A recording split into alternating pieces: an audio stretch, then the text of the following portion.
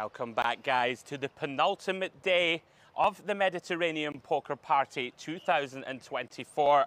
And today we have live action of the 10K High Roller that has a $1 million guaranteed. And Jay, I believe that event has smashed all expectations. Exactly right, Andrew. 1.5 milli in the prize pool for this one. 159 entries. We're going to pick up with the final table. 9 left, $34,400 locked up for everyone, and all playing for that first place prize of $365,000. Wow, fantastic stuff. And of course, alongside that 10K, we have day 3 of the main event. That, of course, Jay, is the 5K, 5 million guaranteed, getting down to the nitty-gritty late stages. And Jay, that one also absolutely crushed it. It's just been the feature of the week, Andrew. All guarantees getting smashed out the park. And this one for the main, creating a first place prize of $1 million. But we will be picking up with main event action tomorrow. Right now, it's time to get over to the high roller.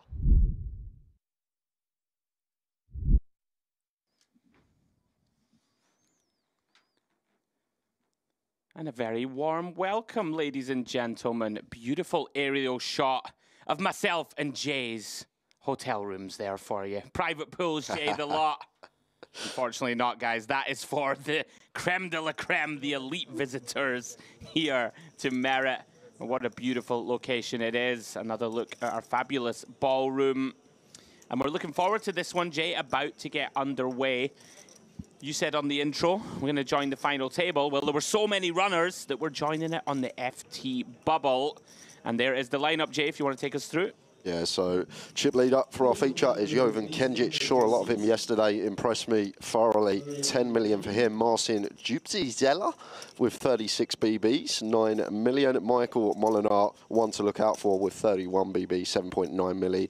Anatoly Nikitin with 27 BBs, just shy of 7 milli. And Timo Kemphaus, the man that's going to need a spin with just 6 big blinds and 1.5 million chips. Yeah, interesting to see Nikitin there. He was pretty short when we bagged up for the night. Had a nice little spin of his own, so 11 left. Very good work there, Jay, on the pronunciation. One of those names, I look forward to my attempt. He's allergic to consonants, the lad. The trick is, Andrew, just do it with confidence, and then no one second guesses you. That's basically what I do every day in the booth. Just pretend I know exactly what I'm on about. So here we go, guys. 5-handed here on the feature table. Of course, means 6 players on the outer. Yeah, everyone locked up. 29K. 11th would receive that, but $365,000 up top. Huge first place prize. Great turnout, as we mentioned on the intro, for this 10K high roller. Yeah, very nice. Blinds, guys, 100, 250K, so pretty steep 250K ante. We are still on a 40-minute clock, Jay, so do expect this one. It's, you know, it's not going to be short, but it's also, there's going to be pressure put on these stacks pretty quickly. As we see Michelle looking to apply pressure. Ace-5 off here on the button. Min raising off a shade over 30 blinds. Yeah, and straight away decision for Kenjic here with the Queen-Jack in the small blind. Yeah, could go for a 3-bet fold, yeah, Jay. Yeah, could do. Obviously, we'll be aware Molinar, very good opponent, will be opening a fair amount from the button, and looks like Kenjic going to take the spot right off the bat. Very nice, very nice. Yeah, Michelle with one of those unappetizing ones to continue. Likely just to fold, Jay. You never know in the modern game. Yeah, I think this one probably just wants to get out of the way as Molinar. Yeah, very nice from Kenjic, setting his stall out early doors. Yeah, never going to be calling, but maybe if we think Kenjic is getting after it too much, maybe like a little click 4-bet. I'm loving it. We're back to the days of click 4-bet, click 5-bet. You know me, bit of a nerd. I like to do my final table studies and the like. I've been watching loads of the high stakes ones recently, and you see loads of it now. Even, you know, 25 blinds or whatever, people are like, well, you're polar. And I'm polar, so let's click these buttons. Nice play, Kenjic. We were talking about it, weren't we, Jay, this week? Everyone just taking, all these, you know, elite players just take every spot nowadays. Yeah, impressed with the level of play. Had some great action Well over then. the past few days. Now, will Zubziela decide to take a very similar spot? Michelle this time with a better hand. Pocket sevens, five-handed. Yeah, and once again, one that we can use, and is going to take it. And interesting note here, Andrew, like cut-off versus small blind, five-handed. These middling pairs love to do some four-bet send-in here. So when it does get back to Molinar with the sevens, I think we've got a pretty clear jam here, assuming that Zubziela is going to be having some bluffs in there as well. But I think seven seems like a fairly clear jam here. Cut-off versus small blind, five-handed. We'll see what he comes with. See if Michelle agrees. Very tricky, Jay, right? On these final table bubbles. You want to be right, but also can't allow yourself to be run over. Of course, but I think eights would definitely be a jam here, so sevens. There we go. Far behind, and there is the move from Molinar. Nicely done. Very nice work from Michelle. Of course, sporting the old DTO poker patch. Himself and Mr. Domnich, disciples of the DTO. Yeah, very nice. You've got to be fearless, right, Jay, these days? Just yes, you have. If you run into it, you run into it. Especially like 11 left in a 10K, like everyone left in this field's going to be good. They're going to know what they're up to. They're going to find correct bluffs. Like it almost makes it less of a stress in some ways than if you're playing against someone you don't know much about. Agreed. You think is going to be very, you know, value heavy. Very nice. Well done, Michelle. Now, Timo Kamphaus just had to commit 500K, Jay, of his remaining 1.5. Very dicey waters for him. See if he can find something here.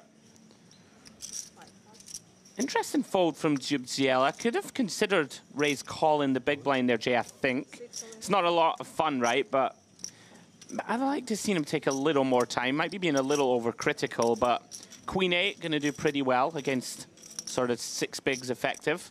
Yeah, and left room for Nicotine to just send it in, and going to be basically shoving range there as Nicotine into the short stack. Don't think we're going to have many hands that are going to fold. Think we're just going to send in most of them and apply pressure to the shallow stack at the table.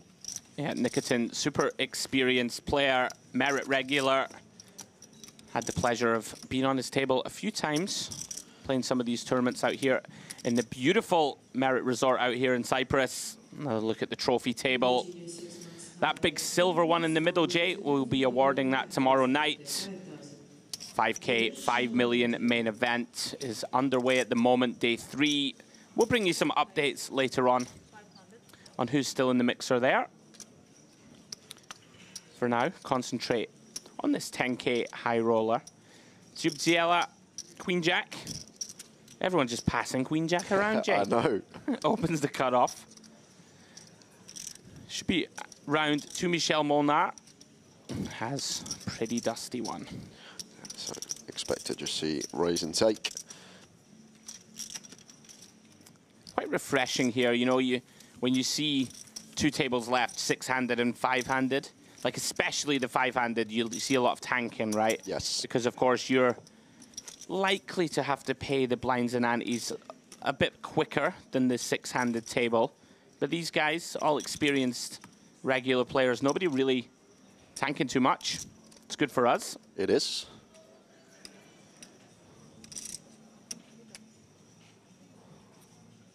Action back on Zubziela. What do we reckon? Do we think that's right? Don't pronounce the D's. We're going to go with it, yeah. Zubziela we go with. Yeah, that's good. Sounds I like right. it.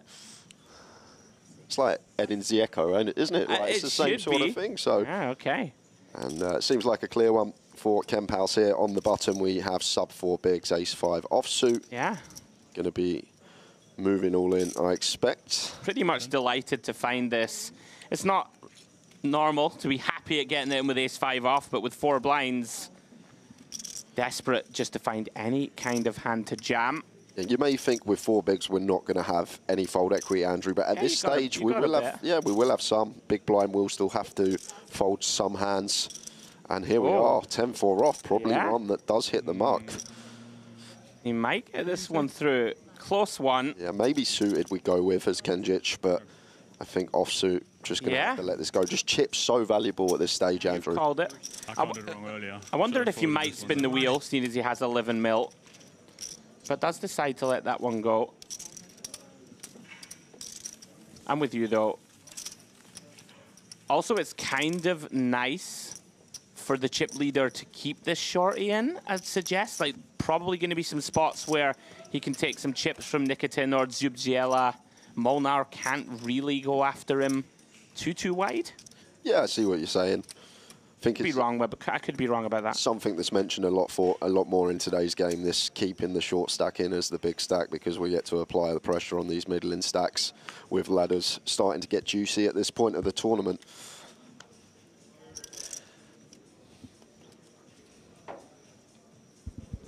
So guys, as we see Nikitin take a little time, welcome along if you're just joining. 10K high roller action, $1 million guaranteed. I was about to launch into a spiel about interacting with us, but we will sweat this hand first, because you would imagine, Jay, Camp House about to send the rest of his chips in.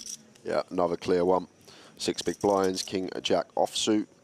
Something I was surprised that he didn't do with the ace-5 off is leave like a little chip back, because now ladder obviously every position if there's something occurring on outer tables, but it's just going to go for the send. That's the man who's confident that those chips are coming back. Oh, and what a favorable situation brewing here. It's great for Kemp House, Andrew, because Queen Jack suited for Zubziela should be calling here, you expect. Have to call, yeah. Can't fold this one for 6 blinds. Here we go. And what a result for Timo. Going to see that he does dominate the big blind call. Can he find the hole, Jay? All of a sudden, 3.35 million in the middle. Had 900K a few moments ago. Oh, little wink to the camera. Go on, Timo. Well, off we go. Oh, queen in the window, followed by an ace and a 7. So it goes from first to second. It can still find a king or a 10. Broadway draw there for Kemp House. Through to the 8 of spades turn. No help as of yet. You can see the top of your screen. All 7 outs are still live. Can he find one?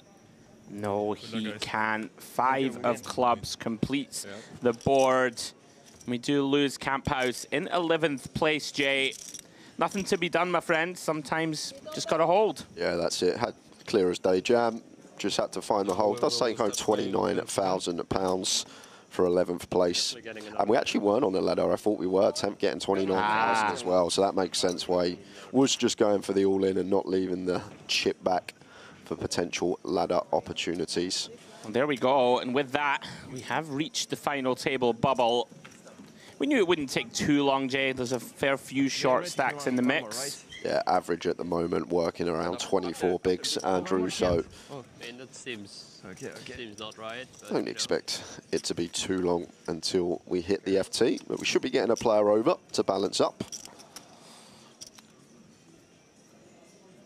As we mentioned, main event going on out in the ballroom. And they're right down to the business end, Jay. Imagine we're last few tables of that one. We will bring you information as we go this evening on who's still in the streets. Michelle getting after it, using the king blocker. Yeah, this is proper getting after it here, Andrew, and they're probably just a function of us actually being four-handed this hand, so under a gun, effective cut-off. Right, we're still waiting, okay, for a 5th player. Yeah, right. And Kenjic here just going to have a pretty clear free bet with the 10s. 1.4. Yeah, here it comes. 4, right? 1.4. Goes for kind of 5.5 BBs. Now then, Zubziela. Does he ever, Jay, get spicy with this one? I don't think he will take it at this stage. Like, if he wanted to call 4, he'd probably have to just make it like 2.7 here. Still going to have some room to fold. So I prefer just letting this go. Don't need to take every spot, Andrew. I think I agree. King Queen suited, however, well. Would have been more of a thinker. Nikitin, just going to take his time here. We did just reference these shorter-handed tables. Trying to get to that final table as quickly as possible. And Michel, you would imagine with nowhere to go with this one. You expect that. But going to have to let it go. King 5 offsuit. It can be a bit frustrating. Molinar been 3-bet twice already. Sure. I'm waiting for the signature Michel eyebrow raise. Keep your eye out for it. Still waiting. You warned me about this yesterday. Still yet to see it, Andrew. It's normally when someone does something that he perceives as not very good. So we may not see it today at all. Very accomplished field of players. If I called you with squeeze. Very nice start from Kenjic. While we wait for a player to come over, might as well tell you about the DTD player stream. What Andrew was getting at before that hand, we are picking up the chat box over on DTD player. So if you want to get involved, any questions for us, you can post it in the chat. And make sure you hit the like button, you hit the subscribe button on DTD player. We've got this one down to a champion today. And then tomorrow's going to be a huge main event for us with $1 million up top in that one. $1 million. And that beautiful trophy that you see there in the middle of the trophy presentation desk. Hey. Yeah, very excited for that one. Not often you get to cover an event with $1 million up top. No, it's pure open. Pure, yeah. So table being balanced, we have got Ehsan Amiri coming over in the 6th seat. Yeah.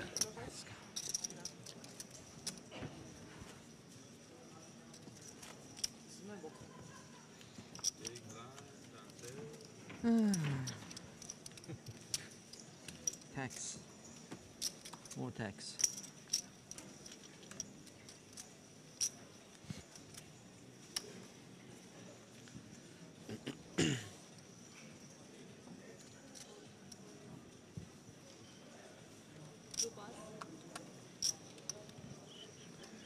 Well then, Kenjic. I'm defending it with my life. Fine start. On this feature, King 7 off. Certainly one we could potentially get after, Jay. Yeah, it seems close, especially with everyone covered behind. Is going to go for the discipline and just let it go, and it will leave room for Zubzizela to open on the button with the ace-8. Yeah, reaches for chips. Interesting. Goes for over 2.5x, perhaps looking to discourage some of those big blind defends. Oh, yeah, okay. Amiri is at that stack where he wants, wants to discourage a call. Hard defense. Of course, just going to use this one as a raise call at the depth. Good awareness, good adjustment. Yeah, very nice. Like to put on a little bit of extra juice when there is a shallow stack in the big. Yeah, Amiri with work to do, 1.4 million total. That's the flow. Flow. Us, but FT is Flow. 9 people, yeah? Yes, I know, but now it's 10 people. Yeah, we should. Players just asking if it's hand for hand. Busy on the phone.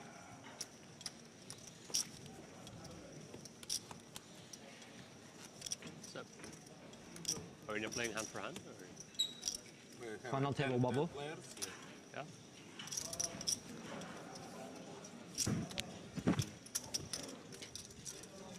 No, okay. No. That takes 30 seconds. No hand for hand. Final table bubble. I guess with the Okay. time banks, Jay, right? mean, That's they're big basically what they're seconds. for. Big enough. If you didn't save any, well, tough luck. I'm going to take my full 30 seconds, guys.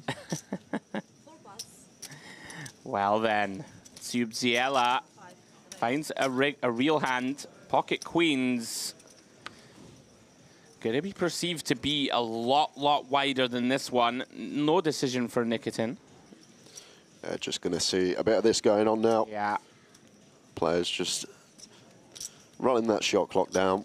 I love it how people still pretend, Jay. You know? Oh, how many chips have I got? Is there a chance I'm getting in this one? It never feels nice, right, to have to do it. I know. But you've got to take every edge.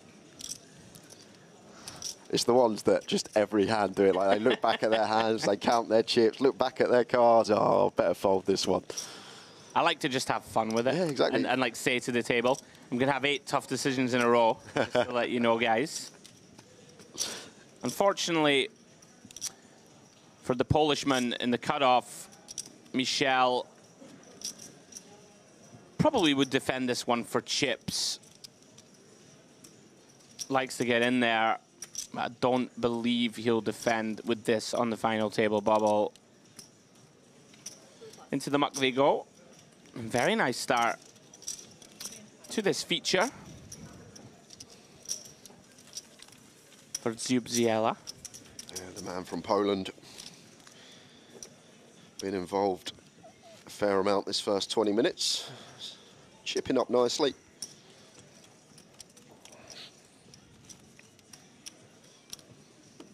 So as always, guys, if you are following along on YouTube, on DTD Player, What number is it on? any questions you have for myself or Thanks Jay, for reminding me. Terrible. get in the mix. Let us know what you're up Put it on to. max, 6. Gotta roll high, you know. Yeah, yeah. Have a 5 big blinds, you can put 5. And you will have 4 big blinds. No, the higher it is, the more power. So we gotta go with max power right now. Action about to be on Amiri on the button on that short stack. See if you can find something. Always very depressing, Jay, when you look down at the 10 deuce. Oh, with 5 blinds.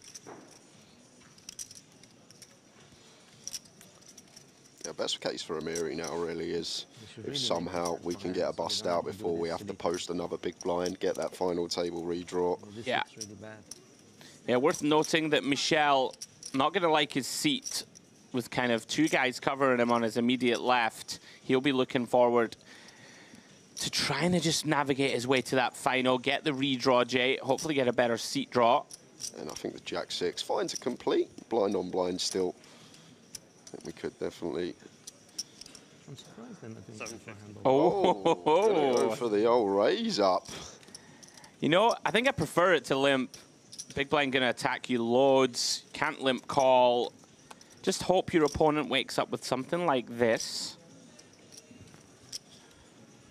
Telling you, these guys in the modern game, just fearless. Yeah. And we want to be really polar here, to be fair, as Molinar, when we are Yeah. into raise off of just north of 30. One of our best hands, one of our worst hands. And I think we're going to choose like the offsuit stuff as well, Andrew. And does get it through, so credit to Molinar. Very nice. I guess you're right as well. If we complete, Kenjic's just so incentivized to Yeah. bump it up with so many holdings, having us covered, final table bubble.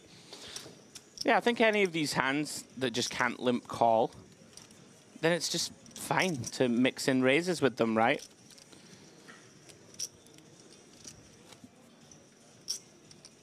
It's the problem when you're against these guys that are just been in the lab non-stop for months on end. They just know. They just know, I got to go for it. Well done, Michelle. So, cards back in the air. Nicotine. Ace-6 off. Tricky one, Jay.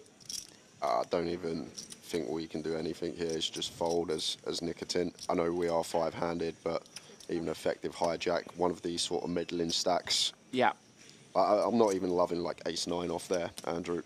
sure. Especially with Amiri, who's about to be all in, right? So I like to call it collision equity. You know, if he goes all in and gets called and gets eliminated, we get the redraw, we miss the big blind. Well, 1.3. strap yourself in because Michel, with a likely calling hand, Jay, I think. Yeah, agreed. I can't see any world in which suited Ace-9 would be folding. Amiri should be shoving all his ace-x, which we dominate. He also have hands like 9-10 suited, king 9, queen 9, Yeah. which we also dominate as well. Head of all this king, queen, jack type stuff. Yeah, Michel probably just deciding if he ever wants to isolate this. Yeah, and I think that's the real decision here, Andrew, not whether we're continuing, whether to ISO or whether to just play cool. It does come with cool. All right, then. 2 quick folds. Amiri going to be very happy to see that he is flipping. Did see 1 ace mucked by Nicotine, reducing the outs of Molnar. I did have 4. Yeah. Let's go for. Well then, Amiri, Bubble can he the hold pancake off twice in the 2 Dutchman? months. Oh, you did bubble it. So far, so good. King, Jack, Bubble the 6. 6 of hearts? King of Hearts No, on no, board. just- A little bit no, of no, so just interaction 4. for Michel. Ah, that's greedy. That's very I'm greedy. gonna be greedy. 4 of hearts. That's very greedy. 4 of hearts, okay. Queen of hearts. Oh, it's never easy, Jay. It's not. Jesus. 8 of hearts No, too many rolls outs, right? off on that turn. No, no. 12 the last outs before. for Michel. With the Can 9. he find one? Deuce.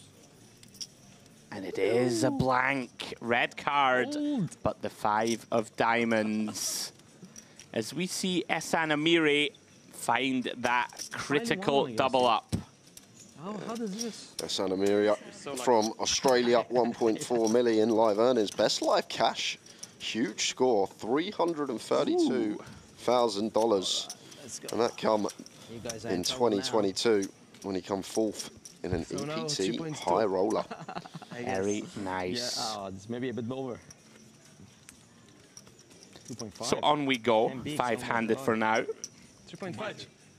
Too much. Yeah, I can't. I don't know what to do with it. 3.5. 3-2. 3.2, yeah.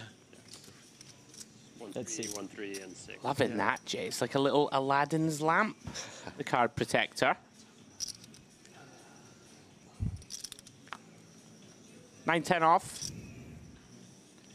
Likely to get out of the way. Usually can go for 2 for 2. Fold.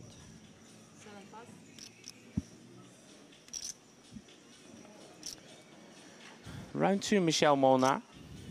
9-7 off. Let's it go.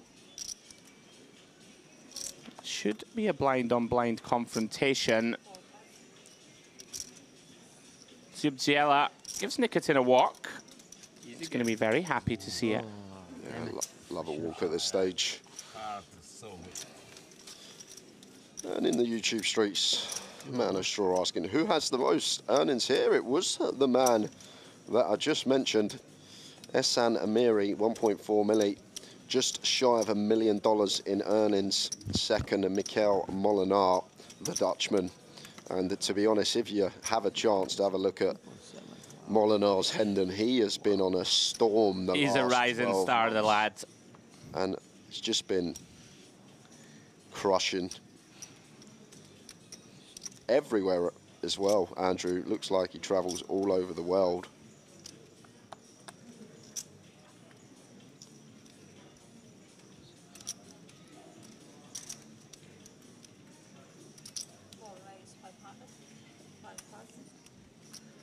I'm trying to give myself an opportunity to get a thin brag in, but I can't see it on your screen.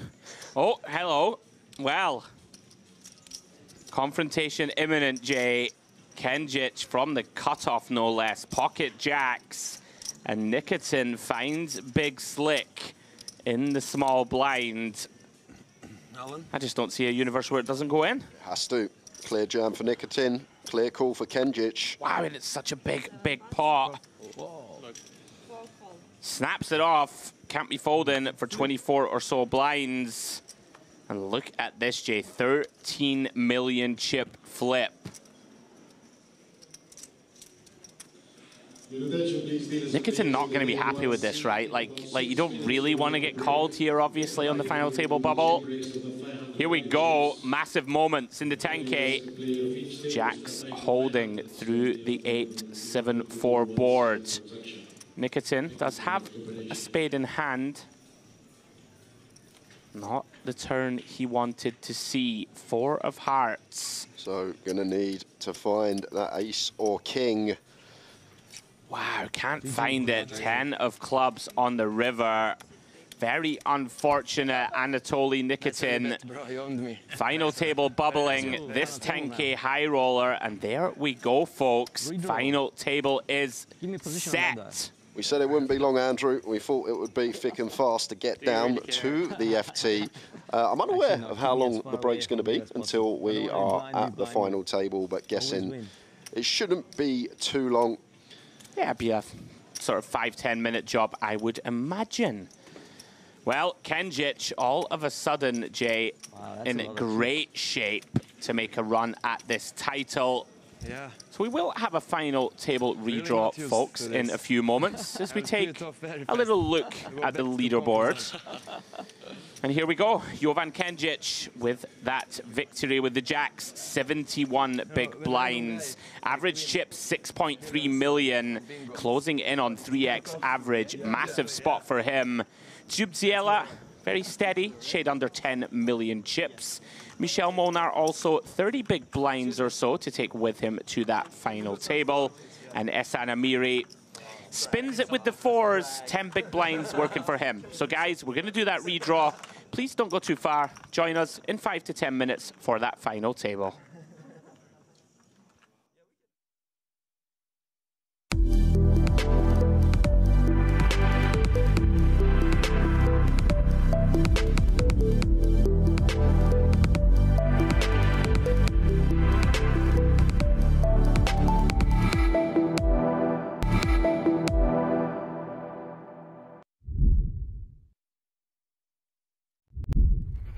On top of the morning, on top of the wave, on top of the team, on top of the days, on top of my purpose. I create. Y'all wanna copy, but we're not the same. Sometimes when it can be dark, sometimes when it can be scary, sometimes you still gotta push on and just do what is necessary. You need that mindset, dog. You're just like a mercenary. You just gotta go push on. You just gotta go and get it.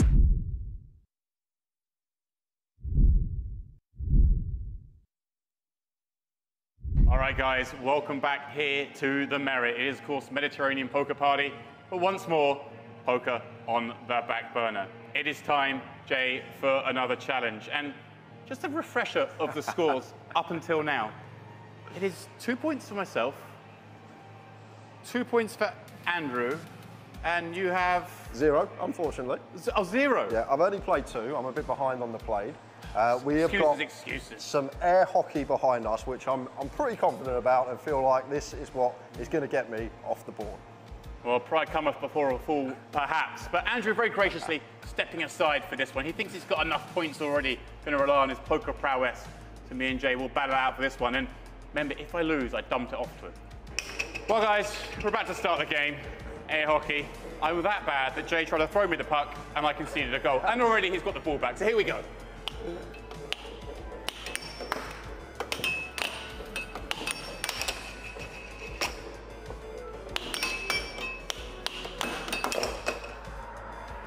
Not going well. But remember, I'm dumping this one off to him. I'm sure.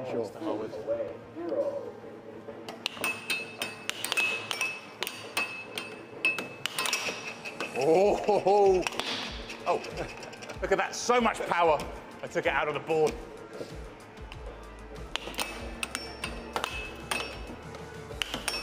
No, OG. The only way I'm going to score, but they all count.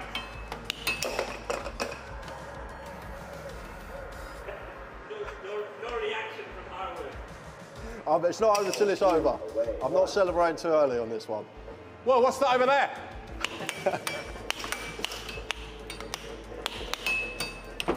Hey, what is it? What is it?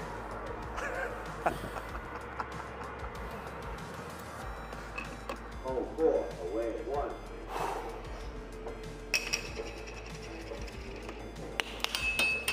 I think that's my first shot on target.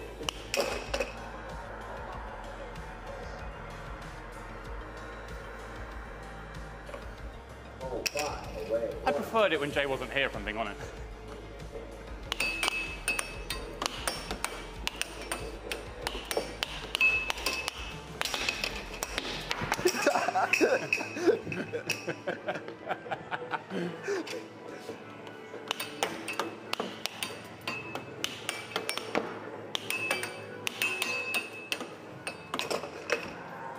Can we cut that? Please, can we edit that bit out?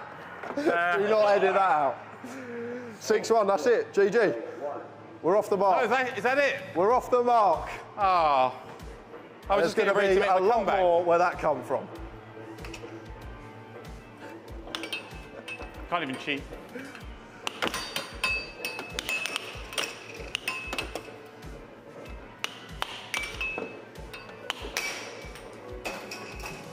Whew, I feel like Andrew Headley after a game of chess. I thought it was game over. We can keep that victory. Edit this in.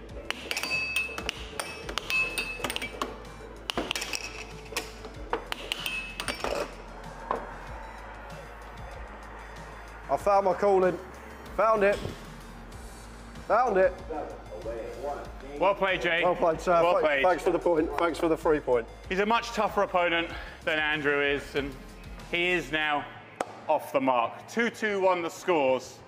But, Jay, perhaps it's time to get to what we're here to do, maybe call the action in some poker. I like your idea, James. I think we should get in the booth and start with some poker.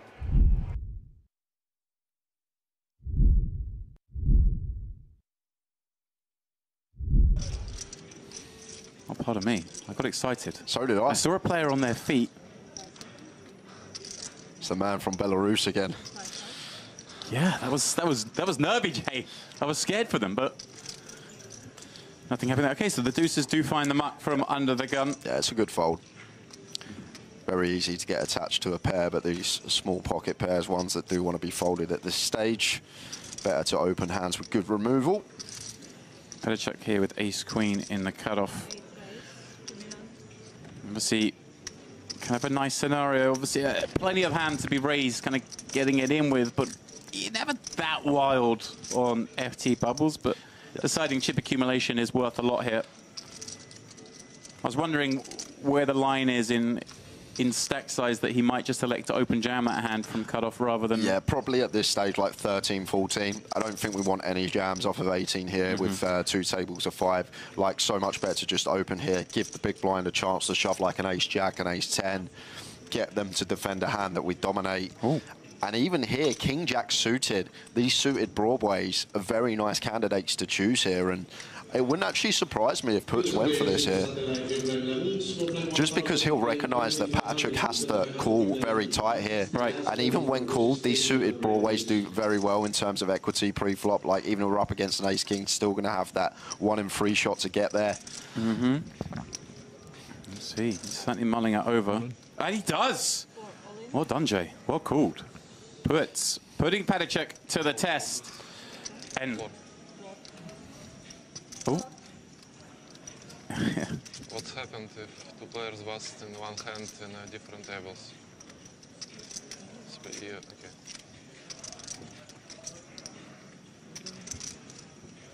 Well, we aren't currently playing hand for hand. We can be 99% sure he's going nowhere with his hand. Right, Jay, but he just wanted to know if it's worth burning time banks, was checking the other table. They're not playing a hand currently. I guess cards that are being shuffled there. So he does make the call. No need to burn those time chips. And here we go.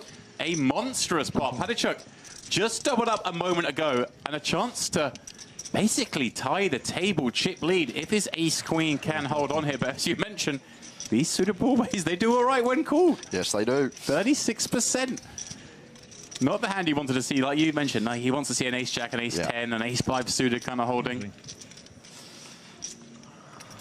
9-4 deuce. Clean for Petachuk. But needs lightning. No real backdoor equity. Well, the outs change. Loses the jacks, but picks up the 10s, all of which are live. Yeah, improved.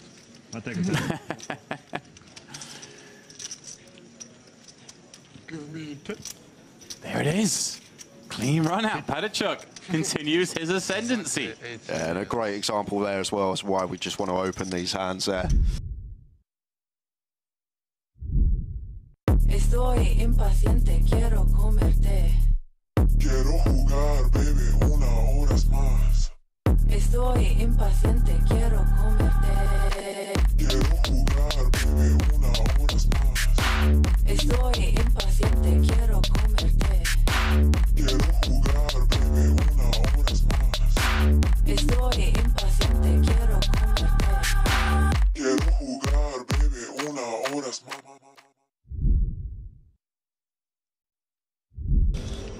Lasowski is going to have nightmares tonight about this man.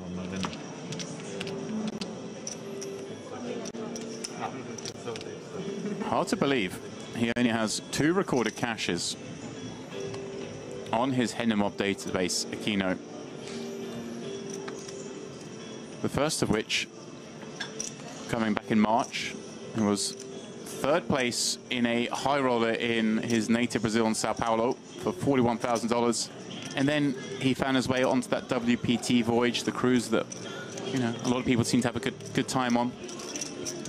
He final tabled a turbo there, and then, hey, his next appearance on the live felt here as one of the 8 qualifiers to make this final table.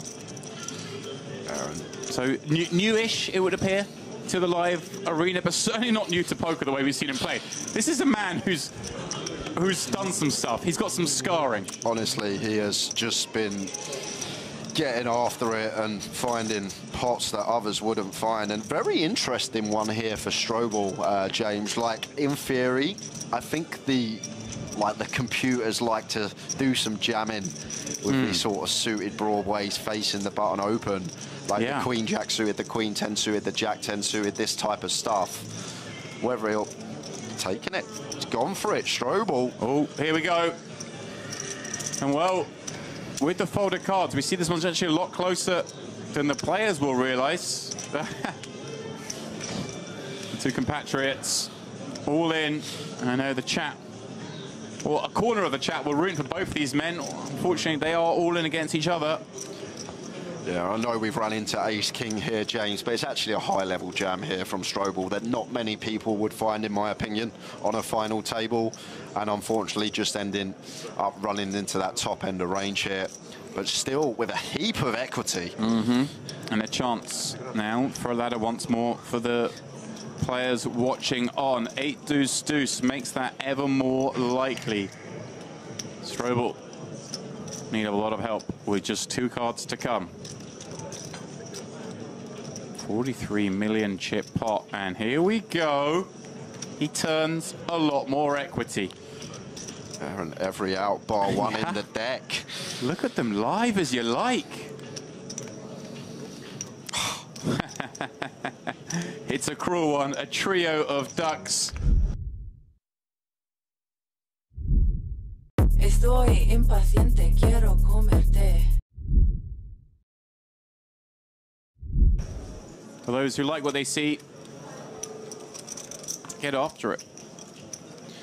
And I believe, as is usual, these tours, you know, if you were to be fortuitous at one of these EAPT stops, it would mean that, hey, next year this could be you at the grand final. And Brechelov opens to 2.4, and wow, puts... How's your timing? With the Ace-King here. And these two, just a quick point to note, sitting second and third in chips, wouldn't be surprised if puts did find a flat here from time to time, James. Like, on first glance, looks like Ace-King, we need to 3-bet, but with these ICM intricacies, maybe we do play some flats facing EP against a stack size that can do a lot of damage to us, but does just go with the general approach. I was going to ask as well, with Strobel, like, so short behind, if we flat and he decides to jam, does reopen the action. You have another short stack in here as well that would reopen the action where they couldn't to a 3-bet. So yeah, another reason perhaps to throw into the camp you suggest. But yeah, he takes the more obvious route. Yeah, and probably just going to proceed with call here as Brechelov. It's close, ace-queen off, but I think as covering stack, we do get to come along. If stacks were reversed, probably lean more towards fold. On that decision point for Christopher pre-flop as well, do we ever see perhaps just a 3-bet pile for this many chips as well with the ace-king, or is that too much given there are 9 left? I think it's too much, just for the time that we do run into. Has he gone for 4-bet? Ah, clicky 4-bet. Let's have a look. He put in a heap of chips. Looked to be around... I mean, a stack of those greens is, what, 10 million? Yeah, here we go, 4-bet to 15 million. Dreamy scenario for Puets, in that he set up his stall to 3-bet and then have to 5-bet jam. Obviously, right now, worried he could be moving into the nuttiest of ranges, but understandable, Brechelov, with this ace-queen, you advocate flat, but it does lend itself quite nicely, doesn't it, to a 4-bet fold potentially. Yeah, it's what are we trying to fold out though? Do we think that we get some jacks 10s to fold some of the time? Maybe 10s does go into the muck, but is ace king ever gonna let it go? Right. You feel like it's wasting a strong hand perhaps, but the counter argument is, hey, I don't want to play out of position against this extremely competent opponent. And here we go with 5-bet jam. This final table continues to deliver fast-paced action. Yeah, a huge pot going to go puts his way here. Breslov just has to fold now, and that's a big pickup for the German, uncontested. Another 18 million chips to go with the sort of, well, about 18 million chips he won in the last pot. Now up to 61 million, clear second stack.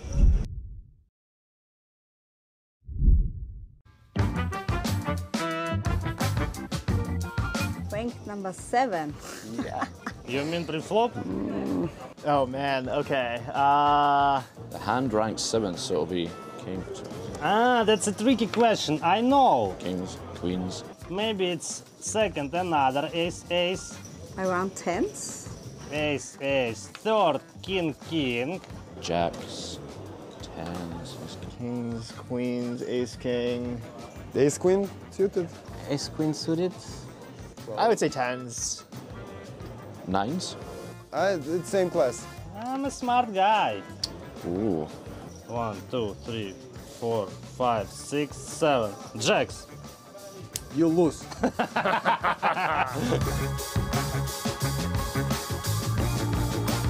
The ones we've just made up. I don't think that one's well known. Wait 1 second, let me just figure out. The 8s are called snowmans. Snowman, all right. Because it looks like a snowman. Most exotic. Sure, yeah, no, we have some Serbian bullshit. It's queen tray. I expected some strategy questions. I'm just kidding. They call it the gay waiter. Okay. Like queen 3, but queen tray. Pakistani virgin. My brain stopped working about this. I don't know why, don't ask me why. It's queen deuce offsuit. The deuces are like ducks. Kings are like King Kong. We have a name of how we call the straight. I just heard it somewhere. Kenta Mallorca, but... Well, in French, 10s are called Zinedine Zidane, Zizou, like the football player. Straight 10 to the ace, 10 jack, queen, king, ace. But it's like Mallorca because it's major, straight, whatever, so... Aces in French, you call them like les flèches. 8-4 of hearts. Scottish aces. I think someone just played this hand one day and decided to go a bit crazy with it, and I believe it was just known as Scottish aces afterwards. So whenever if you see a Scottish person, they can always have this hand. They've raised under the gun, they can't have, on board at 8-4-5, they can't have 8-4, they can't.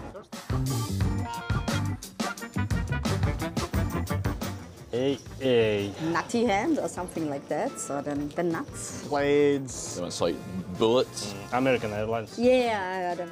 American Airlines. Oh, and Austrian Airlines is the same like American Airlines. The bullets, yeah. The blades. Assos. Barry, like Barry Greenstein. Number 1s. Because you know Barry Greenstein, the player?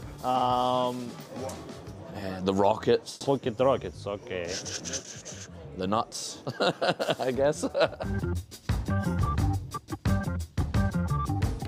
There's a lot of aces crackers. King 9 of diamonds.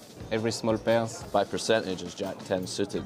8-7 suited, I guess. I'm not sure, but it gotta be like something like 7-8 or 6-7 or something like that. 10 jack suited.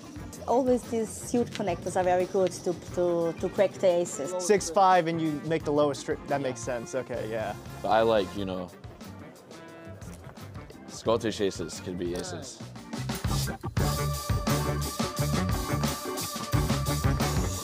I think ace queen.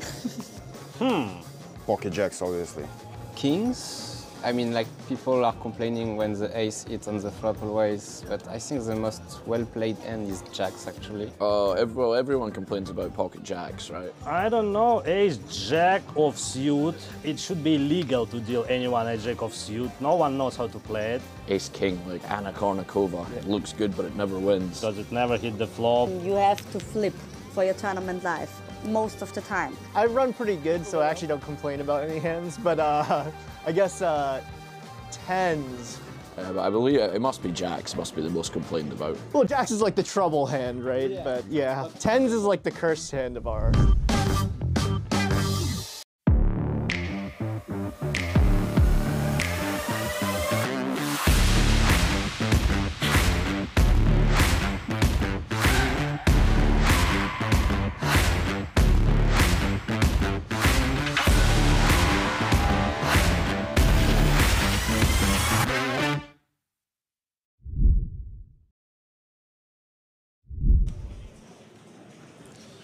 I'm actually kind of sad that Andrew's jumping in after the next break. I'm enjoying watching this final table.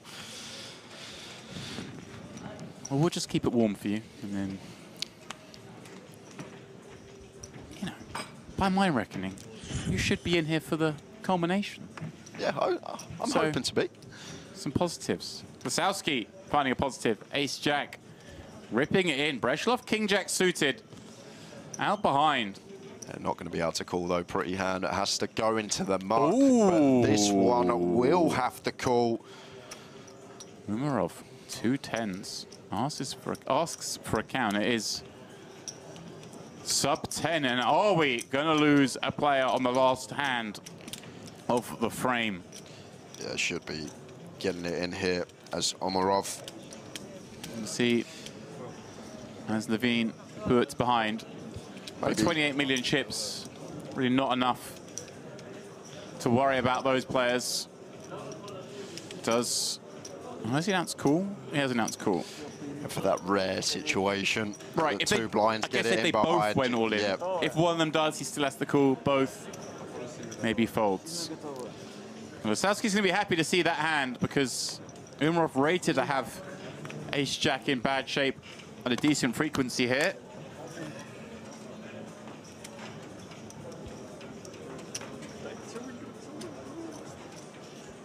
Can he win a race? Finally, all in this man. And a 9-deuce-deuce board looking very bad for Lasowski's future in this tournament. Likely to lose our first player. Well, hold up a second, Jay. A heart on the turn brings a whole host of additional outs. Ace-Jack or heart is needed. And there it is. He finds the 5 of hearts on the end. Lasowski with a sigh of relief was on the verge of being the first one to bust this final table. Instead, finds a double up, gets back to 25 million and isn't far off where he started this final table.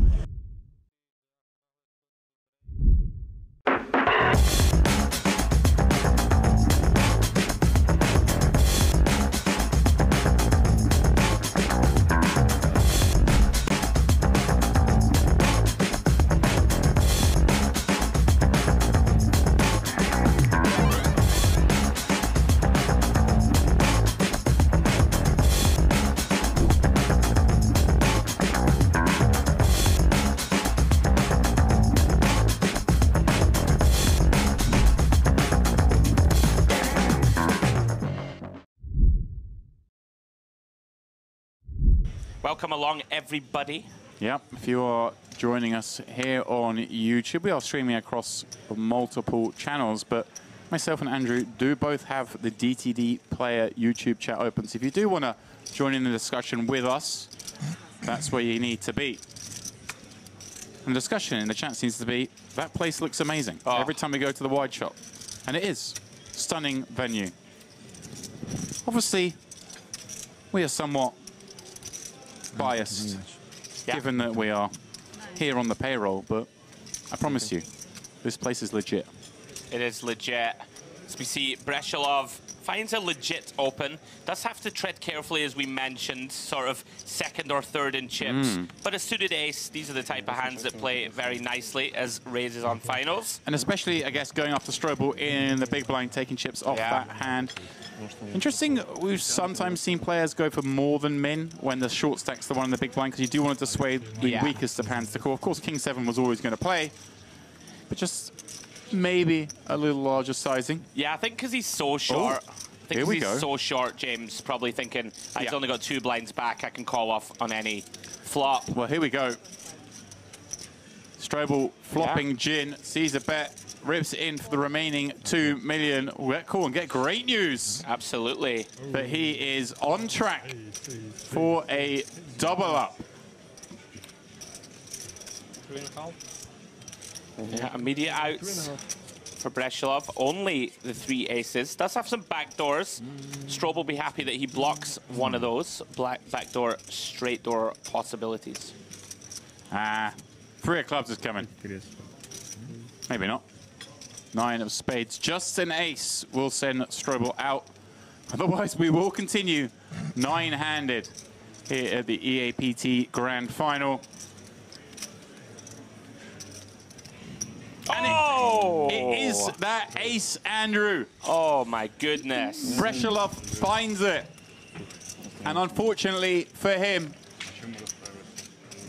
it is Adrian Strobel out in 9th place. Well, he's not hanging around. Oof.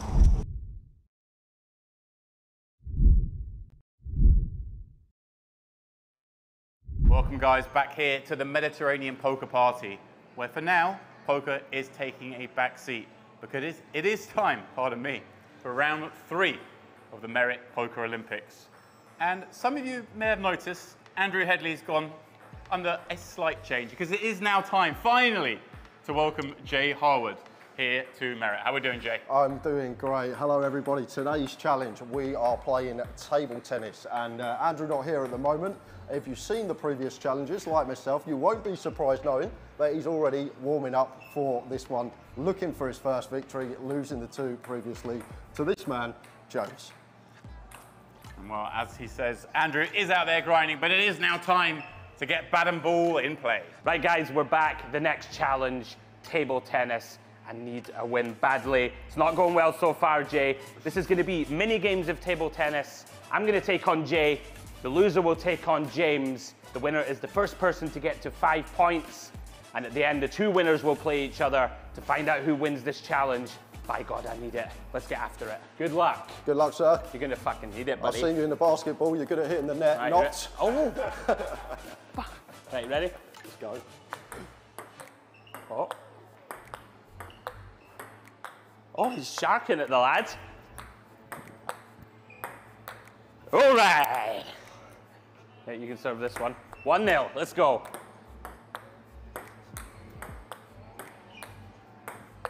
Oh. All right. Oh, we've got him. Oh, he's in trouble. He's in trouble. Oh. Oh, no. Too aggro. Alright, 2-1. Oh, That's love second it. serve. Do you get second serve? No, you don't. No, well, second. Surely no second serves in Merit table tennis, motherfucker. There must be a second serve. 3-1. Second serve. You're finished. Oh, 4-1. We've got him. On you. Don't choke. Don't choke. Not looking good. Hey! Ooh. Let's go. Good game, sir. Good game, sir. All right. We're back. By God, we're back. You get him on film. You're next. Good luck, All right, sir. then, Mr. Harwood, let's have it. Well, that wasn't at all embarrassing. I'm going for my deep squat. Oh, the war of attrition. That's not good. There we go, 1 apiece. See, he's the first timer here in Merit. He's not used to the table.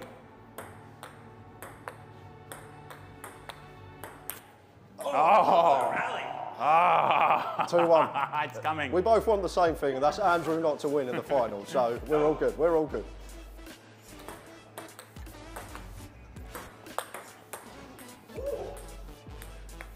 Brute power. It's the power of youth. But finesse wins in this game. I've lost the score. 2-1. 2-2. Oh, better than I thought. Oh, you got too happy about being all square.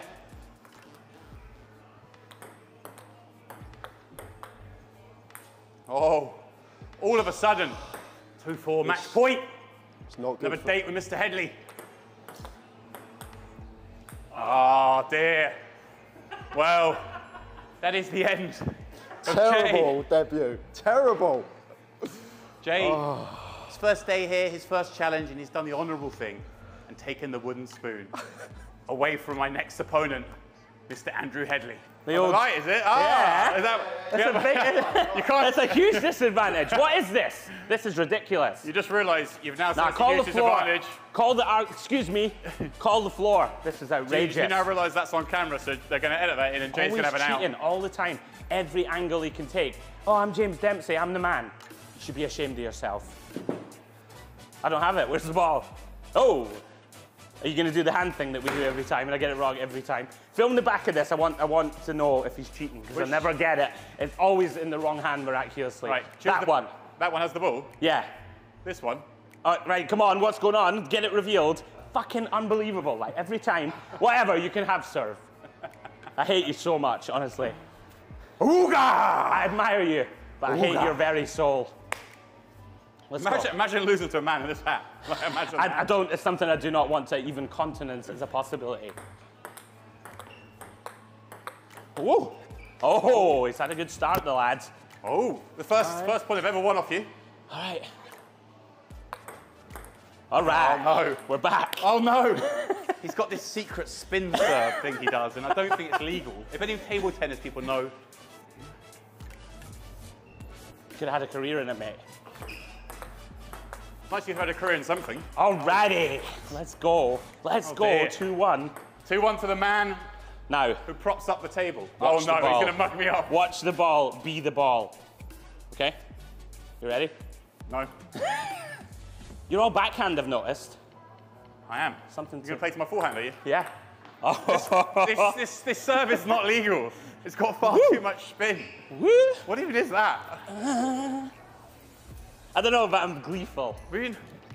Actually, We've better win from literally here. been waiting the best part of a week to see a victory dance out of this man. He's gone up in the challenge. And the I need dance to has win come out. because I've gone too early with the celebration. 3-1 you. I've gone too soon. I think you're there. All right, let's go. Oh, wait a minute, that's a let. Oh. There's no second serve, Jay, but if it hits the top of the net, you get a let. Oh.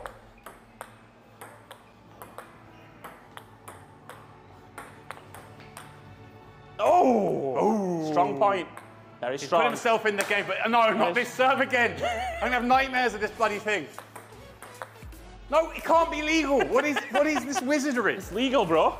What is this championship You point? have to find a way. You have to find a way. Come on, Jay. One time. Come on. I mean, come on, let's go. We've all heard of Andy Murray. We have to take Somehow him the down, Scots man. can play these Gotta kind of take racket him games, down. but Andrew Headley, this guy, at table tennis, honestly, this is going to be embarrassing. Come on, let's go. Enough of your incessant chirping. Oh! Woo! Yeah! All right. Come on, buddy, it's going to be okay. Now, come on, I'll be gracious. Good game, James. Come on. Hold on, Andrew. Thanks, James. You're a good man. I want to apologise to my family, to my friends, to everyone who knows me. Your cat?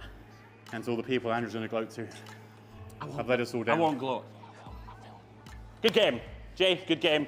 Come on, I'm back. I'm back in the Olympics. Whew. Yes. Someone play the Rocky music. Play the music. Da-da-da, da-da-da.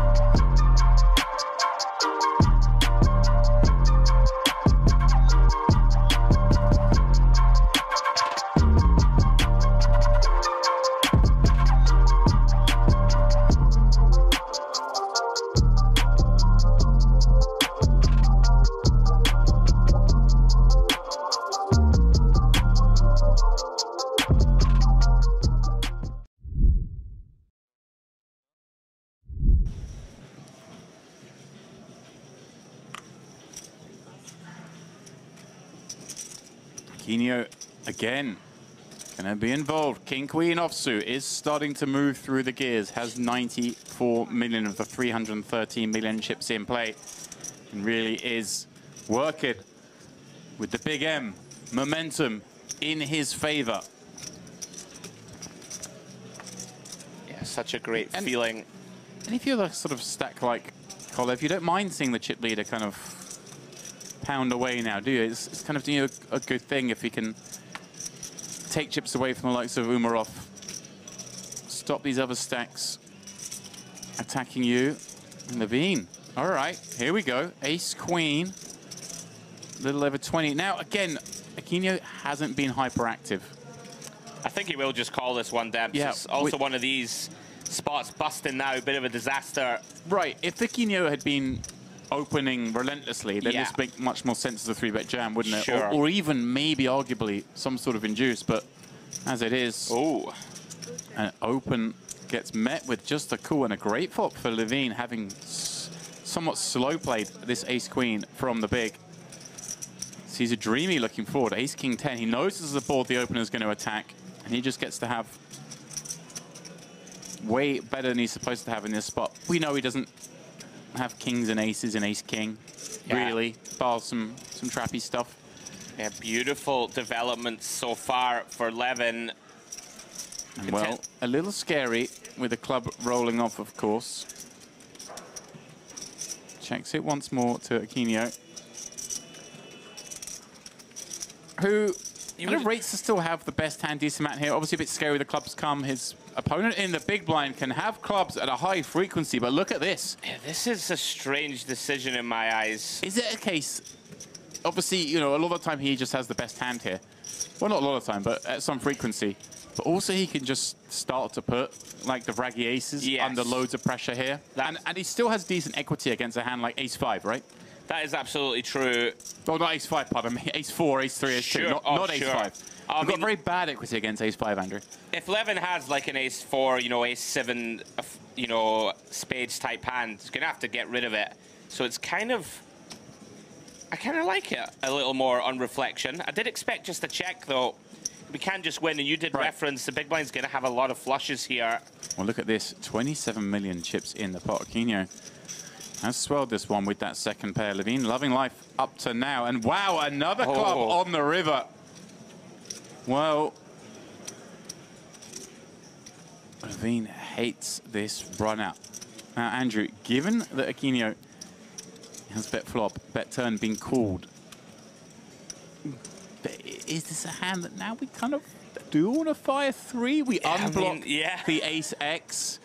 If our opponent did say turn a flush, well, they might not love life What's anyway. happening here? A block. Oh, I don't know. I don't know about this. Is this a red rag to a bull? I think it could be. Is Aquino going to charge in at this? I mean, one thing I will say, with the 4 flush on the board and the ace being the diamond, a good amount of the time Levin, when he check calls turn, will have the ace of clubs, I think. Right? When he has like ace 8, or if he defended an ace 9 with the ace of clubs, he's going to continue with that card. But this is a very curious little min bet. Does that hand lead for I don't think one blind? People find it. Maybe they should. I don't think they find it in the moment.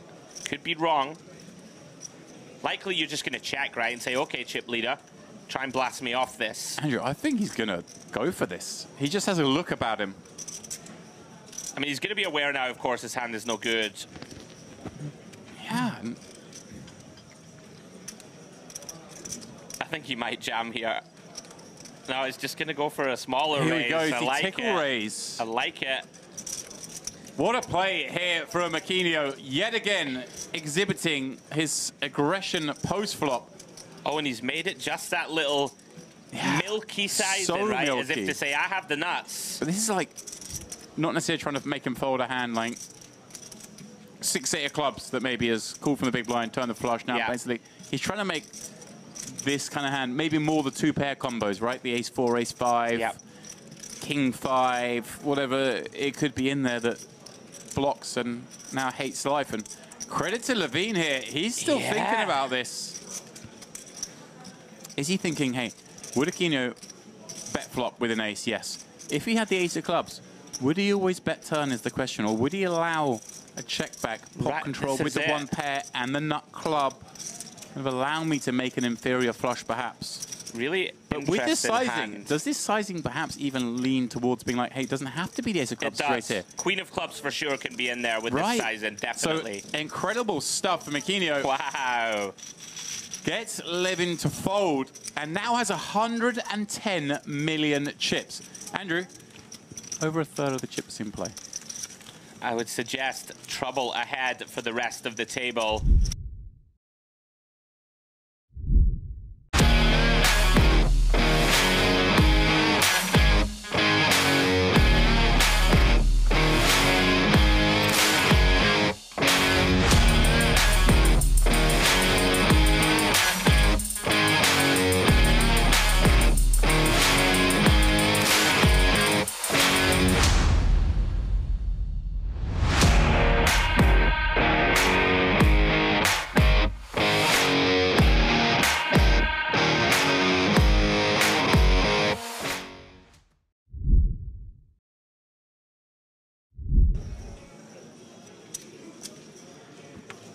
Yeah, interesting. Maybe Breshilov just perceives 60% to be more value heavy. Maybe thinks his opponent would go larger with bluffs. Incredible. Just got away with 2 big bluffs in the same orbit. Really extending himself here. Oh, Petachuk opening up. Kolev away from the table for this one. Bad time to miss a hand. See him coming back into frame now. I guess deciding, let's go now before the blinds hit me. I like this from Petachuk. We're going to have to find some steals. You know, we are starting to get to that very dicey stack depth. King-Queen qualifying as a raise fold. And Lasowski, Queen 7 of hearts in the big. Yeah, these are real dicey. Off the short stack, though, is going to stick around. I think the problem is Petachuk is going to be pretty tight and going to have a lot of picture cards. Oh, hello. Oh, wow. This is as cold as this could get with these 2 holdings. Lasowski flopping top 2. Petachuk with top pair, loving life on the Queen 7 tray. Oh, my goodness. This is an absolute disaster. I mean, there's no getting away from this, Demps. If Lasowski fast plays flop. Lasowski. Oh, he's trapping. Hello. Actually, don't mind that. Wow, and such a wet-looking turn card that one assumes Lasowski is just going to let to bet this fairly big and leave not a lot back for the river. I agree. He has so many draws that could be bluffing here. May even bet at a size that means Petachuk just jams over the top. Yeah. Reasonable, I think, to just jam here. I think he will shove here. You know, you're going to get called by a queen. You may even get called by a 9 Demps. Right. Very occasionally. You deny / you know, maybe get it in against some combo draws, but you definitely don't want to give him the free pop. Wow, is he just slow playing this? Well, he's seen enough of Lasowski. Maybe he's thinking Lasowski's way out of line here. Sure. Which, if you've been watching, is possible. Oh, king on the river, albeit a club, Andrew. The club is somewhat concerning. Wow. 2/3 pot back. We have top 2 versus 2nd and 3rd, or 2nd and 4th. What an interesting river. Lasowski hates this card. Very comfortable on the turn with his 2 pair, but not anymore. This just falls into bluff catch, surely. Yeah, it does. But it's one that we do press the call button with, right? I think so. I mean, when we check, you know, Petachuk, this is super interesting. Gonna have like 10s and jacks in there, Demps? Or is he not just gonna bet 1 big blind on the flop? Is there ever a chance? If let's say we do check here. Okay. Is there ever a chance Petachuk values? Yeah, he's gonna jam. He's going for value. Yeah, does just go for value. Still has a lot of misdraws himself, and like loves this non-snap, right? He does love the non-snap. I just don't see this getting through, even though it's a scary card. Yes, but the 4/5s, the 5/6s, the 8/10s, the spade combos. Jack 8 of spades, type hands, 10-8 of spades. Not enjoying it. 10-6 of spades. And then maybe occasionally you do see the Queen 7, the Queen 9, King 9 even perhaps. Oh, pardon me, King 9. Oh yeah, King 9 with 2 beats, sorry. King King 10, King Jack, would they? I don't think they would jam. Yeah, it's pretty grim. They've both got such a strong hand, but on a scary board, where ranges allow them both to have far better than the hand they do. What a fascinating spot. Pretty grim for Pettychuk in that all the 10 Jack get there that would feasibly bet turn. All the club combos get there. So this is also effectively, in his mind at least, Demps a bluff catch. Probably don't think your opponent's going to have too many 2-pair combos, seeing as we block most of them. Oh, wow. No. Oh. Oh. Did you just... I mean, I don't think it's impossible that he folds. I don't think he will, but... There was a flicker across Lasowski's face when that went in. I don't know whether he thought it was a chip. Do you think he wants a call now, then? Oh, yeah. I mean, you must think you're good. And he gets the call. Yeah. He's gonna victory slam, as it were, and get the bad news that he's out. Oh. There we go. Eyebrows raised. Lasowski's race is run.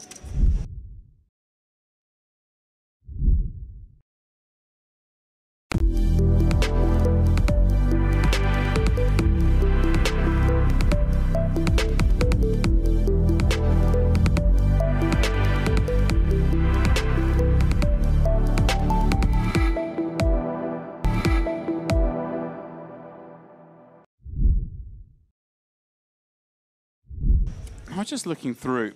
I mentioned I've been impressed with Breshlov, the man who's under the gun here now, and the way he's approached this one as he looks down at Ace-King.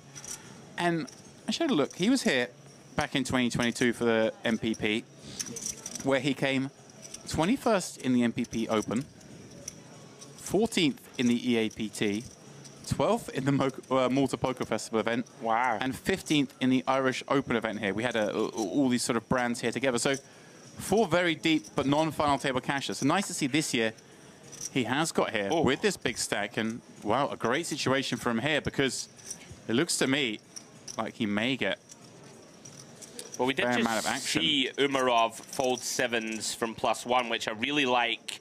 You know, again, I always ask myself in these final table moments, what are my opponents incentivized to do? And Breshilov not really incentivized to get after it here from under the gun. So 7's shrinking up. As we see 11 in the tank, and it's kind of grim, Demps. You don't really want to shove, right? We're pretty shallow for a 3-bet fold. Flatting doesn't appeal. Like, it feels like if this is a Keno raising, right, or puts with the big stack raising, we can just put it in. Yeah, this coming from under the gun. Like I said, Breslov's played a pretty sort of snug game that I've been very impressed with up to now. Let's see, though. Oh, Levine is going for it, Andrew. Wow. He thinks he's seen enough. Has a playable one. Decides he needs to make things happen here at this FT. With all the players still to act behind. Maybe a pip wide. I think if this was ace-queen, we'd be saying it's a slam dunk. Exactly. And it's jack-suited even. You could argue with that. Here we go. Oh, wow. Andre Pettychuk sees all this action in front of him and looks down at the ladies in the small blind. Now, up against Levine. More than happy to get this in. But he does have Breshilov opening under the gun. Wow. This is a little dicey.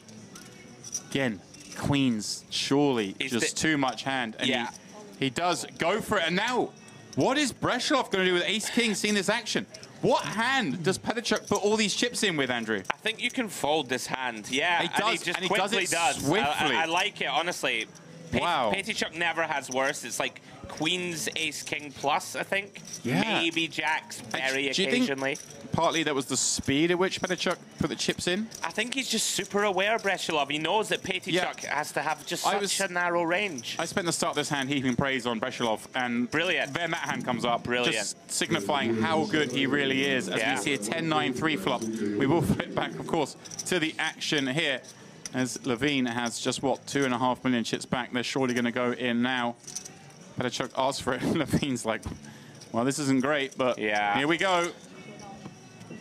You figure you're going to have 3 outs here. The most interesting Breshilov, let's see his face as he gets shown. Sorry to cut you off there, Andrew.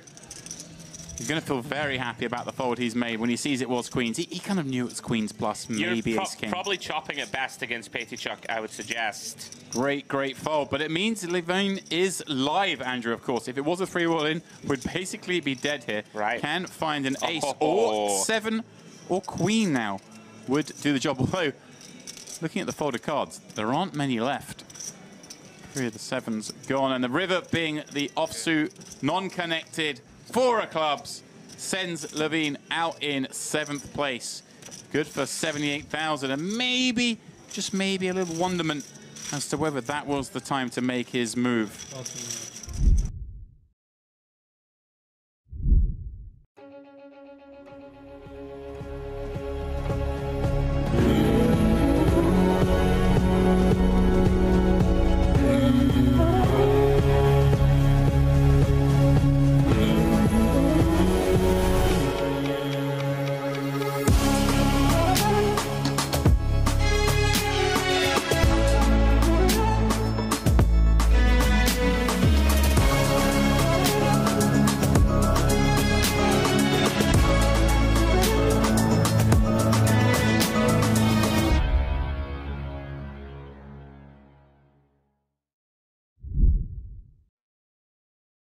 Welcome back, guys. Merit Olympics, the next challenge. We're ready to go. Current scores on the doors. James has won 2 of the challenges. I've won 1. And Jay, you've won 0 so far. Hold on a minute, I've played 1. You boys have played 3 each. You've got to remember that right now.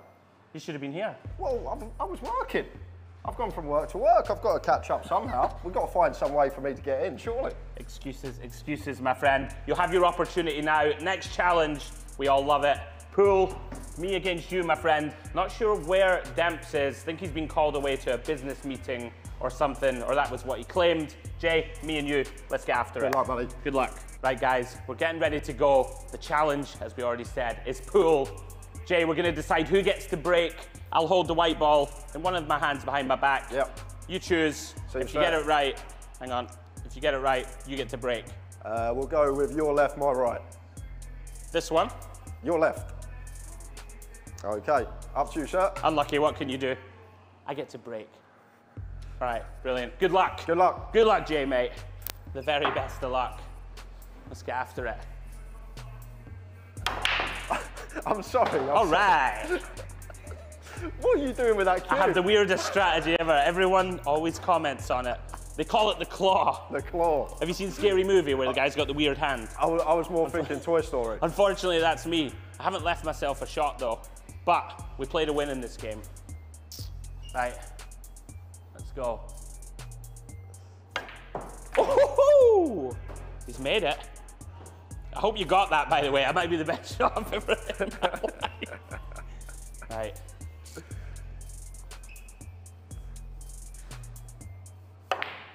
Ooh. All right, you're in, Harwood. Let's Show me what you got. Let's see. Not much. Show me what you got, bro. Not much, I don't think. Etiquette.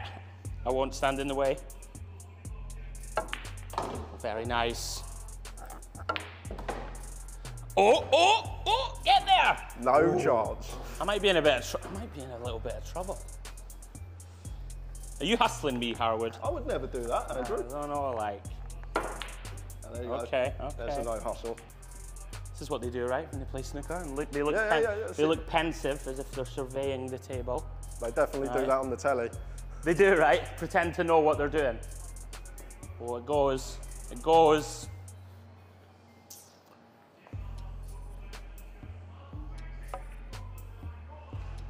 Ooh. Bit of finesse, Jay. All right, I guess we have to take it now.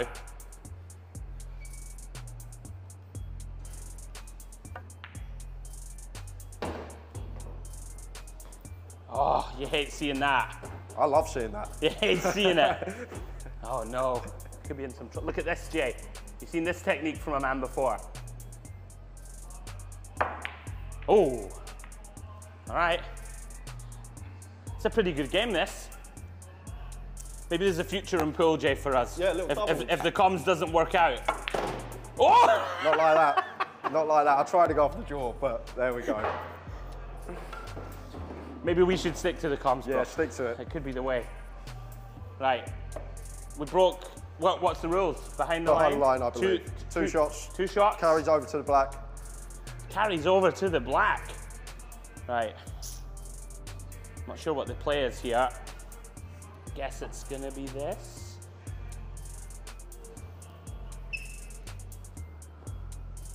I don't know, I'm gonna struggle to get up there, but whatever, we're gonna go with this.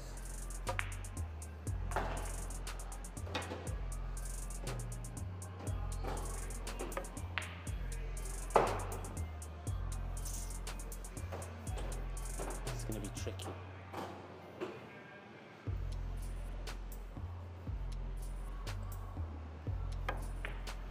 Gotta get it out of there.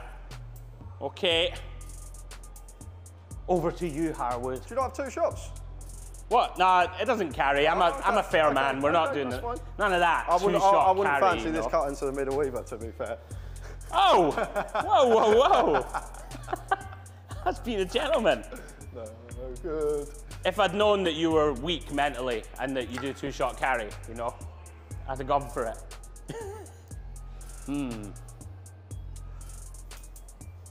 You wouldn't fancy that cut into the middle, he says. Oh, that's a very bad effort. I'm letting you back in.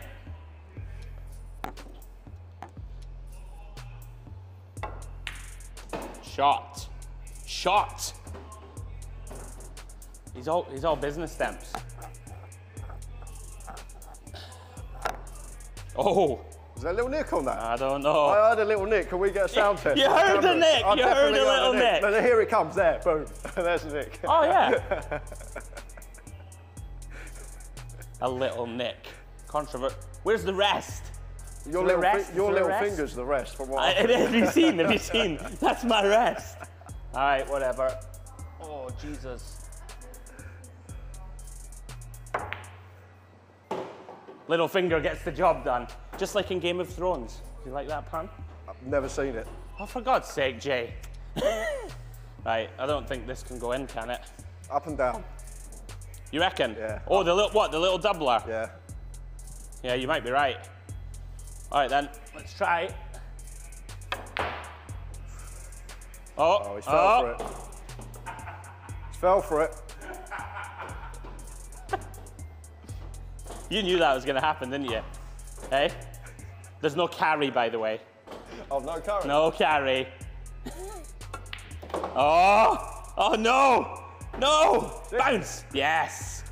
Oh, what a sweat. It's all coming down to this. I'm going to go here.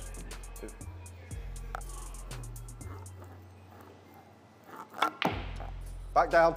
That'll do. That'll do. Oh, oh. Stop. Stop. Keep rolling. Stop. Keep rolling. Stop. All right, we've got a chance. It's not an easy shot, Jay, is it? Let's be honest. It's not on the cushion. We're not loving it.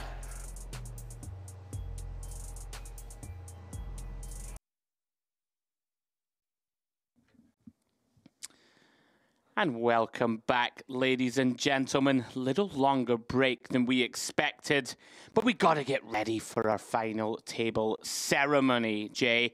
I was enjoying that little frame of the pool. We left it on a cliffhanger. I was on the black. Yeah, you missed, and then I potted the black. Did I miss? I made it, didn't I? You did. I believe I made it.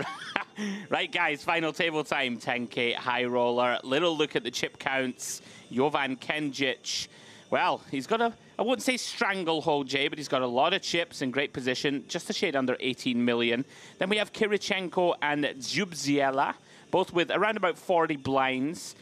Michel Molnar, sort of on his own in fourth, but not by much. Kalanin and Madanziev in the 20 to 25 big blind range, 5 to 6 million-ish for them.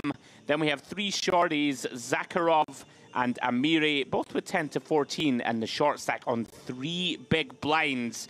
Can we see the miracle spin-up? To be fair, it's been a week of spins. We've seen so many spin-ups from short stacks over the course of the week on stream, so never write the shorty off.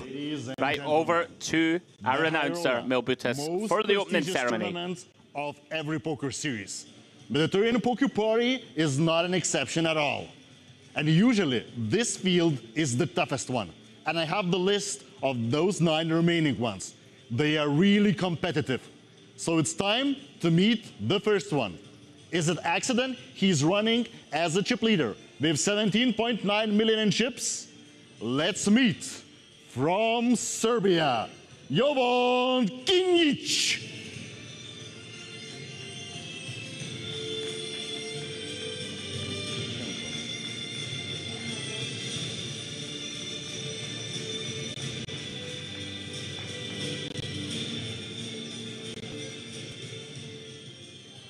Could it be an accident? I think we will have amazing broadcast because second in chips, he has the second position.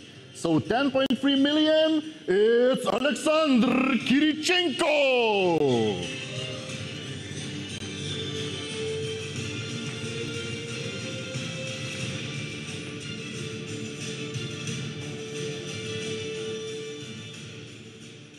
As every final table should have, we have the short tech as well.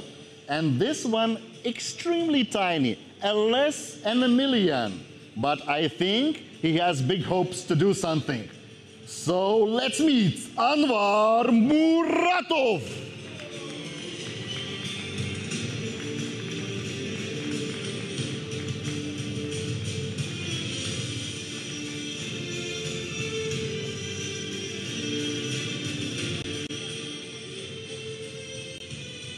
What could be more comfortable as to have an average, you know what you're doing?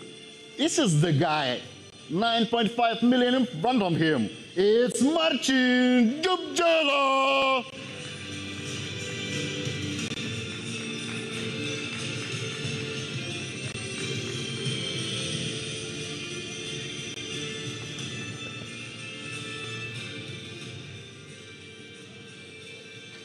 $3.6 million for the guy who's sitting in the middle. It's a little bit short, but let's see how he will handle it. It's Dmitry Zakharov.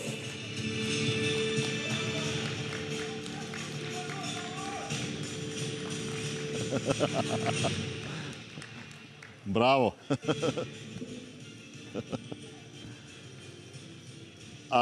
The guy who has 6 million, he has the dream made true for every poker player because he's the champion of WSOP main event.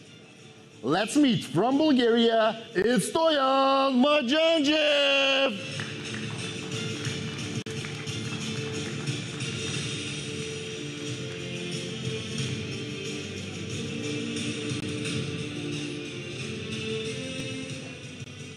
What is the most exotic country you would think if you are in Cyprus? For me, it's overseas, and this time it's Australia. 2.7 million in front of him. Ehsan Amiri.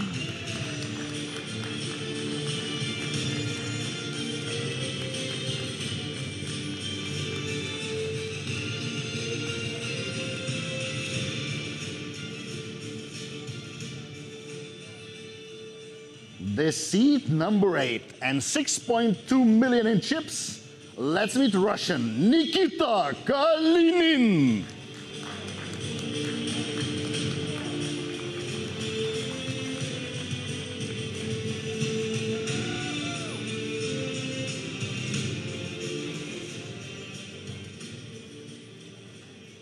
And last but not least, because 7.2 million in chips is really enough for this final table, from the Netherlands, Michel Molino.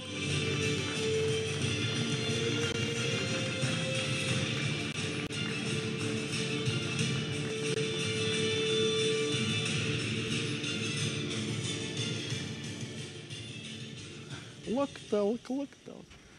I know the guys, you are really tough. I see because of your glasses and the chips in front of you. But please show something special for the stream. Dealer, please shuffle up and deal.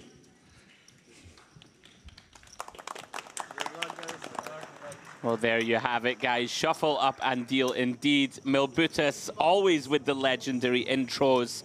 I'm pumped, Jay. What about that? What about that hardcore music? Great. I feel like I was watching Gladiator. Number 5. Just gonna do a draw here for the button. What about our man Zakharov as well, coming in, hood up, the old boxing stance, bit of shadow boxing going on. We've got a soft spot for the lad. The man you see in seat 5, full of personality and character. He's entertained us all week. All right, button goes to Stoyan. Looking forward to this one, Jay. Going to be a lot of fun. Stacked final table. Some real notable names on this one. Yeah, Jay, the button there in front of Stoyan. I don't want to say under the radar crusher, but we may not see him in the live streets as much as online. But he won a monstrous score just not too long ago online. 2020, he actually had a WSOP online bracelet, won the GG WSOP main event 5K online for just shy of $4 million. $3.9 million, that was 4 years ago. So Stoyan knows his way around the table for sure. Yeah, absolute beast. Maybe looking to add this live 10K high roller title to the resume, Jay. So off we go, hand one of the final. Playing for $365,000. Everyone now locked up, $35,400. Yeah, action will be on Michel Molnar. Under the gun, sort of middle of the pack stack, Jake. Somewhat awkward for him in the early going. You saw him fold ace deuce suited there, immediate recognition. Got to play pretty tight here. He's around about 5th in chips. Yeah, spot on, Andrew. Less incentivized to get involved as these middling stacks with these mediocre holdings, which could go either way. Just letting it go and leaving room for the chip leader to open with the ace-queen from +1. Yeah, Kanjic, who we saw have a very fruitful final table bubble. Round 2, our man Zakharov. You gotta love him. Full of charisma. Gets out of the way. Round 2, Stoyan Madanziev. 8-9 off, 20 blinds. Gonna go into the muck. So, round to the big blind. It's Kalinin. Yeah, and one that expect to hit the muck here, Andrew, obviously in terms of chips, can defend 7-5 at this final table. ICM is real, want to be defending much tighter, especially against stacks that cover us, and chip leader Kanjic takes the first one. Yeah, we do have a 3 big blind stack in the mix, Jay. So if, you know, the remaining 8 players can just outlast him, you're going to ladder up 10K, you know, one buy-in ladder just by folding. So you would expect to see. It's always the same on these finals these days, Jay. Everyone quite educated, aware. Got to play tight for the moment. So we may see a bunch of opens from the chip leaders and potentially some tightish play from the mid stacks. Hit the nail on the head, Andrew, with Moratov sitting there as short as he is. People less inclined to get involved too much. And Kanjic here, 6-7 of hearts. Yeah, let's see if he wants to set his stall out. Not really one of those hands that plays too well as an open. Does to get out of the way. Kirichenko now. Plenty of pedigree here at Merit. Ace-7 off. Some potential. Jay's second in chips. We do have that ace working. Let's see if he decides it's a little wide. Let's let it go. Yeah, nice seat for Kirichenko on that direct left of the chip leader, sitting 2 of 9. Yeah. Table draw very important. Yeah, notable. We said that Molnar would look for a better seat draw. Well, he hasn't got it. Out of position to the 2 chip leaders. Well, here we go.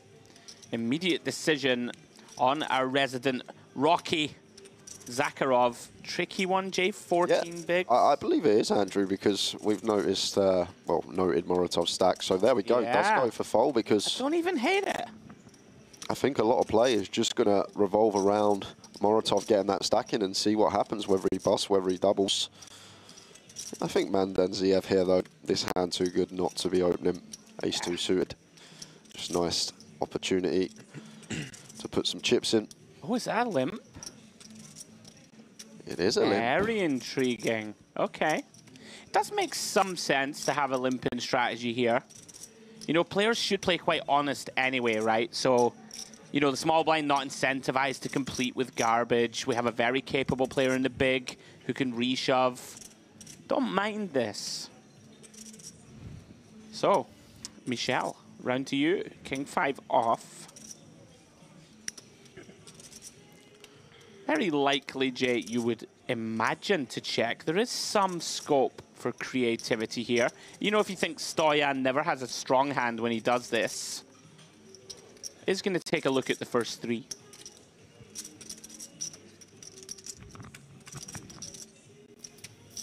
And that first three is the 10-3 deuce rainbow. Stoyan remains best. Pretty dry board. Couple of options, Jay. Small bet and check being the most likely plan of action. Yeah, I think they're the two avenues. I think either or seems fine. If we are going to fire like going small, as Manzenziev does, 1 BB. Yeah, these spots interesting.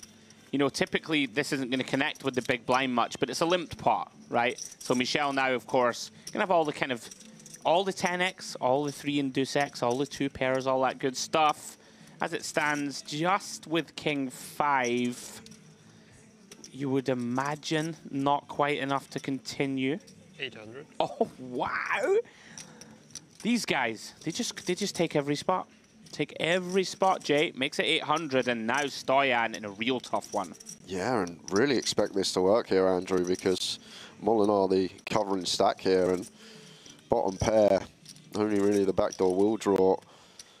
Although with position and getting 3.5 to 1, difficult to be continuing here. And I know we see he's got the best of it, but I think I really like fold here now as Manzenziev.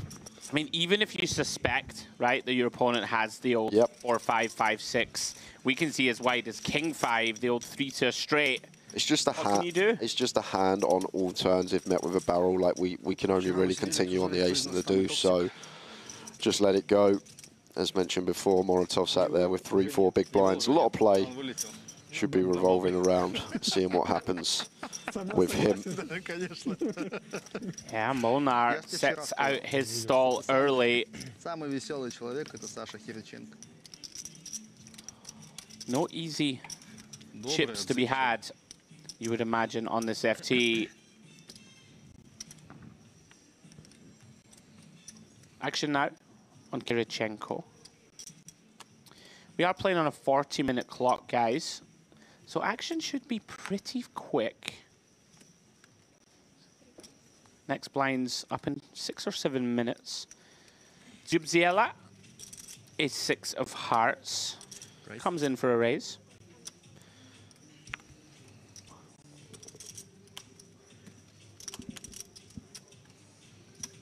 Can't see Zakharov doing anything with the Queen 4, but always very attentive, looking at stacks, seeing what's happening around the table. Now then, Stoyan, 18 bigs.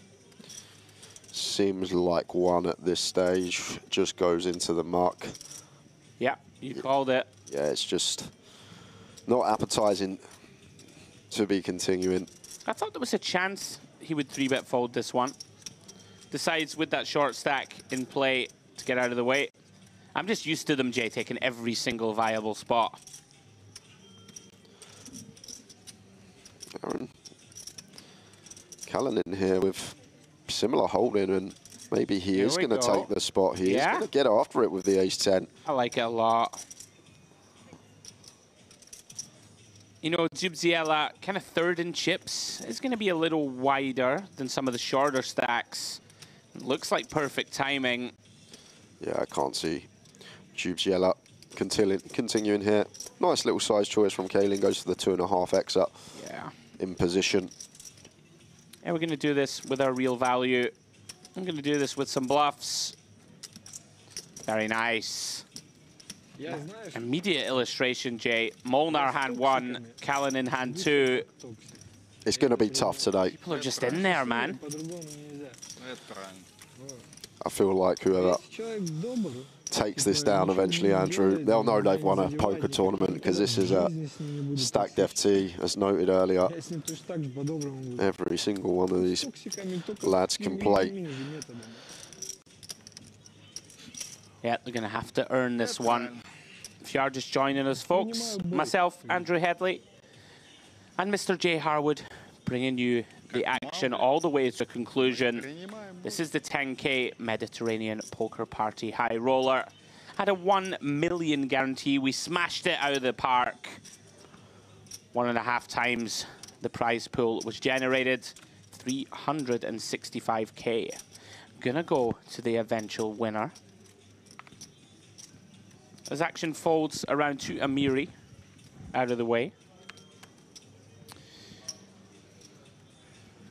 Decision for Michel on the button here. Yeah. Ace off. Still expect him to open, raising into first and second in chips in the blinds, but this one just seems too good not to get in the mix. Hey, you know, at these FTs, Jay, you'd arguably rather open this than like pocket fours or something, Of course, right? of course. I think we probably just let Boosters freeze fours go, and here we go. Kenjic here with the ace-jack, and seems like a nice spot to bump this up here. Yeah, from what we've seen of him, you know, he took 2 spots. Oh, well, he took 1 light spot, Queen Jack off against Michel pre-FT.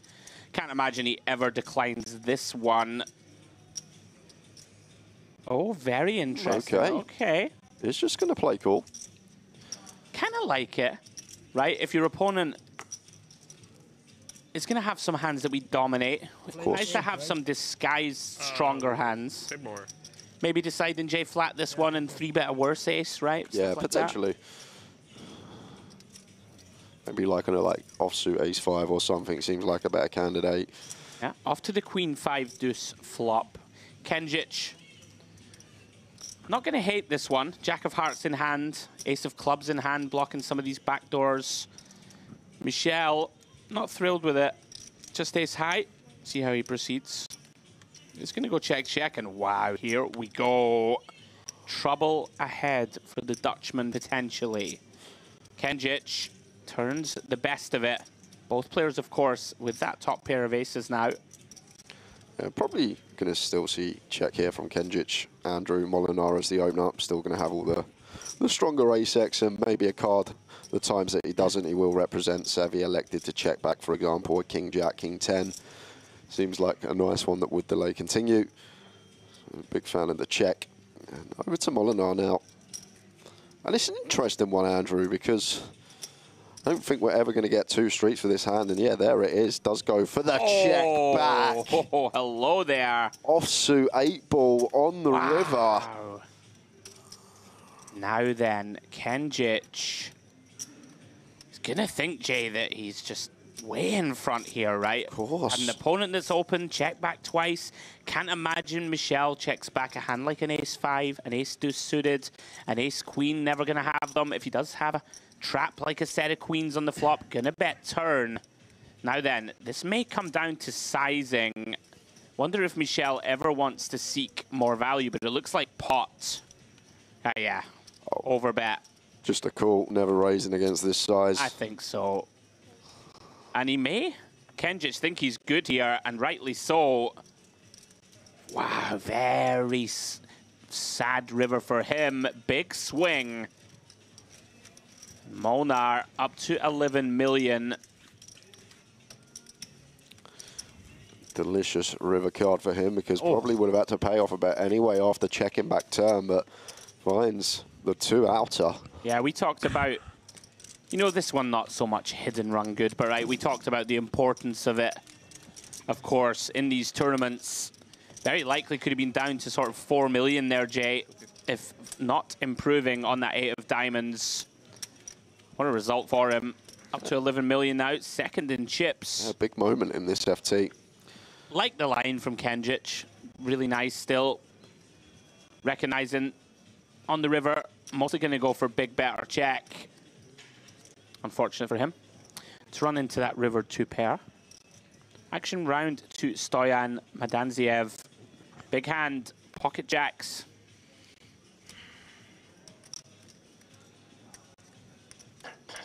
So just going to see an open from him.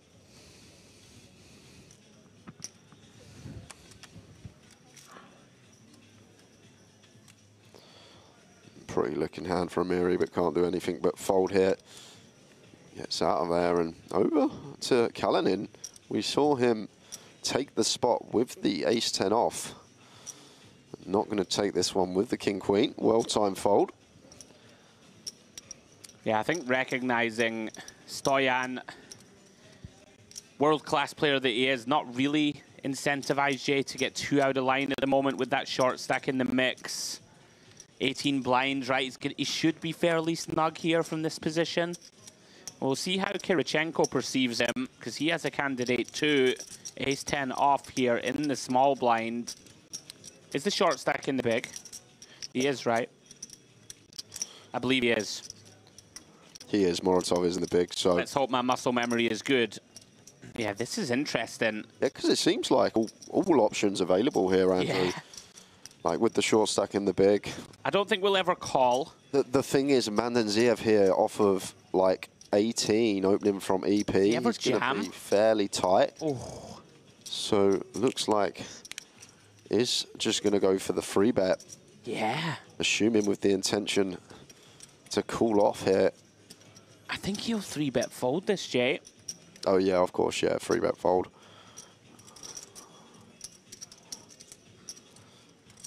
Be a nice pickup for Mandanziev here.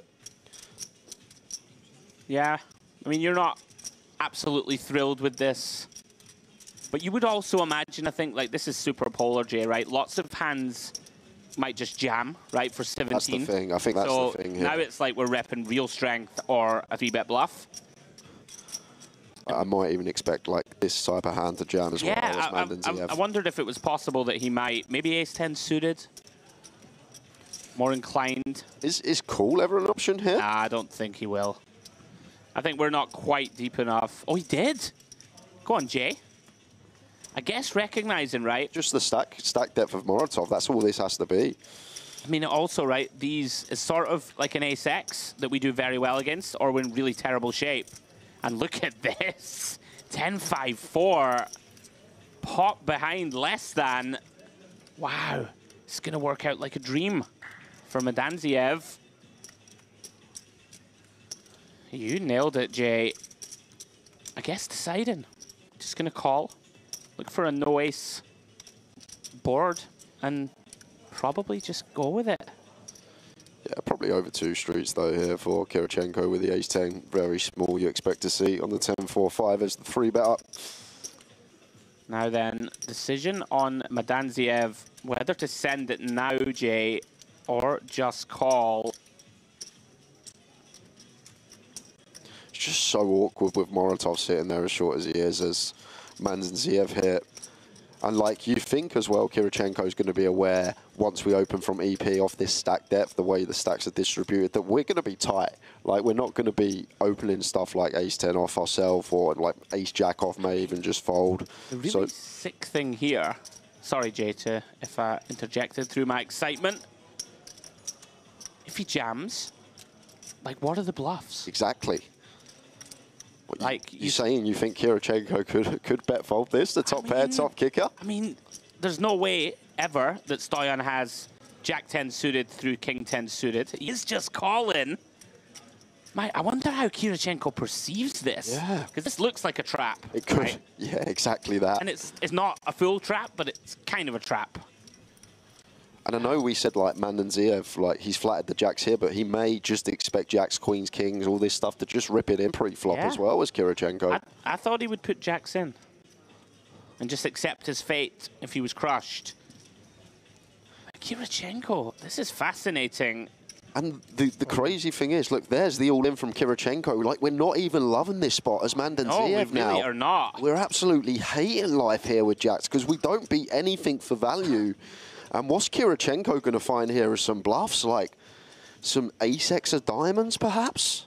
Yeah, is like a king, queen off, just, I doubt going it. for it. And highly unlikely, right? So you're sitting here with Jackson, you're probably thinking, how can I be good here? And Kirichenko probably thinks he's actually value jamming, but we're sort of in that strange spot. What a brutal spot here. And if he does call off, Kirichenko's going to think he's good. Yeah. Potentially. But then again, what hands it's a call and then call off that we beat? It's a strange spot, Andrew. Very strange. And you know what?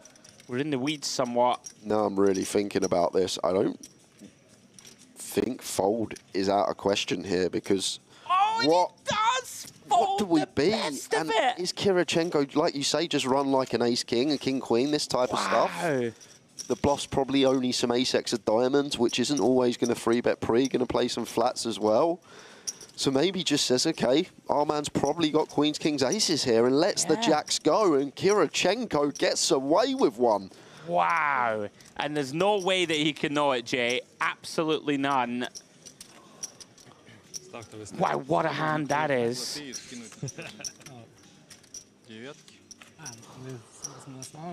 What a poker hand.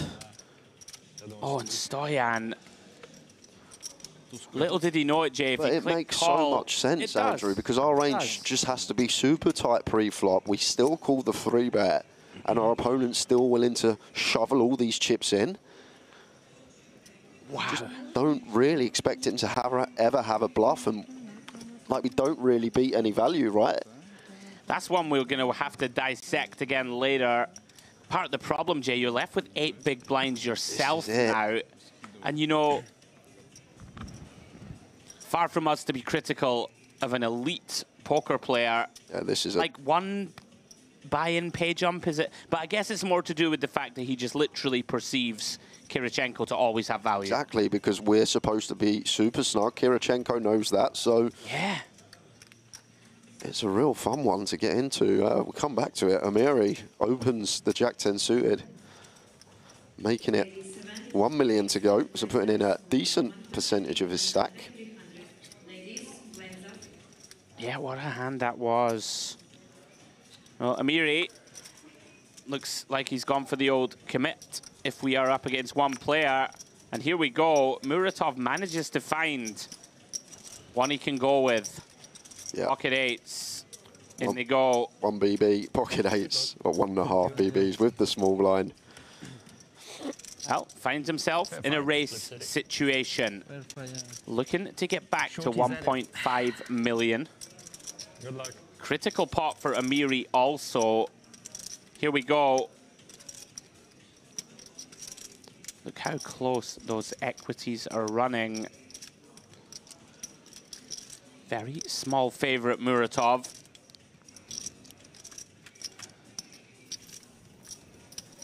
And holding through the 7-7-6. Just the backdoor spades, or a jack or a 10. Yeah, no backdoor straight draw available, of course, for Amiri. It would make Muratov a boat. Remains safe through the 5 of hearts. So Amiri looking for a jack or a 10, or Muratov with new life. 3 of spades completes the board. And the first step of the spin-up is complete. That's it, Andrew. And we've seen some this week. 3 big blind spins, 4 big blind spins. But this man had 1.5 BBs. It would be the best yet if he could somehow turn this around. Still there, still a tournament life. Gone through the blinds, got a full orbit to find something. Yeah, throwing back to that Stoyan hand, Jay. Like it's hard to like argue with Mandanziev how he's played that hand. It is. He's an elite player. As mentioned earlier, just under 4 million cash in, well, winning the GG 5K WSOP main event back in 2020. $3.9 million he won that one for. So to win that tournament, you've got to be some player. Yeah, I mean, thinking about it in a little more detail, perhaps perceives Kirichenko to just jam like an ace-king, ace-queen, right? Especially the offsuits. So if you remove them, like he probably just rips them in pre, right? So if you remove them out the equation, all of a sudden it's queens, kings, aces. A hand at 3-bet bluff that ace-10 would be the only one, I think, that thinks it's betting for value. Like king-10 off's not going to go for it, I don't think. Queen-10 off, jack-10 suited and stuff versus early just going to fold. So all of a sudden we're just bluff catching. Yeah. And there aren't many. Agreed. Wild one. Well, Stoyan has found ace-queen of clubs. And just in time, from under the gun, commits his stack. Shade under all in. Leaves 1 big blind back. Yeah, that was a fascinating hand. Great hand to dissect. Kirichenko here. Ace-6 suited. Should be into the muck. Yeah. I doubt he's going to call this off, Andrew. Yeah, 8 blinds, a few too many. Excuse me. You could start thinking about it around about the 5 or 6 realm, I'd say. Coffee for final table. Okay, thank you. Nice pickup for Stoyan. And the other thing, mentioning about the ace-10, does the ace-10 really like... The ace-10's not even loving jamming the turn, really, is it? Once Stoyan calls the flop after he's called I'd have been terrified, you would be terrified. It's... Like, you may even expect ace-10 if it's in there, which it won't be a full frequency, to start knuckling at some point as well, Andrew. Yeah, as soon as we get flatted pre... I mean, he went the full 6 BBs 3-bet too. So, like, that's gotta, you know, narrow down Stoyan's continues pre-flop. Grey hand. Like, ace-queen probably has to fold with Moratov there, like, for sure. And ace-king off not even loving life. Yeah, very interesting one. Round to Kalinin. Back to the action we go. Pocket 3s into the bin. Round to Michel. Pocket 9s from +2. Great start to him on this FT. Got that king 5 offsuit bluff through, and then found the 3 outer river. Against the man on his left, Kenjic. Opens to 600k here. Round to Kirichenko, king jack off. Yeah, and one that could definitely be used here as the covering stack. Could potentially go after Molinar here. Maybe like 1.6, 1.7, or just let it go into the muck. I think both options available, Andrew. Well, aggression seems to be the order of business on this final. Another tricky spot for Michel. Yeah, I think 9's just going to be slightly too high up, though. We're never 4-betting, but I think we're just going to have to play cool when it's back on him as Michel. But nice from Kirichenko here, finding one here with a nice candidate to use. Nice stack to go after in Molinar as well. Yeah, these are the spots that really separate good players from great ones. We'll see what Michel lands on. I don't think we can land on anything other than call here, Andrew. But he surprised me already with the king 5 check raise, so wouldn't be surprised if he had other ideas. It does seem like a pretty clear continue in the form of a call. He agrees with you, Jay. Commits the chips. Is out of position. Very difficult kind of hand combo to play. Even more difficult on the jack 4-10. Kirichenko flops pretty big. Top pair. Backdoor Broadway. Backdoor club draw. Yeah, and that's the 3-better here, Andrew. Board that do expect some higher frequency continues on, but maybe King Jack, King of Clubs. Could ever see check with this one of the top pairs with some nice backdoors to go along with it. He's just going to bet his hand. Yep, shade under 1/3, 1.1 million. Michel not going to like this board at all. Yeah, no club in hand, 2 overcards. Let's go. Like a lot of the pre-flop bluffs getting there as well, like the Queen Jack, King Jack, Ace 10, this type of stuff. Yeah. Very nice. Little does Kirichenko know what he got away with, Jay. Madness. 10 minutes or so ago. Fabulous start for him as he starts making a charge. I'd love to hear the thought process of Stoyan on that hand. I'd love to just hear him talk through the spot and what he was thinking. The thing that's amazing for me when you cover these final tables, these elite minds are kind of just, I don't even mind saying it, just a little step ahead of mine in that spot. I'm thinking, all right, well, if we flat pre, comes 10 high, it's an aggressive player, I just need to accept my fate. But then when we delved into it more, you recognize that this is so underbluffed pre, right? Like in terms of overall ranges when he doesn't jam and he attacks it from the small. But the thing is, like, it makes sense to fold turn, even though it seems on the face of it potentially like a wild laydown. It makes tons of sense. Yeah, it makes so much sense. Because obviously you need to be thinking about what our range looks like to our opponent, and when we don't have like ace queen in there and our range is basically going to be like ace king, maybe 10s plus, and he's still going after us. Like, yeah, how can we be good? But back to this hand, Kirichenko started this final table terrifically, and 10-8 of spades here. May fancy continuing the momentum.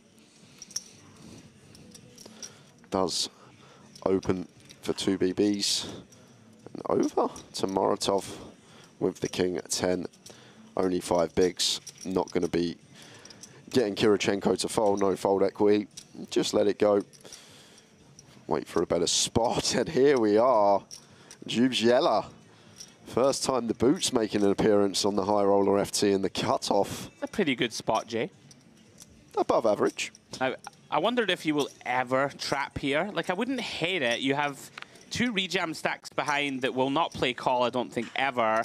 And if you did flat here pre, Stoyan would have had a hell of a decision. He would have done, but now Stoyan does just get out the way. Oh, you're so angry, though, here. Oh, of course you are. King, queen suited, like, folds around to us in the small. We're doing cartwheels and handstands in our head, ready to get this in. And now we just got to let this appetizing holding go into the muck.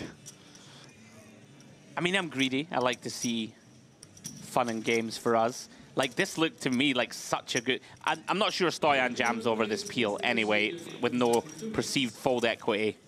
I guess, you know, like 3 shorties behind who can never flat, essentially. Like, aces in position against an aggressive chip leader. Kind of like call. Like, if we're ever going to do it, Jay, that seemed like one of the best lineups for it. Yeah. I think, like, maybe just prefer it from, like, the big, potentially, but... Yeah, whatever. I'm flattened, mate. Okay, okay. To be fair, that's fine, because I don't get dealt aces. You obviously do, and I don't make 10K high roller FTs. Yeah, exactly, that as well, for both of us. As it stands, nice pickup for Jubziela. Kenjic, very much the order of business. Modern final tables, got the chip lead. Everybody trying to outlast each other. Let's put this king blocker to work. Yeah, and Kirichenko ace-8 suited now. EP from the only person that has us covered. Surely just going to be hitting the muck here. This would be spice. It would be spice. I mean, it's going to work a lot, right?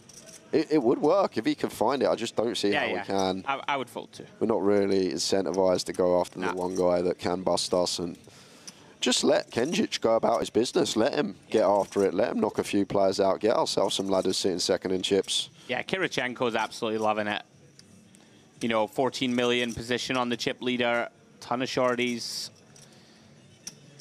Round to the shadow boxer, Zakharov. Feature of what we've seen from him throughout the week. Always takes the same amount of time, whether he's folding or continuing. And if you were with us last night, he was down to 4 or 5 big blinds and was patiently waiting for about 45 minutes. Eventually found his spot and has made it to the final table since then. Yeah. Kalinin, 20 blinds, has a hand that could defend Jay, but it is one of these ones. We have 4 or 5 stacks shorter than us. He may decide just to let it go, but no. Here he comes. Decides the hand is too good. Flicks in 1 chip. Does flop the best of it. 9-7 deuce, all clubs. Both players hating this board. Well, excuse me, of course, Kalinin pairs is 7. Never going to be delighted with this situation. It still seems like one Kenjic does want to continue small and does just go for the 1BB. Yeah. The cool kids way. Me and Demps were talking about this yesterday. Oh, they only throw 1 in, that's not enough. The 1 chip min bet, the cool kid min bet. That's what we were calling it, me and Demps. Cool kid min bet. This is one of the problems for me with defending here. You're going to get ourselves in a lot of these situations, sort of flopping mediocre hands against a range that's still going to have some strong holdings in it. Getting this price, still going to have to take one off to the turn. Jack of hearts. And mercifully for Kalinin, really ugly board texture for Kenjic to try and power through the door. Yeah, like we at least want something, maybe a club in our hand, or it just seems like a trash holding that just wants to give up one and done on the flop. Great run out for Kalinin. Going to be relatively confident now that we have the best of it. You know, you'd imagine, Jay, that a bunch of Jack X, if Kenjic was to has it, likely just put in another small bet. Yeah. We can be losing to, of course, a 9. But we're feeling pretty good about our hand. And wow, we're going to seek value. Value/block, 1 big blind. Kenjic, just king high. Hard to credibly rep too much value. Yeah, it's probably one that's just got to hit the mark, Andrew. I think it would be a bit optimistic to bluff raise this combination. Yeah. Very well done, Kalinin. Nikita Kalinin, $720,000 in live earnings for that man. Biggest cash coming in Vegas last summer in the mystery bounty at the win for $117,000. I'm assuming you got a few bounties to go alongside that score as well.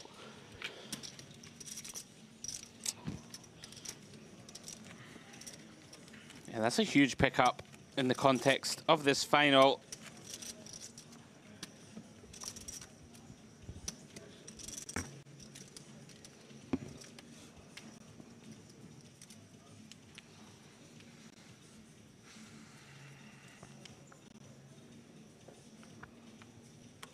On we go.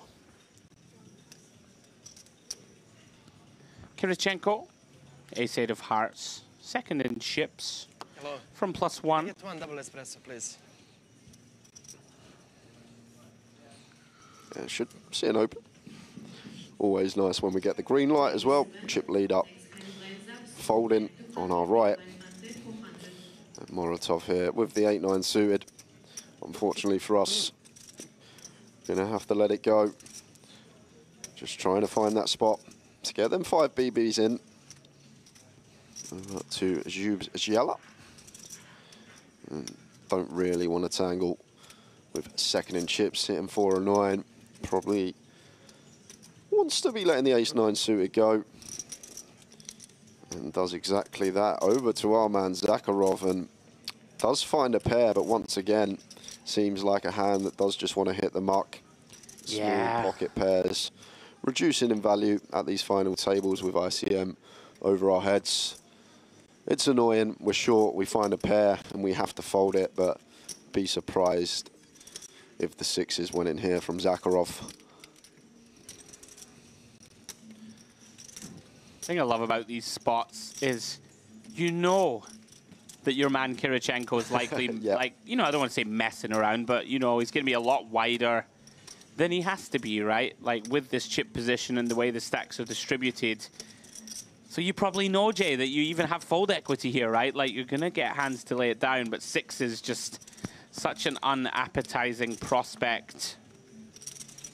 Does let it go. Of course, doesn't close the action either. Bunch of players behind.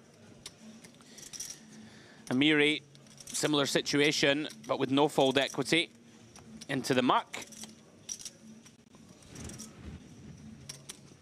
Going to be round to Molnar. He has a very undefendable 9-3. As Kirichenko continues to steadily accumulate. Closing in on Kenjic for the chip lead. Yeah, and just catching up in the YouTube streets. If you are watching this evening, we are monitoring the chat box on the DTD player channel. I know we are streaming on other platforms and places as well, but we're covering the DTD player chat box. So if you've got any questions for Andrew, all right, head on over, drop it in the chat, and we'll do the best we can. Someone asking when will the main be streamed. We'll be picking up the main tomorrow from the final table, playing down to a winner for that $1 million first place prize. But today we just cover the 10K high roller until we crown the champion. Yeah, some real beasts in that one. Leon Sturm and Oliver Weiss going to be headlining that final table. 1 million up top. But for now, we focus on this 10K high roller. Kirichenko feeling it now. Momentum. Powerful thing in poker, and he's waking up with hands to get in there. King 10 of spades from under the gun.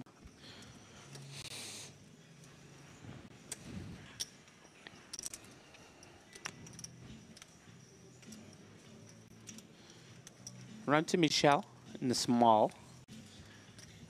King Jack off. Another one of these hands that I'm sure he would like to play, but with the stacks the way they are, I'm going to play very honest. Kenjic, though, says, I'll look at 3. Queen 6 deuce, flops best with that 6-7.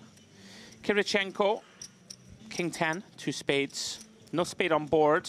It still seems like a nice 1-2 be continuing here. Versus big blind, we're just going to get a lot of folds here and just pick up the pot. Can still fold out some ace highs as well, maybe some king jack that defended. Yeah. However, shouldn't be getting a fold from this hand. Relatively large, 40% on a very dry, disconnected board.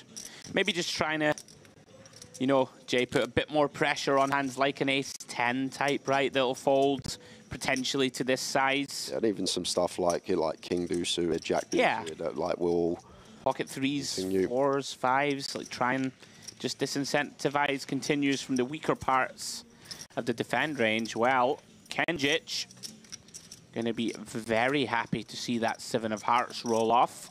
Yeah, beautiful turn to see here. Now over to Kirichenko, decision here, whether he does want to try and dislodge Kenjic off at a 6x, deuce x type holding here. Whether to just wave the white flag and move to the river, but he is going to get after it here. This is spicy. One thing I will say, Jay, when we do size up flop, like, don't we start narrowing our opponent's range to more of the queen x, 6x, you know, pocket 7s through jacks? Like, I think that Kenjic will just flat jacks pre here for sure with the distributions. Yeah, I think he will. I think that's a good point to make. But I think like the deuce x suited with the backdoor flush draw still gets to come along just because we are still covering slacks slightly as Kenjic. So maybe this is just designed to fold out some deuce x stuff, some 6x stuff. Maybe, as you reference, some 8s through jacks. Yeah, okay. 5 on the river. Kenjic, 100%. Yeah, but only lose this one if he somehow folds. Now it becomes difficult to find this triple here because we expect the 6x and deuce x to fold turn now. So we sort of condense our opponent's range to a queen or some stuff like 6x of hearts, like something that's picked up the heart egg tree, 4 or 5 of hearts, 4 3 of hearts, this type of stuff. So it becomes a lot more condensed now and sort of needs to make that decision. Do we think that our man Kenjic would fold a queen here, facing a 3rd barrel? And as well as that, he can still have some traps, Andrew. Yeah, I mean, he's going to have all the sets, right? Yeah, very nice give up from Kirichenko, recognizing his opponent's range strengthened markedly on the turn when he calls that big bomb. Nice give up. Wasn't getting it through. And Kenjic now opens up daylight once more from 2nd in chips. Yeah, exactly. Testing her skills. Intriguing spot there. Gotta do something. Getting bored here. Let's do flip for red or black club. Poker players just love it, eh? A little bit of side betting going on, Jay. You can't just play an FT for 365k. You got to flip on red or black as well. What are we like, Andrew? Just optimistic souls, right? Muratov, not having the best of times, is about to have to commit 40% of his remaining chips in the big blind. For gambling, 3 times. Zakharov, as is his MO, going to take full time. What do you think to that, Jay? Like, I'm all for being balanced and the like, but like this for me starts. Is it really necessary? Like, do you really pick up that much more respect for when you open pots, or like? I know the timings want to match, maybe like 6-4 off. I don't think so. I think it's fine. Just move on to get on with it. We've got 10 minutes till the blinds go up, unless he's already thinking about where the big blind's going to land. But at these FTs, I don't think there's any reason to tank illegitimately. And Mandanziev here. Sorry, Zakharov, we love you, but you know. We do love him. Yeah, Stoyan deciding, Jay. There are a lot of shorties, but he wants to remain in contention. Has that ace in hand. Hand that's going to play fine when called for the most part. These suited wheel ones are very tidy candidates to choose just because of the blocker, and then when we are called, they run very fine in terms of equity. As long as we're not up against the aces, we have at least 33% versus any hand in the deck. So tidy little candidates to use, and keeps his head above water, and that's what we got to do now that we're this short. Just try and pick up a pot from time to time. Yeah. One thing I will say, Jay, this next blind level is going to be carnage. There's at least 4 stacks who are going to be sub sort of 8 bigs. Yeah. And like, it's pretty wild. And it's going to be mad for Molinar because he's just caged with the 2 biggest stacks on his direct he's just chilling, isn't he? Yeah, and he's just going to have to sit there and do a lot of folding where he's situated this table and how the rest of the stacks are. And over to Jubes Yeller, pocket 10s under the gun. One thing he's got going from here, quite a nice spot to open pots. The chip leaders are way around the other side of the table, likely to give it respect. We're raising into a guy with 4 blinds. Like, we're just never, ever light.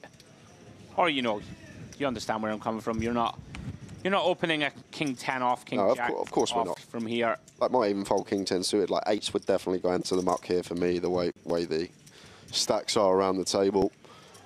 So should get some respect with this open, because should be opening a tight range. As Jubes Yeller. Now, can our man Muratov find something? Very disheartening. 7-8. The intriguing thing for me, Jay, there's 3 or 4 stacks that, what, 2.7 million and below? So you can actually blind down a lot shorter than normal. Is that fair, or should we still flick this one in? It seems close. You know what I mean, right? But like I say, I think against Jubes Yeller here, when he is supposed to be very snug from gun, maybe we do exactly that. And does just let it go. Yeah, I think I quite like it. I mean, we have Zakharov, Stoyan, Amiri, all sub 10 BBs. You know, so if we can get our 3 blinds in double, we're going to be close to them. Not a lot of fun to fold, though. You might still be able to hop into the 6 max at this point. I'll take ICM. Yep, I second that. Now then, what to do, Mr. Harwood? King, Queen. Seems pretty grim for Zakharov here. Could we ever open? Is he going to open? I like raise fold. Yeah, I think raise fold seems nice here off a 10 from gun, Andrew. And we haven't got involved yet on this final table, which I think is important as well. Just aware of our image, and I think we will get some respect. Very nice. I think this is very nice from Zakharov. I just don't think you'll get messed with. We can call Amiri. We can call Muratov.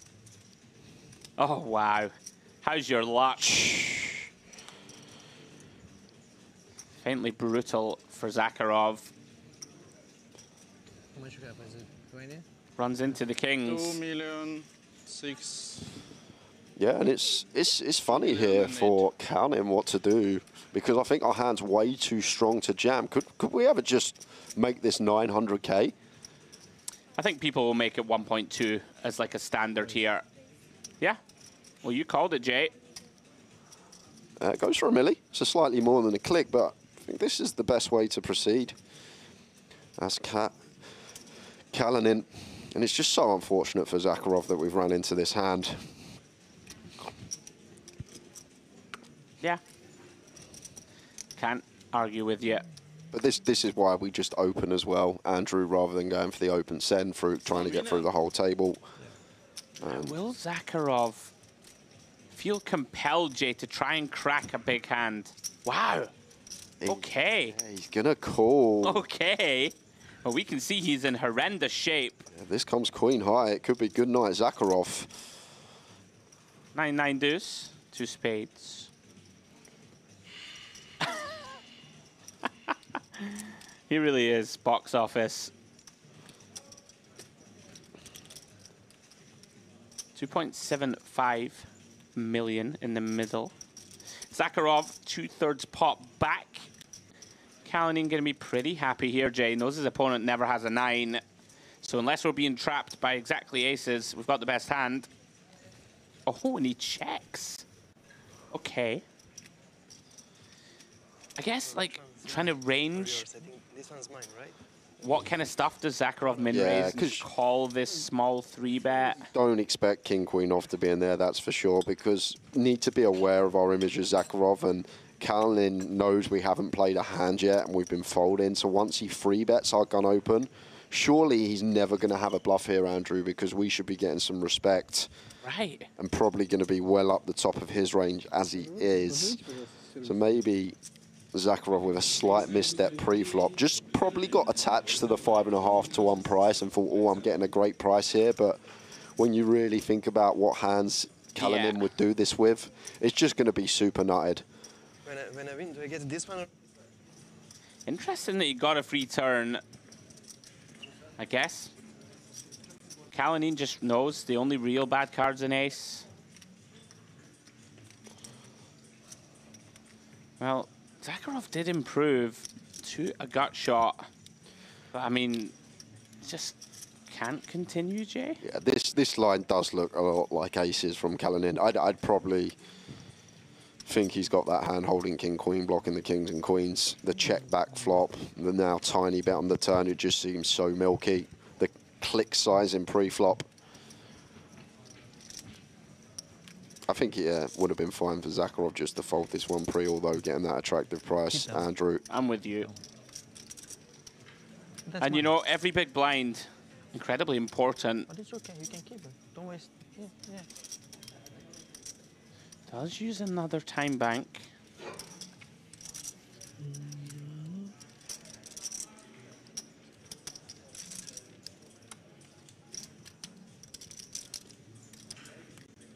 Intriguing this to me.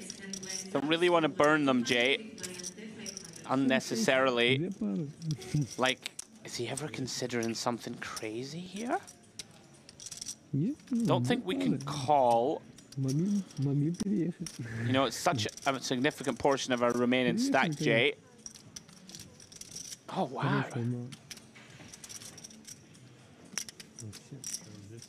This is fascinating. Also, big blind is going to be on Zakharov next, Jay. There's only 2 minutes to go until that blind increase. Maybe that's what he's doing here. In his head, thinks he's going to fold, just wants to post the last big blind before the level goes up. Okay. I could see it. I could see it. Very nice, Kalinin. He's managed to sort of separate himself, Jay, from that group of shorties.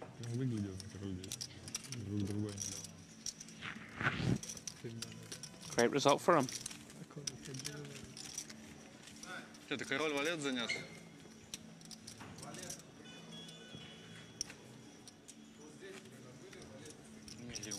Не, валю был.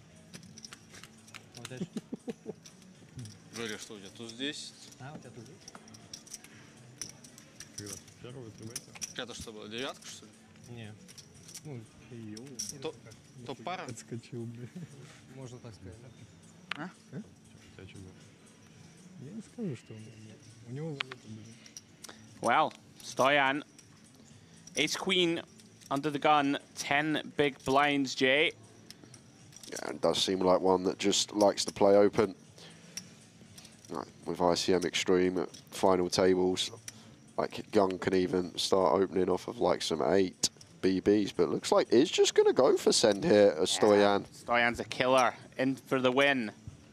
I guess one thing going for you, Jay, keeps life simple. You know, you don't raise fold to 10s and jacks or something like that if they put it in. I hear you, though.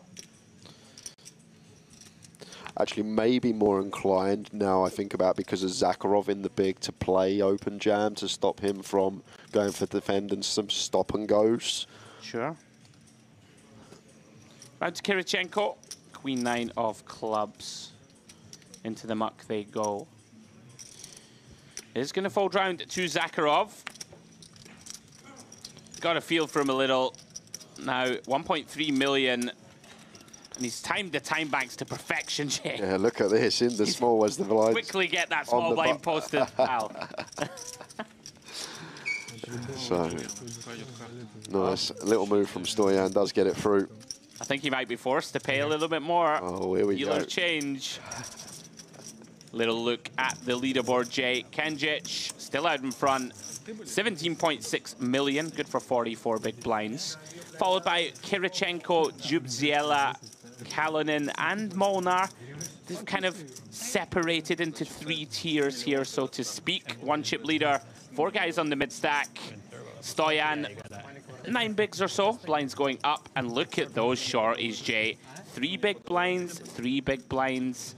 And Muratov, you've got more than 1. We'll give you 2. We'll give him 2, We'll yeah. give It's him closer to 2, isn't it? Fascinating grouping, though. Yeah, it is. It is, and potential for a chip leader to pull away. Right. Go after, like, putting some really light 3-bets against some of these 20 BB stack opens. Less incentivized to do anything, so under the gun from Amiri. Should be getting out of there. There's 1 too many there. Should be 400. What a gentleman. It's new blinds, you know. Yeah, it's 2-4. That should be 200. Oh, Zakharov, you tanked too long. Cost yourself 50K. And a couple of time banks, Jay. Kalonin out of the way. Now then, Michel Molnar finds a real hand. Well, you've been talking about it, Jay. If he opens this, I mean, he's going to open, but if the big stack's 3-bet, what do we do? It's grim. Now, a potential one. Kirichenko. I think as second in chips, yeah, exactly that as Kirichenko. Yeah. If that was Kenjic there, potential to get after it. And Muratov has found a pair. Oh, it's so gross. It is gross. Like, Michel just shouldn't open, right? Like, he really shouldn't open many hands. Exactly. And, like, Amiri's about to be in the big blind. That's a good point as well. We have pocket 4s. We don't close the action, but he is going to commit. Decides, I got to give myself a chance to win this tournament. Now then, Stoyan. Likely gets to complete, Jay. I mean, Yeah. it's 1 BB, right? Yeah, clear as day complete. Yeah. And the thing is as well, Molinar should just be playing honestly post-flop with us, and we have potential more likely to bust a player in a multi-way situation than a heads-up. So I'd be surprised if didn't flick in the extra big blind here as Stoyan. Yeah, always a slight concern that we're going to be dominated, Jay. But you said it. Dry side pot. Yep. You know, we're going to get to make an informed decision. Price too good. Stoyan agrees. So here we go. Muratov at risk and needs a lot of help. Oh, my goodness me. Flops a boat. What a window card to see. How is your luck? A 10K final. Of course, not out of the woods just yet. Michel with the decision whether to sort of clean out some big blind holdings. Like, this is one that we probably do bet, Jay, right? I think so, yeah. I think we can go small. Yeah, just hope that Muratov has, you know, 7s through 9s type holdings. Can get Stoyan to fold, something like this, a king jack, a queen jack, hands like this that have a lot of equity. And Stoyan will know here, Molinar, not going to bet like a queen 10 here or something along those lines. Has to have 2 pair plus. And although getting this 7-to-1 price, can't see a world in which king jack continues here on ace 4. Yeah, I'm with you. And Michel going to get the very bad news that somehow his opponent has flopped a boat. Muratov. From out the door on a couple of occasions, Jay, to being firmly in the mix if he can hold here across turn and river. Michel looking for a 10 or an ace. I folded 110.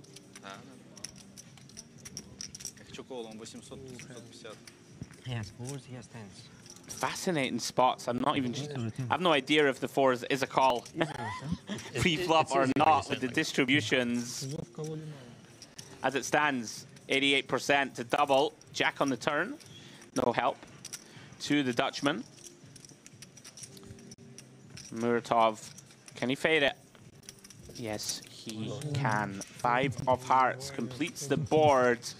And new life once more, Jay. I'll take that. Up to 2.85 million. Well done. Nice job, man. Nice job. The two of you couldn't beat a full house? Yes. All the short stacks absolutely hating life there, Jay, right? They're loving it when they see the all-in and 2 calls. They're like, here we go, finally going to get a bust out, finally going to get a little ladder. Yeah. And then Moratov flops the boats. So if you are just joining us, guys, welcome along. 10K high roller at the Mediterranean Poker Party. What a week we have had. More still to come. Main event final table coverage tomorrow. Myself and Jay will be taking you all the way through to crowning a champion. For the moment, we focus on this one. 9 players still in contention for the title. Wow. All right then, Kenjic, King Queen, opens for a raise, and Kirichenko finds a big hand. Yeah, this is interesting here for Kirichenko, with Queen specifically facing the chip leader, sitting second in chips. I'm going to put my neck on the line and say that he might call here. I think I would call, and he does. I just think if you 3-bet and get shoved on here, you're going to have to fold queens, which is pretty insane. You keep your opponent with a wide range, which he's going to have, right? You know what the bad cards are for your hand for the most part. Play in position, Jay. Shorty's behind who can't do anything. You like it? Like the call? Yeah, I like it. I like what you're saying. Makes a lot of sense. Everyone's too good at poker now, you see. That is the problem. Back in the day, all right, 3-bet. If you got it, you got it. Now, no. I'm going to call. Yeah, an intriguing one for Mandanziev here. King 10 suited with a lot of money in the middle already, sitting here with just 6 BBs. Could we ever call here? No. As Mandanziev? I mean, I don't think so, Jay. Not versus 2 ranges. Because Amiri's forced in as well, though, in the big. He's going to be forced in. He's only got, what is that, like 600K back? Would he fold and leave himself with a big and a half? It seems really intriguing here for Mandanziev when Amiri sat there as short as he is. He's thinking about it. Wow, and you have called it. I reckon we're the best in the world, Jay. I called the Queen's call. You called the King 10 call. Oh, Amiri. See, this is the thing. This is why I think call could be a thing here for Mandanziev, because Amiri now with just 1.5 BBs back, you just expect him to put it in, and then we get to go 4-way, and surely he's going to bust 4-way. Wow. Can we fold here as Amiri leaving ourselves with 1.5 BBs? Like, I mean, yeah. I don't know. I think so. Against 3 ranges, like, we're going to need a pretty good flop. Of course we are. That is the thing. Well, now, you know, Amiri can fold. Stoyan gets himself in a pickle and busts. Okay, he's going to call and potentially fold some flops. What a wild situation that we don't see too often. 4-way post. Oh my goodness me. Well. Oh. All right, Jay, take us through it. Well, this should be getting in 3-way because Mandanziev's flopped the second nut flush draw. Amiri's got the 9 for 2 pair, and then we got Kirichenko with the overpair. So potential to see a 3-way all in. I don't even think it's potential. It just seems like it's always going to be 3-way all in here. And there's the shove from Mandanziev. But now, like, oh my goodness me. So I guess working for Mandanziev here is if he busts, he will bust in 8th, Jay, right? If he outlasts Amiri. Well, assuming Amiri doesn't hit a 9. Okay, we need a 9. Well, what a fascinating hand. 3 ways all in post-flop. Stoyan looking for a king or a club.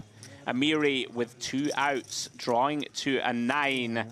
And Kirichenko, smile on face, looking for a huge hold with the red queens. And to be fair, Mandanziev's going to love what he sees. Clubs are live, kings live.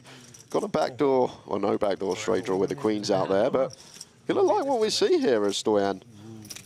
Oh, the turn is a jack. No change. We can see the case queen would be no good to either Mandanziev or Amiri.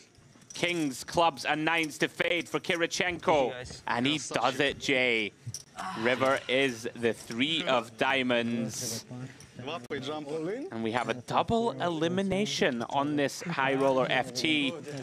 Commiserations to Ehsan Amiri, out in 9th for 35,400. And Stoyan couldn't get it going, was in that fascinating pot with Jack's post-flop. Unfortunately for him, that was the critical moment for him on this final. $45,000, Jay, for his 8th place run. Yeah, so that means everyone, we're a little $13,000 ladder, 58K locked up now for the remaining 7. Yeah, Muratov and Zakharov doing cartwheels in their head. Yes, of course they are. What a fascinating hand. Fold. 58 now? So now А насколько по now we are even maybe. Нормально там сразу. Mistakes. 20 тысяч где-то, да? It's only big. С 9 до 7. No skipping big blind, sir. 58 now. So we are like 56. 56? 56? 35, yeah. Сейчас карта сразу пойдет. Yeah, you got 58 now. I think. 10. Yeah.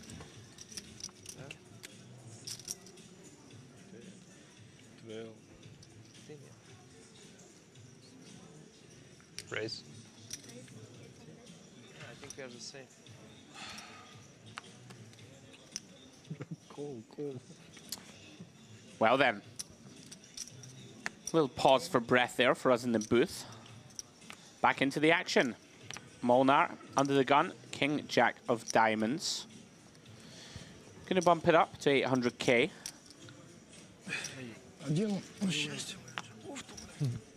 Gets this one through pre.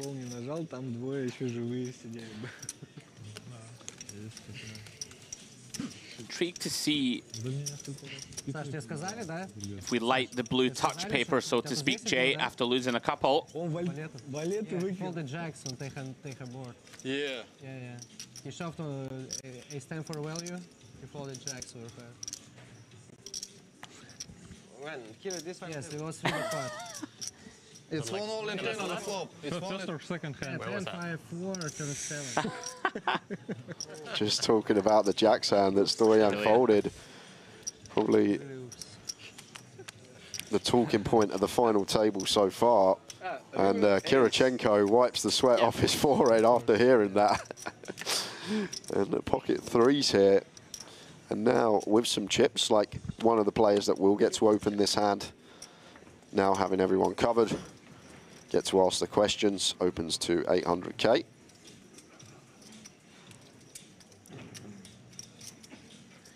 Yeah, that was a truly fascinating one.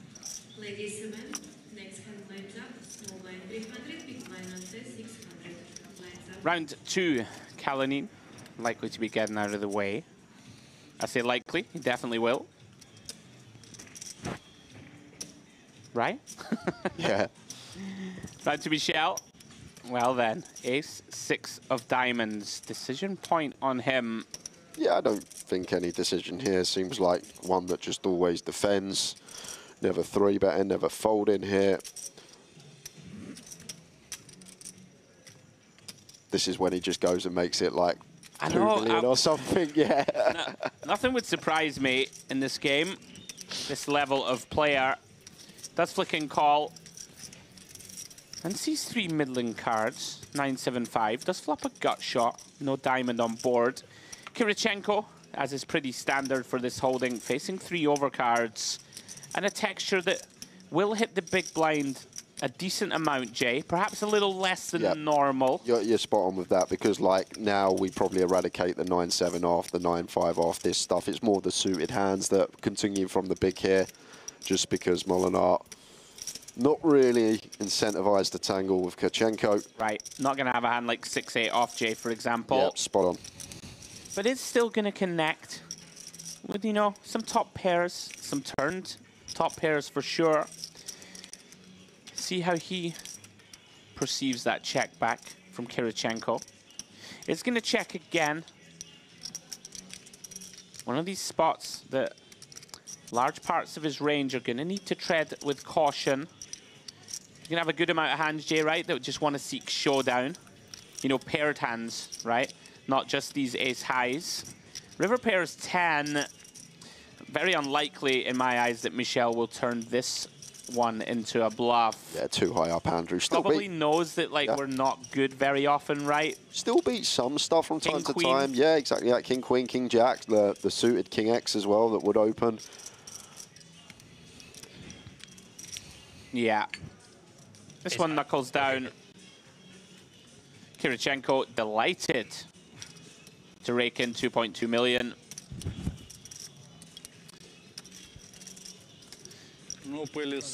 Michel loses a small one.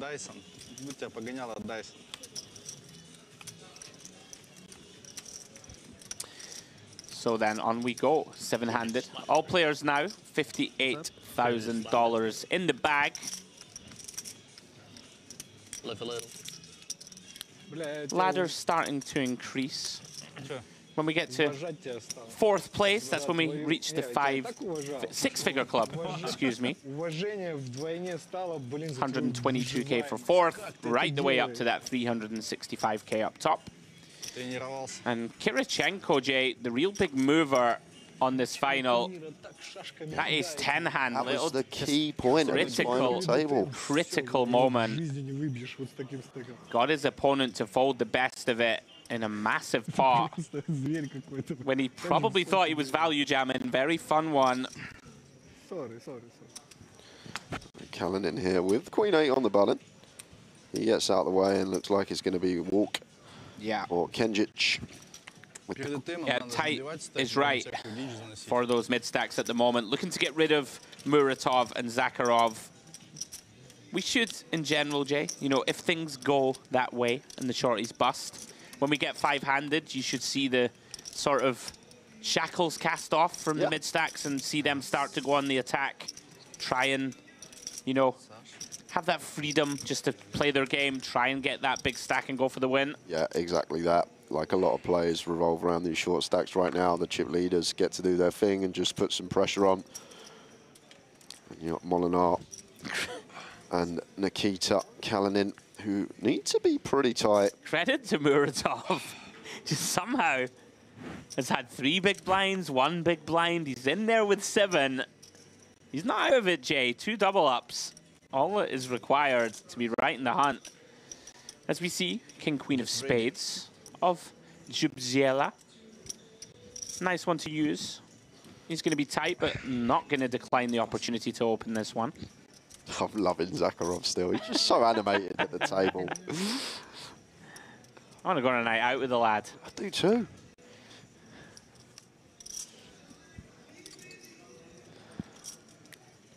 Nothing Molinar can do with King 10 off. Yeah, round to Kirichenko, the man of the moment. Has a hand that probably remains in his hand only for a moment. Yeah. And will be aware, like Jubzela needs to be fairly tight himself. Raise and take for him. One extra round, please. The same. Yeah, there's that kind of understanding, Jay, right? The big stacks know they get to get out of line with opens. The medium stacks know they need to be tight. The big stacks know the medium stacks know that they need to be tight. I don't know where I'm going with this, but you follow me. Yeah, you're spot on.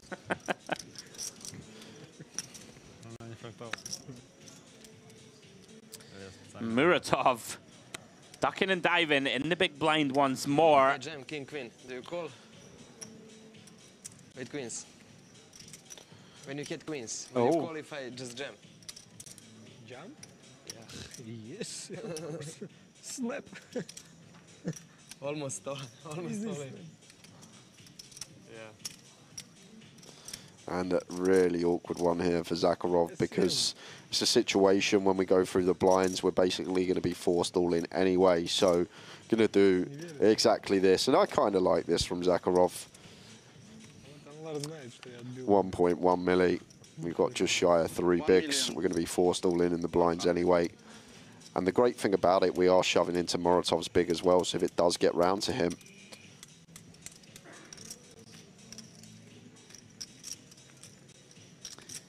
And here we go. Molnar wakes up with the goods, Jay. Pocket queens in the cutoff. Yeah, so unfortunate for Zakharov. Ends up running into it. He's played one hand before this in the feature with the king queen and ended up running into kings. And once again, top end of somebody's range. Molnar making it 2.3. And we hate to see that as Zakharov. We now know we're going to need to get lucky. Yeah, and here we go.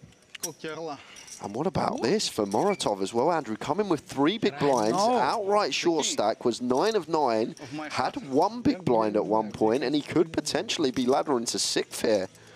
Incredible stuff. Unless Zakharov can find a king, very likely to be the case. Our man, Rocky, he's out of his seat. He's on the ropes. Can he get up off the canvas? Can I give any more puns? 9, 6, 3, all spades. Not what Zakharov was hunting for. Kills one of his outs, Jay, or one of his immediate ones at least. Red king needed, and that is GG. 5 of spades turn. Goodbye. Good luck. What a brilliant character. GG Zakharov did ladder up, Jay, to 7th. Pretty nice payday. Came in short and leaves with $58,000. Yeah, well played, Dmitry Zakharov. He's entertained us. Great character to have on the table. And I'm sure he'll be happy with that. Yesterday was down to 3 big blinds just before we closed out the day. Got a double up and probably coming today with sub 10. So probably would have taken that at the start of today. And now down to the final 6. $75,000 locked up for everybody. 8.3. 8.3. Okay, raise the blinds. The 1, 2 complete is 1 now. The 1.5 thousand. Blinds up.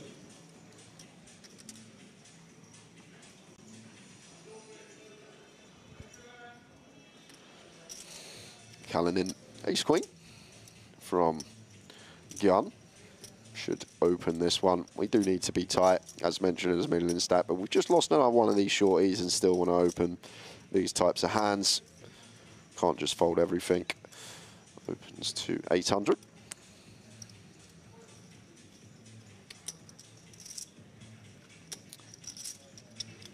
Yeah, action round to Kirichenko. Nothing of note for him.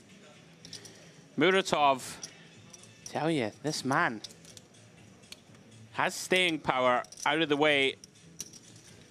Now, Zubodziela, I actually advocate for just laying this down.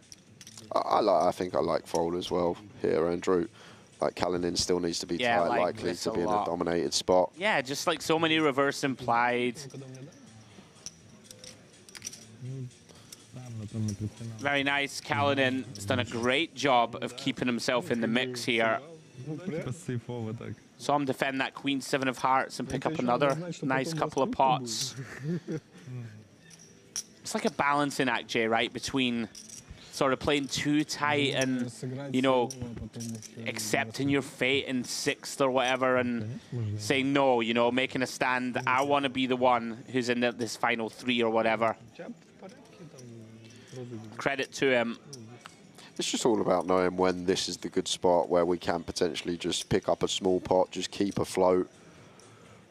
Blind's going to be coming around faster now, 6-handed, and Moratov 7-5 suited on the button with just 4 big blinds here. I like this. Just a little too weak of a holding. Does, of course, come a stage where you're going to have to draw a line in the sand, and it's coming very soon. Maybe decide potential for these two guys to clash. Maybe ladder up another spot. And Zubodziela there, just as covering stack, taking initiative, gets one through with the light open from the small. Yeah, very nice. And we can see Muratov would have got that one through. Of course, he can't know that. And we are 6-handed, guys. 10K high roller. $75,000 locked for all of these intrepid warriors on the felt. Michel Molnar there in the big blind. Action back on Kenjic. Hasn't had it all his own way, Jay. We thought he might, you know, run away with this FT, but Kirichenko on his left being the big mover and has an openable hand given the distribution of the stacks. I'd expect him to take this. Yeah, it seems okay. I think I like it, Andrew. I think he should take it.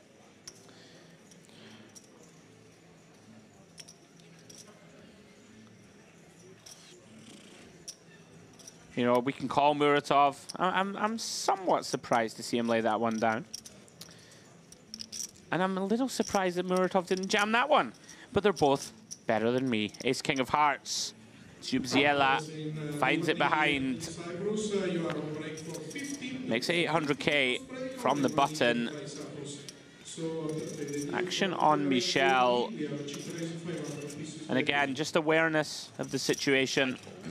We can make $20,000 by folding for the next few hands, quite likely to do so. Interesting to see Muratov. You think, Jade, like Jack 10 cut off 4.5 blind? I would have put it in, I think. I think we want to, Andrew. I could be wrong. Like we're really cut adrift, yeah, right? That's the main point now. We literally have, what, 3 hands now? Yep. I think it has to go in. I think that's the key point now. There's no other short stacks around. We're just outright short stack. We need to try and make our move sooner than later. Yeah, like we conceded ran into Ace King, of course. But he would have been in pretty good shape. I might be nitpicking a little, but it may be one of these spots, Jay, where you've been in fold mode for so long, it can be hard to flip the switch in your brain, if you get me. Yeah, potentially. And turn it back to the aggressive route.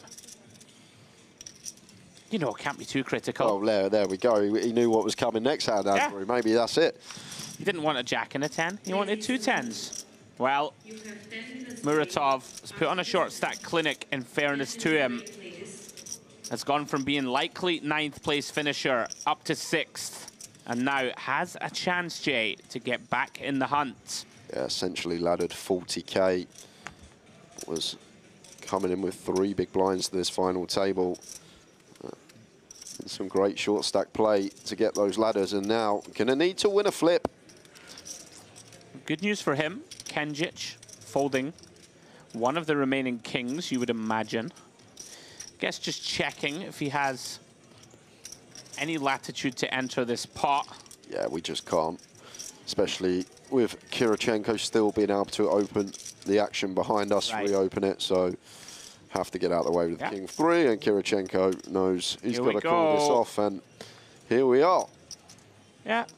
Slightly unfortunate for Muratov to actually be flipping here. Yeah, especially when like Kirichenko will open like most ace-X suited kings that we dominate, all the pocket pairs. Oh my goodness, Jay. Muratov improves to a set. What a turn card. Gives Kirichenko Broadway, needs to pair the board or he is out in 6th. Can't get there on this 7 of clubs. Thank you. GG, we do lose Anvar Muratov in 6th place. Great effort, ground that short stack like a true professional. Can't hold on.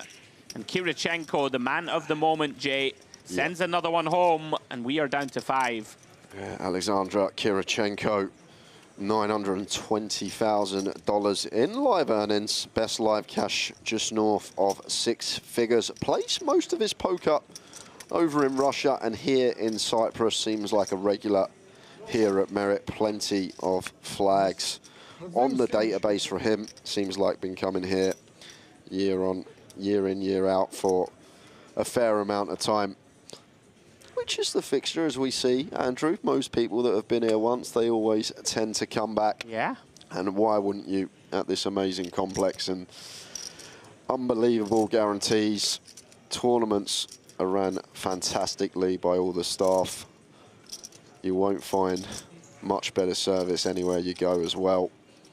And over to Molinar, 20 BBs, Queen Jack suited here on the button, raising into these 2 bigger stacks. Yeah. And Michel might jam this. Yeah. Now Muratov out the question. Happy to just send it for 20. I think just one of these where if you raise and get shoved on, yeah, it's just an awful kind of waste of a hand, quote unquote. Michelle just deciding against two hands in the blinds who are going to want to lean on me. You know, like an ace-9, you stop it from reshoving, all this type of stuff. Pocket pairs, you don't allow them to shove. Yeah, a lot of good reasons to just play jam. He's crunched the numbers, Jay. Decided this one's going in. And I think the computers do like using these type of holdings. The sort of Jack 10 suited, maybe even Queen 10 suited, Jack 9 suited, this type of stuff. Kalinin, 21 blinds. We are in that fascinating spot now that I referenced. We did lose the two short stacks back to back. So all of a sudden, Kalinin, Molnar, time to loosen the shackles, try and get in the mix. Wow. Kenjic wakes up with kings. Kalinin with one of those spicy little candidates, Jay. We are at this sort of awkward, shallow depth. We'll see what Kenjic decides on. Yeah, has the 3-bet here. Don't think we're ever playing any flats as Kenjic. We're just happy to put more chips in the middle. I'm a big fan of the sizing as hell, like 2.4x, just accounting for stack size of 21 bigs in question.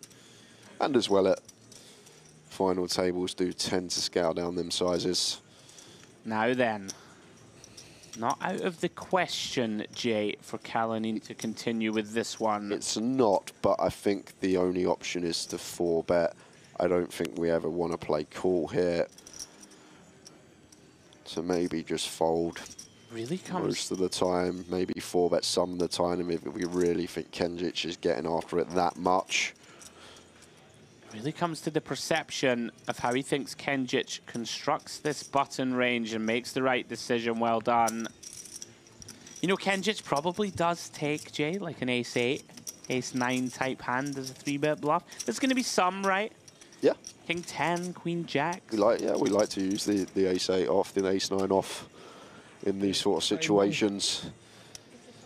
But then it's still, it's sort of that as well when you're on the final table, everyone's watching and you send it in and you run into kings and you're out the door and you're like, oh, what have I done? Everyone's watching. But I think it was a viable people give route you a to pat take. on the back and go, yes, Yeah, that's love heart, it. heart shown. Love it. Yeah, nice laydown, Kalinin. I'm sure he considered the option to rip it in there. Kenjic now, pretty much neck and neck with Kirichenko. Gets out of the way, and they are neck and neck. Wow. Really is the man of the moment, Jay. Pocket queens on the button with the chip lead. No one's going to give him credit for a hand when probably going to be opening like 70% range here. Here we go. 800K. Unfortunately for him, met with two quick folds. Oh, it's the classic. Look, boys, I've got it. You are. These queens are with you all the time. Kirichenko loving life, and why not? Are approaching, Jay, the next set of big blind increases. I believe it's a break after this level as well, Andrew, so I think we'll have a quick 10-15 minute rendezvous and then we will be back with the conclusion of the final table here for the 10K high roll-up. £365,000 up top in this one. Everyone locked 75K. 20K ladder if we can outlast one more opponent. And looks like we're going to get a walk here as Molinar with the ace-4 offsuit.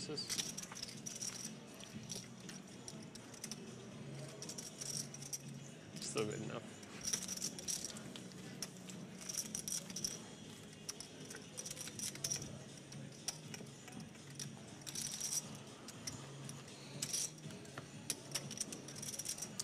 All right, then. On we go. Five-handed.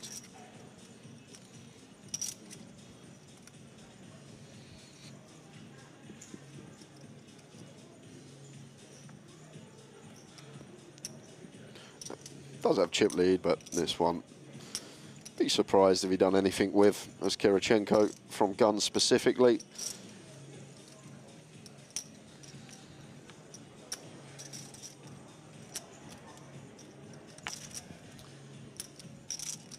Yeah, round 2, the small blind. Michel, 7-6 off. Very tricky. Big stack on his left, but does decide to complete. It's 9-3, I believe. Kenjic. It's 2, 8, 8, 5, 8, 7. I have 8, 9 behind. Just getting So, some. yeah, 9-3. Just getting some inventory of Molnar's stack. Jack 7 off, Jay. Not one we typically ISO. Does decide to check back.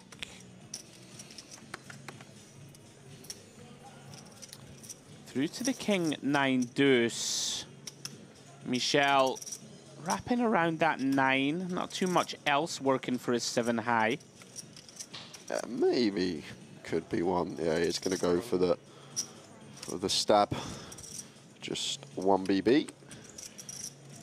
Well, likely to work, but a little suspicious. Kenjic, a little suspicious of this stab, of course. He's like, nobody gives you an easy one anymore, Jay, of these. Of course. These elite guys. But Jack 7, no real backdoor potential, just not quite strong enough, Jay. Does relinquish. Just an indication, though, right? They're always looking, right? Just always thinking, can I take this one away? Yeah. This is a very tough FT. Small blind 300, big blind unset 700. Dealers, shuffle of the deal, good luck.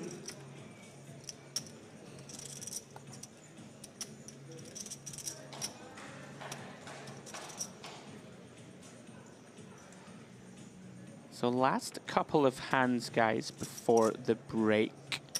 In fact, this is the last hand pre-break. I'm hearing from our magnificent production team, going to be a series of interviews with our final table bust-outs. So stick around, guys, through the break for interviews with Ehsan Amiri and with Stoyan Madanziev. Those interviews will be coming up during the break. Myself and Jay will go away for a little 15 minutes, recalibrate.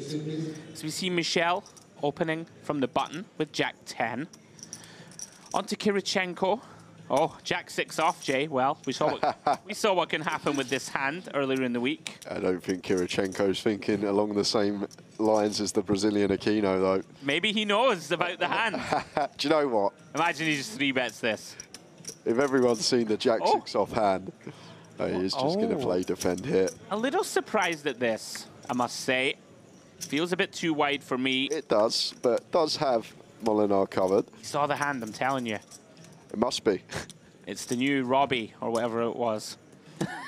He checks it over to Michel.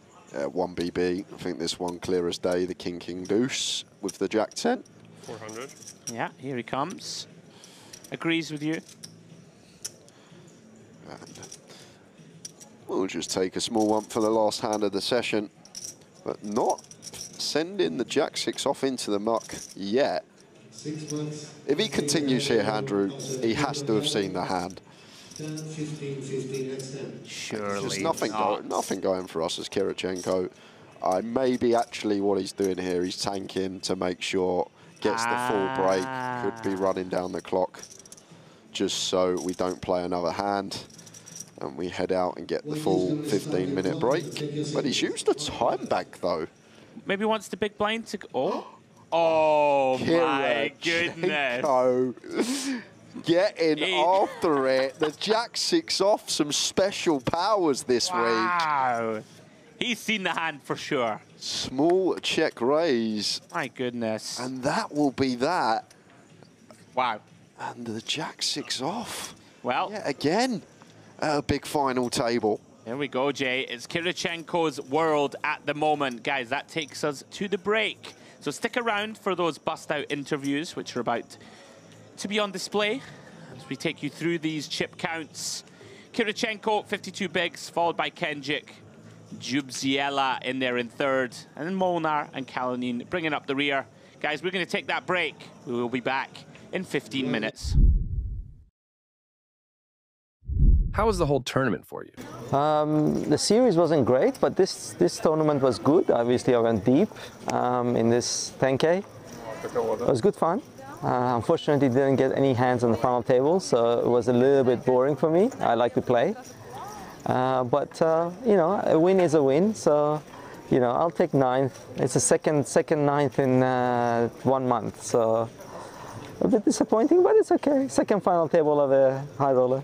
What is your favorite part of playing MPP Series? The environment is really good, very well serviced. You know, they take care of the poker players very well. It's more like a poker retreat. That's why I came all the way from Australia to play this.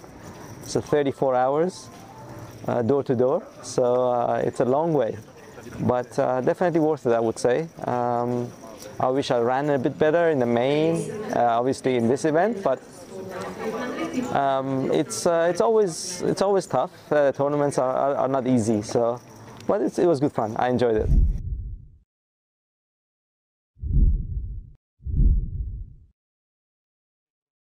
How was the whole tournament for you? It was good. I was running good. It hasn't happened recently, so I enjoyed it. It was going okay. Just before the final table, I lost some big pot, and I went on the final table a little bit short. There were more shorter stacks than me, but yeah. Any lucky or memorable moments? Yeah, for sure. Like, you cannot make the final table if you don't get lucky. For sure, there are many lucky spots I had, but I also played good, so I'm happy.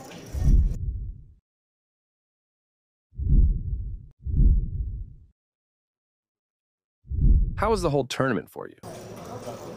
I think it's the middle. It's not so good, not so bad. I lose the main, 2 flips, ace king, and double nine, and then the high roller. I stay in final table. I think for me it's very, very good. Any lucky spots worth mentioning? Yes, it's triple all-in. I have the king, queen, aces, and double jack, and I have a full house. What is your favorite part of playing MPP Series? I like this casino. I like a restaurant. I like to travel. I like all these places. It's very nice sea. I like to swim. It's all cool. Come on, all players, come here. Who do you think will win? Kirichenko Sasha. I would like to good luck for him.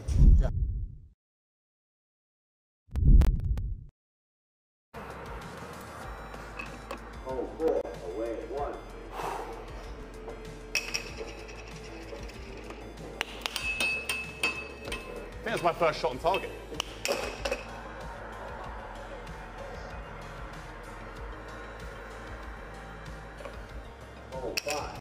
I preferred it when Jay wasn't here, if I'm being honest.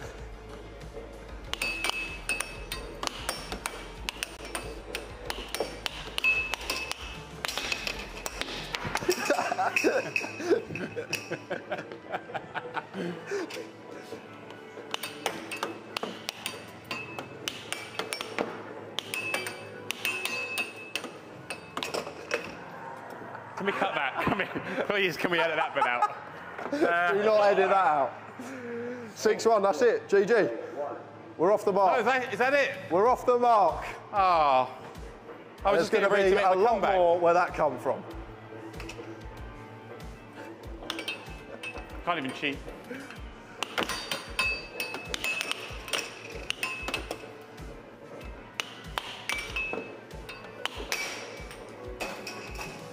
Whew, I feel like Andrew Headley after a game of chess. I thought it was game over. We can keep that victory and just edit this in.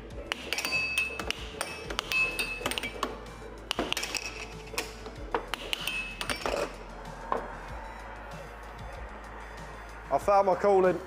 Found it. Found it. Well played, Jay. Well played, sir. Well played. Thanks for the point. Thanks for the 3 point. He's a much tougher opponent than Andrew is, and he is now off the mark. 2-2-1 the scores. But, Jay, perhaps it's time to get to what we're here to do, maybe call the action in some poker. I like your idea, James. I think we should get in the booth and start with some poker.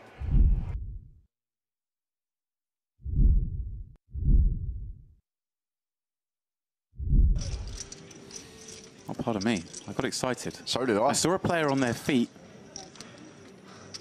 It's the man from Belarus again. Yeah, that was nervy, Jay. I was scared for them, but nothing happened. Okay, so the deuces do find the muck from under the gun. Yeah, it's a good fold. Very easy to get attached to a pair, but these small pocket pairs, ones that do want to be folded at this stage, better to open hands with good removal. Better check here with ace-queen in the cutoff. Obviously, kind of a nice scenario. Obviously, plenty of hands to be raised, kind of getting it in with, but you're never that wild on FT bubbles, but deciding chip accumulation is worth a lot here. I was wondering where the line is in stack size that he might just elect to open jam at a hand from cutoff rather than... Yeah, probably at this stage like 13, 14. I don't think we want any jams off of 18 here with 2 tables of 5. Like, so much better to just open here, give the big blind a chance to shove like an ace-jack, an ace-10, get them to defend a hand that we dominate. Ooh. And even here, king-jack suited, these suited broadways are very nice candidates to choose here, and it wouldn't actually surprise me if Puts went for this here. Just because he'll recognise that Patrick has to call very tight here. Right. And even when called, these suited broadways do very well in terms of equity pre-flop. Like, even if we're up against an ace-king, still going to have that 1 in 3 shot to get there. Let's see, he's certainly mulling it over. And he does! Well done, Jay. Well called. Putting Patrick to the test. And... Oh. What happened if 2 players bust in one hand in different tables? Yeah, okay.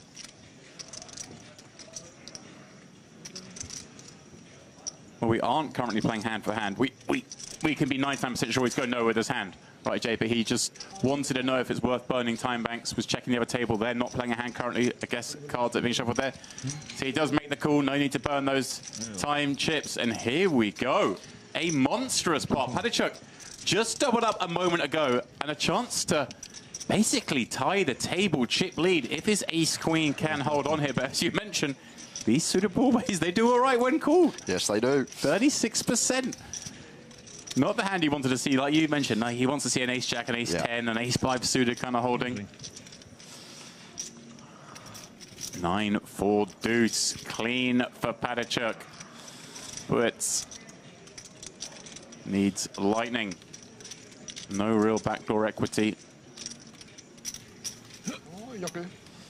Well, the outs change. Loses the jacks, but picks up the 10s, all of which are live. Finally. Yeah, improved.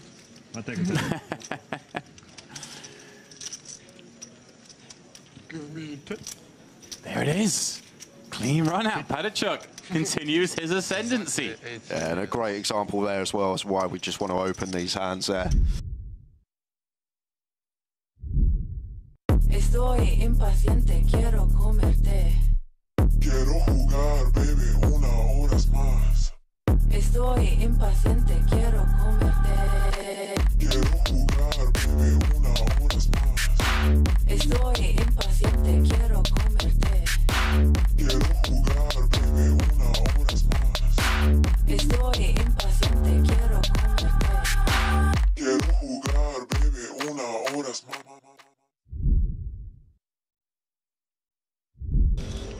Lasowski is going to have nightmares tonight about this man.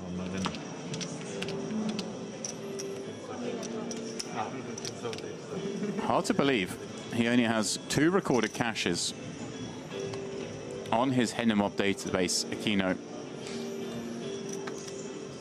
The first of which, coming back in March, was 3rd place in a high roller in his native Brazil in Sao Paulo for $41,000. And then he found his way onto that WPT voyage, the cruise that, you know, a lot of people seem to have a good time on. He final tabled a turbo there, and then, hey, his next appearance on the live felt here as one of the 8 qualifiers to make this final table. So newish, it would appear, to the live arena, but certainly not new to poker the way we've seen him play. This is a man who's done some stuff. He's got some scarring. Honestly, he has just been getting after it and finding pots that others wouldn't find. And very interesting one here for Strobel, James. Like, in theory, I think the computers like to do some jamming with these sort of suited broadways facing the button open. Like the Queen Jack suited, the Queen 10 suited, the Jack 10 suited, this type of stuff.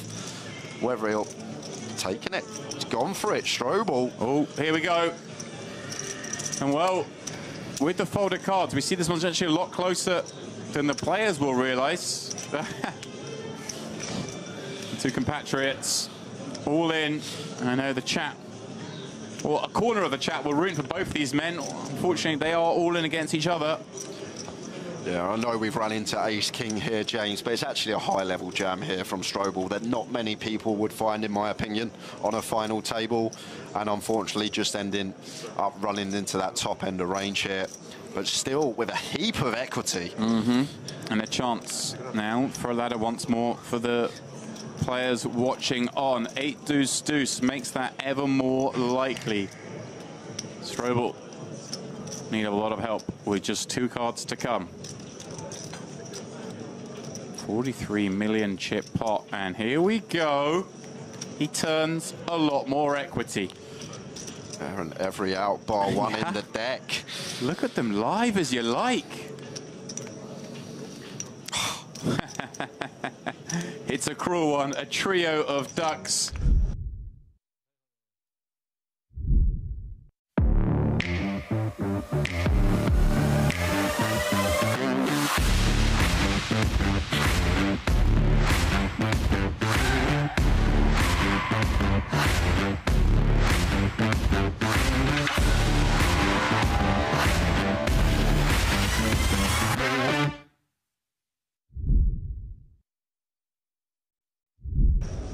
For those who like what they see, get after it.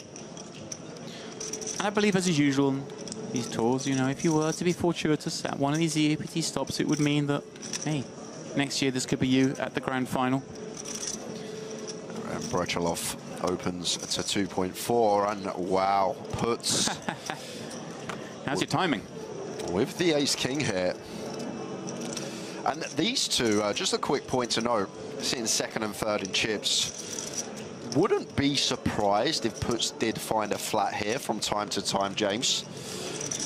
Like, on first glance, looks like ace-king, we need to 3-bet, but with these ICM intricacies, maybe we do play some flats facing EP against a stack size that can do a lot of damage to us, but does just go with the general approach. I was going to ask as well, with Strobel, like, so short behind, if we flat and he decides to jam, does reopen the action. You have another short stack in here as well that would reopen the action where they couldn't to a 3-bet. So yeah, another reason perhaps to throw into the camp you suggest. Yeah, he takes the more obvious route. Yeah, and probably just going to proceed with call here as Brechelov. It's close, ace-queen off, but I think as covering stack, we do get to come along. If stacks were reversed, probably lean more towards fold. On the decision point for Christopher pre-flop as well, do we ever see perhaps just a 3-bet pile for this many chips as well with the ace-king, or is that too much given there are 9 left? I think it's too much, just for the time that we do run into. Has he gone for 4-bet? Ah, clicky 4-bet. Let's have a look. He put in a heap of chips. Looked to be around... I mean, a stack of those greens is, what, 10 million? Yeah, here we go, 4-bet to 15 million. Dreamy scenario for Puets, in that he set up his stall to 3-bet and then have to 5-bet jam. Obviously, right now, worried he could be moving into the nuttiest of ranges, but understandable, Brechelov, with this ace-queen, you advocate flat, but it does lend itself quite nicely, doesn't it, to a 4-bet fold potentially. Yeah, it's what are we trying to fold out though? Do we think that we get some jacks 10s to fold some of the time? Maybe 10s does go into the muck, but is ace king ever going to let it go? Right. You feel like it's wasting a strong hand perhaps, but the counter argument is, hey, I don't want to play out of position against this extremely competent opponent. And here we go with 5-bet jam. This final table continues to deliver fast-paced action. Yeah, a huge pot going to go puts his way here. Breslov just has to fold now, and that's a big pickup for the German, uncontested. Another 18 million chips to go with the sort of, well, about 18 million chips he won in the last pot. Now up to 61. And welcome back, ladies and gentlemen. As you can see, night has descended over the beautiful Merit Royal Diamond Hotel. Across the whole complex, no less, Jay. But we are still here, 5-handed in the 10K high roller. Still heaps of action going on, as you can see on those outer tables. Yeah, but here are the chip counts, Jay. Thick and fast first session, losing 4 players, leaving us with 5. Was a lot of short stacks. And now the shorties are gone. Nikita Kalinin, bottom of the pack with 16 BBs, 6.5 million. Michel Molinar with 22 and just shy of 9 milli. Marcin Zubziela, 26 BBs, 10.6 milli. Jovan Kenjic, 41 BBs with 16.6 milli. And the star of the show so far, Kirichenko, did come in second in chips, but now does have the chip lead. 11 big blinds clear of Kenjic, 20.85 million for him. It's been impressive to start the FT.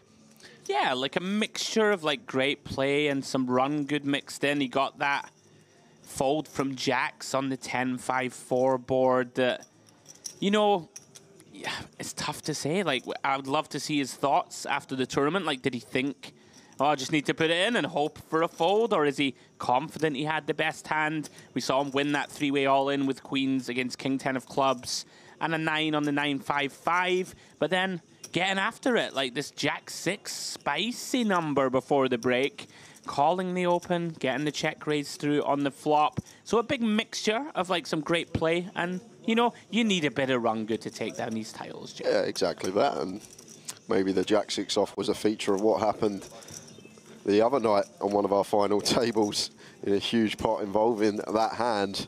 Yeah, if you haven't seen it, guys, the 2K EAPT Grand Final 4-handed hand of probably the sickest hand I've ever covered, and I've covered a lot of events from the booth. So check that out. You can see that on DTD Player. Wild, wild hand that was 4-handed, involving the old jack 6 offsuit. But as it stands, Jay, 5 remain. All still in the hunt for that top prize, 365K and the 10K high roller title. Yeah, so nice just about to get underway for the next session. Blinds 250, 500. Right. Occasionally we like to do this. Are you ready? When it comes back round to Kenjic, we like to do a little lookalikes at you know, poker final tables. Okay. And I just saw it there, and I thought to myself, Michael Schofield from Prison Break. Did you watch Prison Break? Yes, I did. Right, wait till you see. Let's see if you can see it. I might be miles off it, but I can see it. Right? Wentworth Miller, right? The actor? There we go. Very nice. I'm telling you. Wait, look at his eyes and nose. Anyway, I'm getting carried away. Callahan. Now, this is tricky. 13 blinds now with them going up, Jay. Decision point between just raise or jam. I like just opening in these situations from gun. Still can get value from worse, get someone to put in a light 3-bet and then get to send the 4-bet. And I like the main point as well. There he is. Look, there he is. We want the big blind to defend wide. I missed it, but I'll look next time. But like, we want Zubziela in here with hands. Wow. That we dominate, but this one we do not. Pocket 7s here for Zubziela.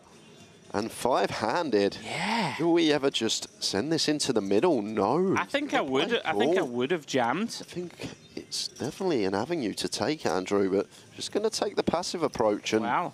It's a well-timed flat, because if we did jam, Likely would have been doubling Kalinin up, and lovely looking flop here for Kalinin. Top pair, top kicker, backdoor nut spades to go alongside. And do just expect some chips to enter the pot. Yeah, this is pretty grim for Zubjela now. You know, we got nice backdoors, we could have the best hand, but it's getting so shallow. Kind of why I think I would have just favored saying, all right, you got a better hand than me, good luck. Like, we're gonna flip ace queen, ace king. I mean, it's not to critique. Flat seems fine also. Just tough to proceed post J on a lot of textures. Makes a very nice fold anyway. Quickly laid it down. There he is, Wentworth, seat 1. Hang on. Don't get ahead of yourself. Oh, I need a different angle, is that it? Yeah.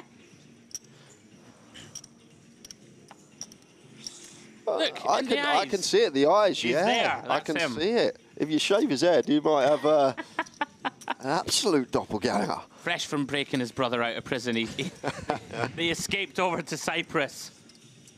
Right? Didn't he go missing at the end and they didn't find him? There you go. I've solved a mystery here at the MPP. Now, Kirichenko, well, Jack-6 got after it. Wait, no. Okay. Kalinin didn't just fold Queen-Jack suited, did he? Interesting spot, Jay. You could go either way, I'd imagine. Yeah, I think both are open. Like jam. We're just going to get so many folds with jam that I like jam here. Like Kirichenko going to be opening so wide as chip lead up. That is opting to call. Maybe one of the benefits, like expect Kirichenko to open all suited queens and jacks that we do dominate. Yeah, off to the ace-ace deuce. Pretty good flop for 10-4 of hearts as flops go. You can get your opponent to fold a better hand. I do just expect the 1 BB on this board, Andrew. And there it is. Now then. I think Queen Jack of clubs does want to continue for 1 here. Yeah. I think as well because we kind of are protected. Maybe we can't have too much ace-x here though, Andrew. That is a thing, I guess. We're going to shove like a lot of the ace-x facing the button open from the chip leader. Yeah, I mean, I think we're still going to have enough. I hear you though. A lot of them have got it in already. But we're going to have a bunch of the middling ones, I think, still. There we go. Improves to the Jack of Spades turn. Now, Kirichenko, we saw him earlier, Jay, kind of barreling with a King-10 of Spades in a faintly similar kind of spot. Yeah.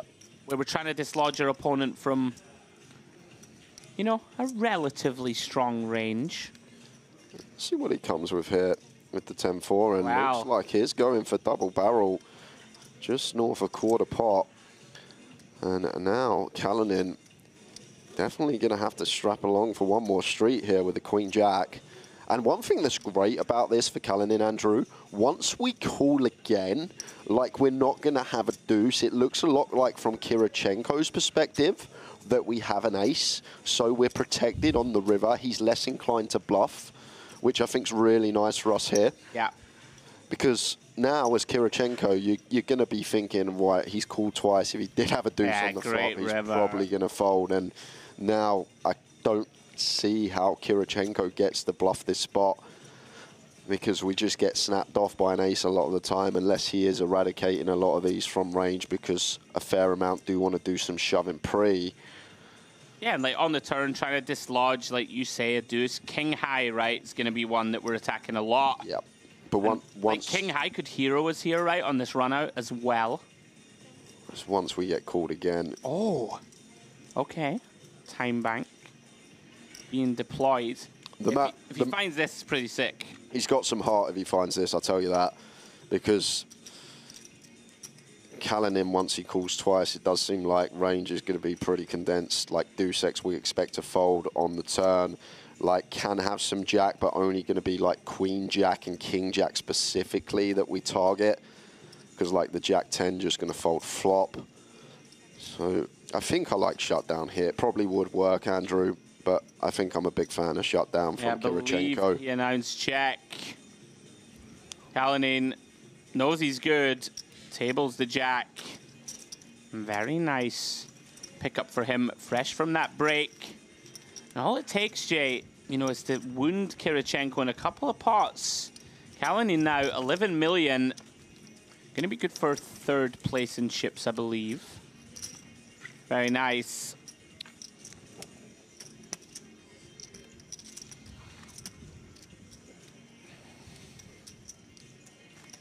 Working through that merit playlist in the background. What kind of genre of music is this? What kind of funky? Do you know, like the old school British fruit machines when you get on the board? That's what it sounds like you're up on the board, you're spinning it around. Which fruit machines you been playing? I'd be in there every day playing them. Kirichenko in the cutoff. 10-9 offsuit. Probably going to get out the way. Is the chip leader though, and is raising into 3 shorter stacks if he does want to open. Is actually going to take it. No, he's not. Bluff me then. Went for chips and then folded his hand. Yeah.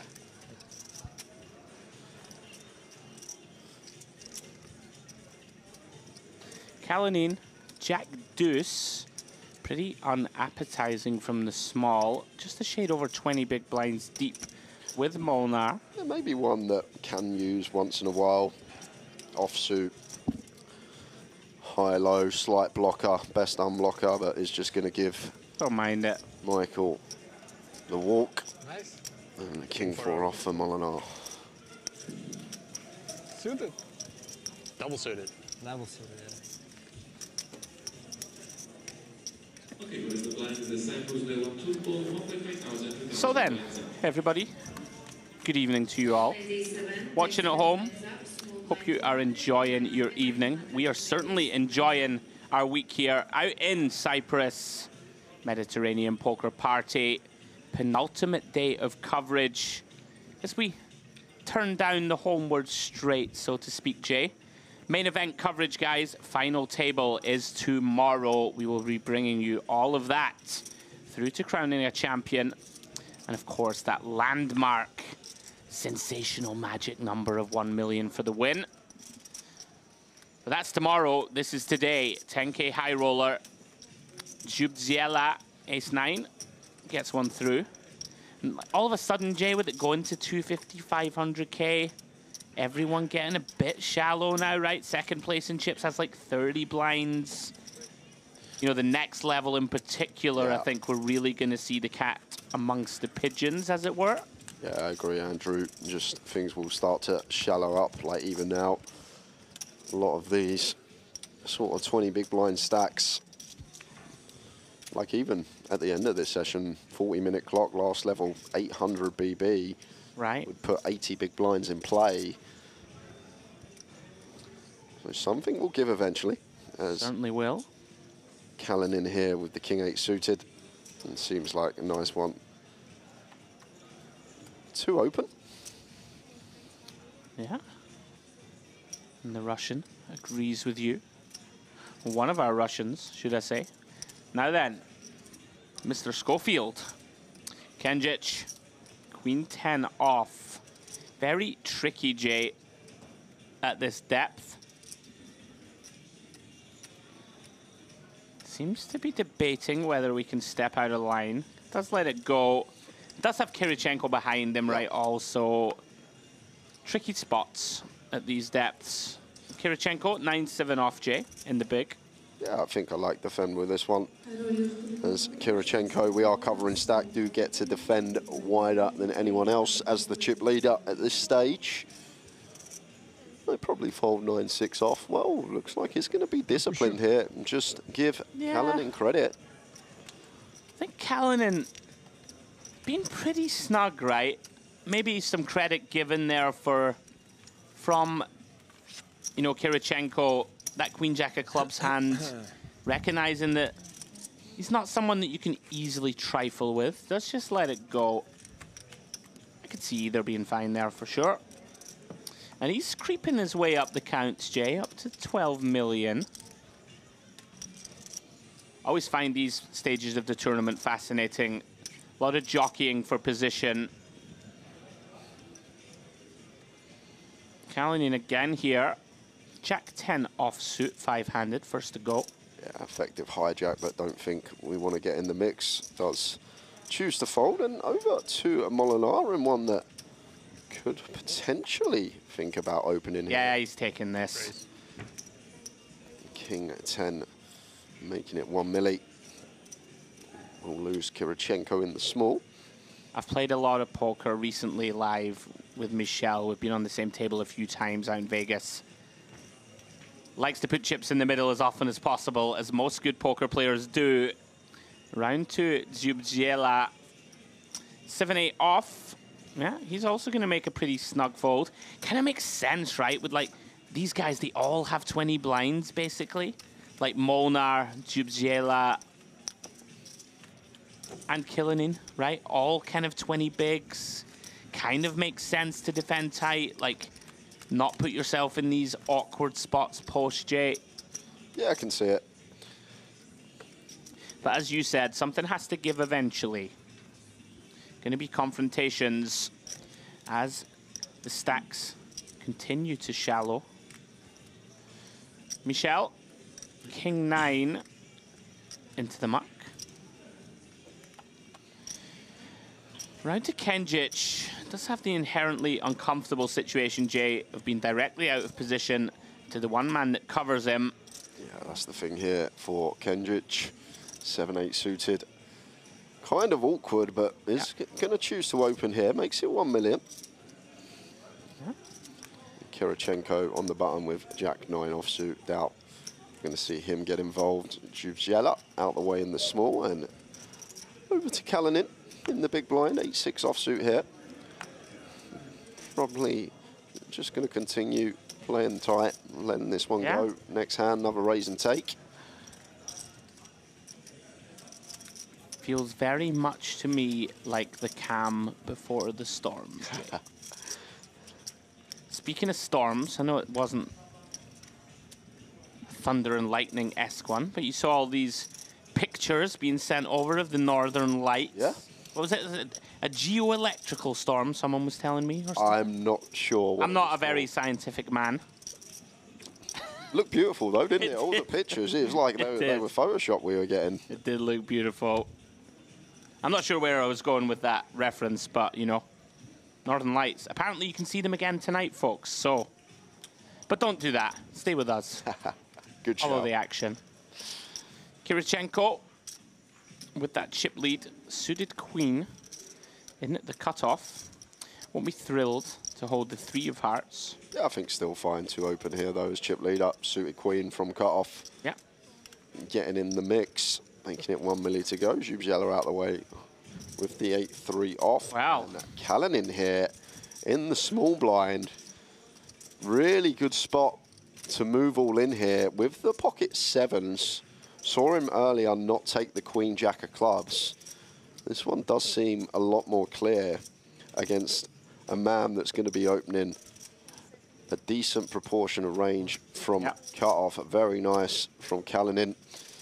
Does find the jam and going to get Kirichenko out of there. Picks up 2 milli for his troubles. And just like this, Kallinen winning a few pots is just bringing himself closer to Kirichenko here.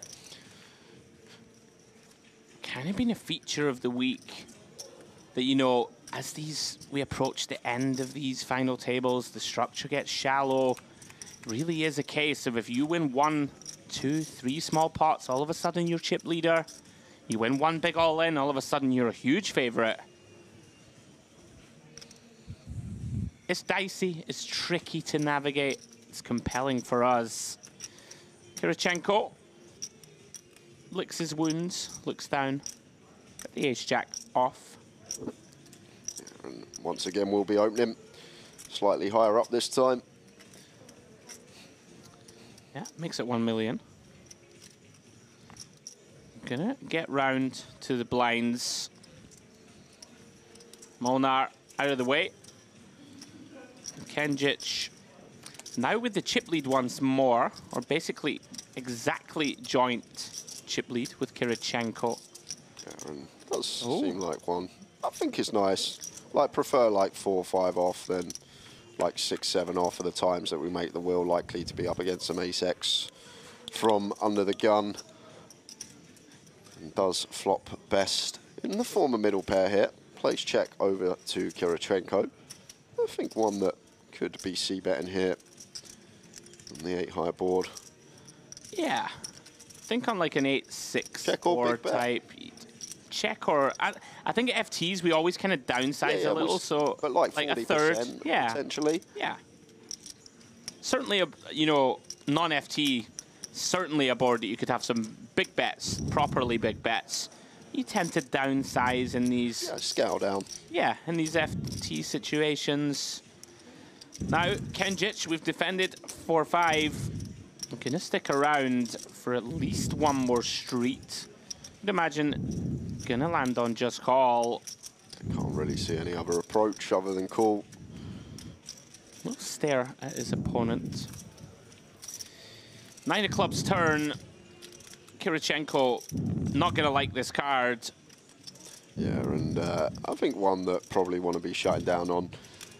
9 does have a lot of interaction with some of these straight draws. If they're not making a straight, a lot of them make top pair. And like we're still ahead of this 4-6, 4 deuce suited, 6 deuce suited type stuff. I think means for a nice one to check here. But Kirichenko surprised us already. Got out of line with a jack-6 off earlier. Yeah, I can't see him betting this one. Does decide to check and gets a very interesting 10 of clubs river card. Yeah, now when check 2, can't really see any other way to proceed here for Kenjic, and Kirichenko may decide to use this one here, Andrew. Yeah, and I think it's kind of reasonable that we can still represent value. Like if we had a hand like 10 jack, you know, we're supposed to check a lot, right? On this 9 turn, gonna want to realize equity, gonna have some 10x in there for sure, like a queen 10, king 10 that bet flop, you know, just for some denial, trying to just win the pot.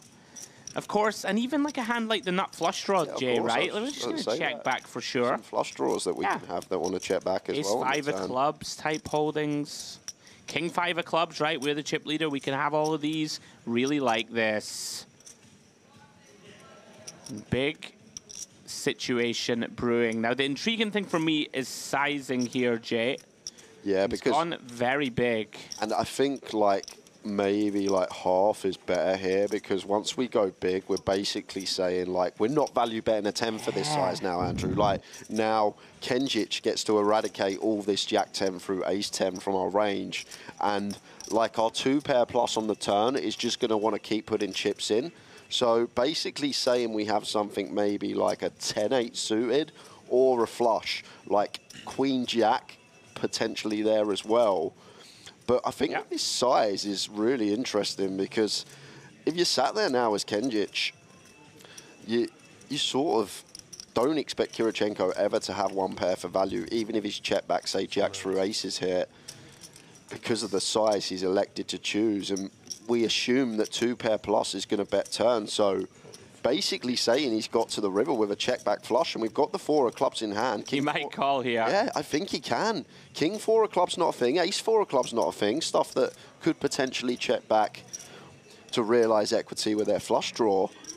And it's just down to the size. I think if Kirichenko goes like 2.4, 2.5 here, just 3 million. Kenjic is already folded. But once we go over pot, we just can't have these 1-pair hands for value now, in my opinion. Having said that, Jay, it's so hard to pull the trigger, but he has done it. What a great call from the Serb. Kenjic, take a bow, sniffs it out, broke it down, and comes to the correct decision. Big moment in this final table. Now puts a lot of leeway between him and second in chips. Great call there, Kenjic. Nice stuff. Just jumping back to the hand, it makes sense. Because especially with that 4 of clubs, and we expect king 4 of clubs, ace 4 of clubs to take the line that would get there with a flush on the river. And we sort of make the assumption that 1 pair doesn't go that size and 2-pair plus continues betting turn. It's... Yeah, and first real cracks in the armor of Kirichenko. Hopefully for him, it doesn't live to regret that one, Jay. I'm with you. Really like how you broke that one down. But as you say, Andrew, still so difficult to call with just full pair there. No really kick is. guy. It's so hard to still stick the chips in, but...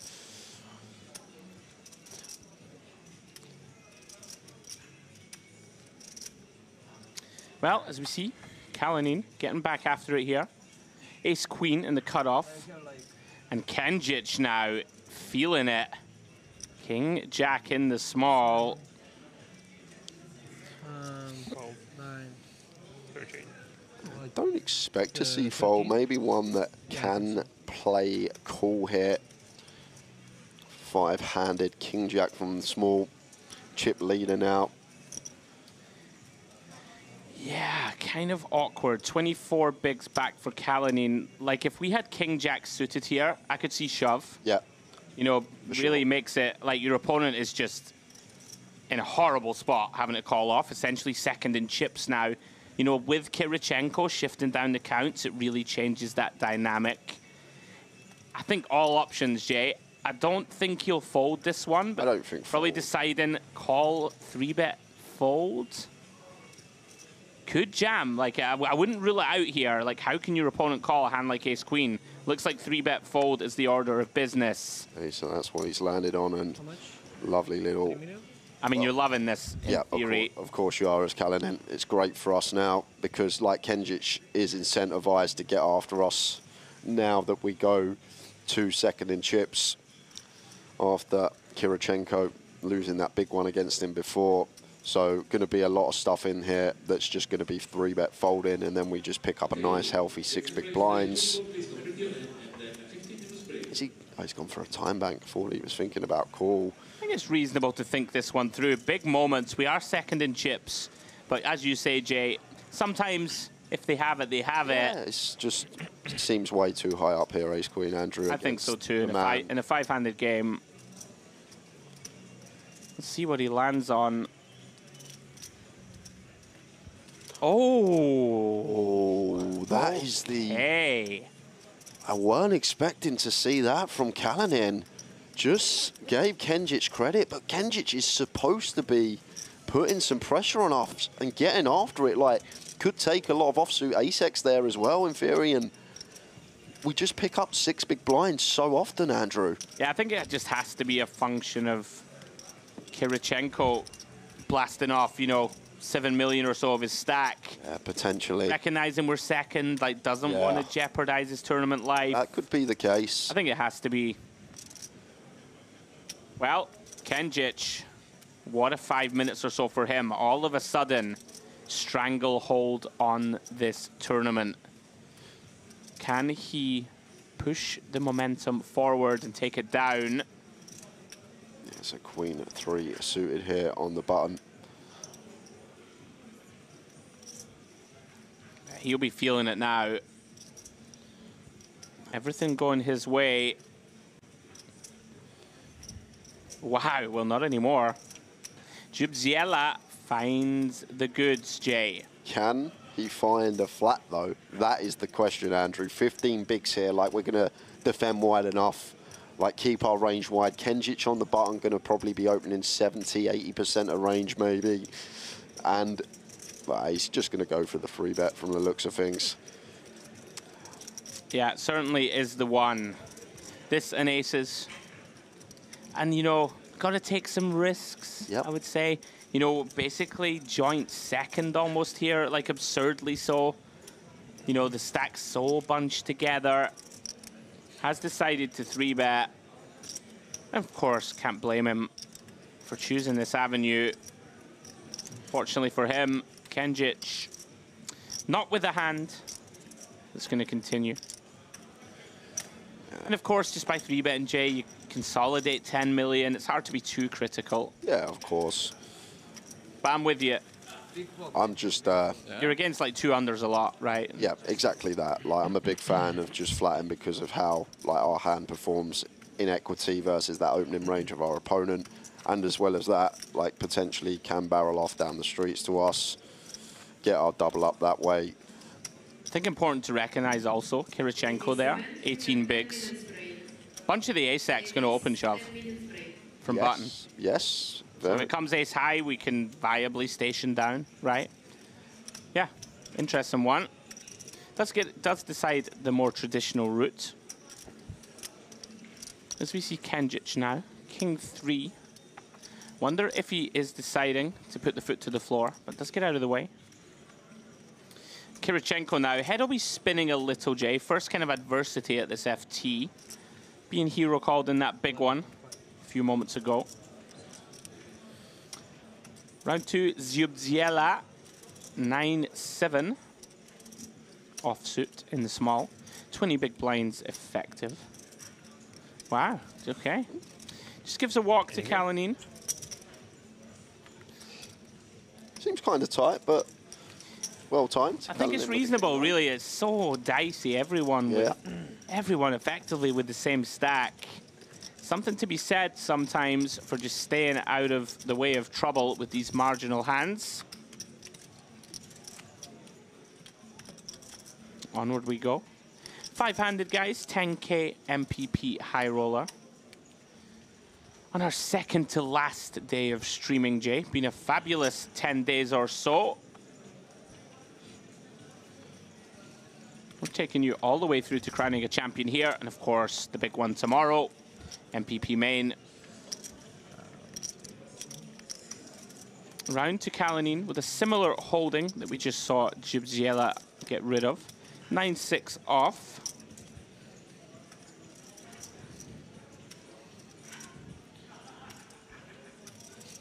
E3, 25. Total. And so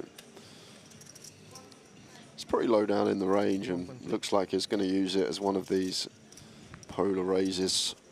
We want our worst and best hands. Yeah, I like this from Kalanine, really changing gears.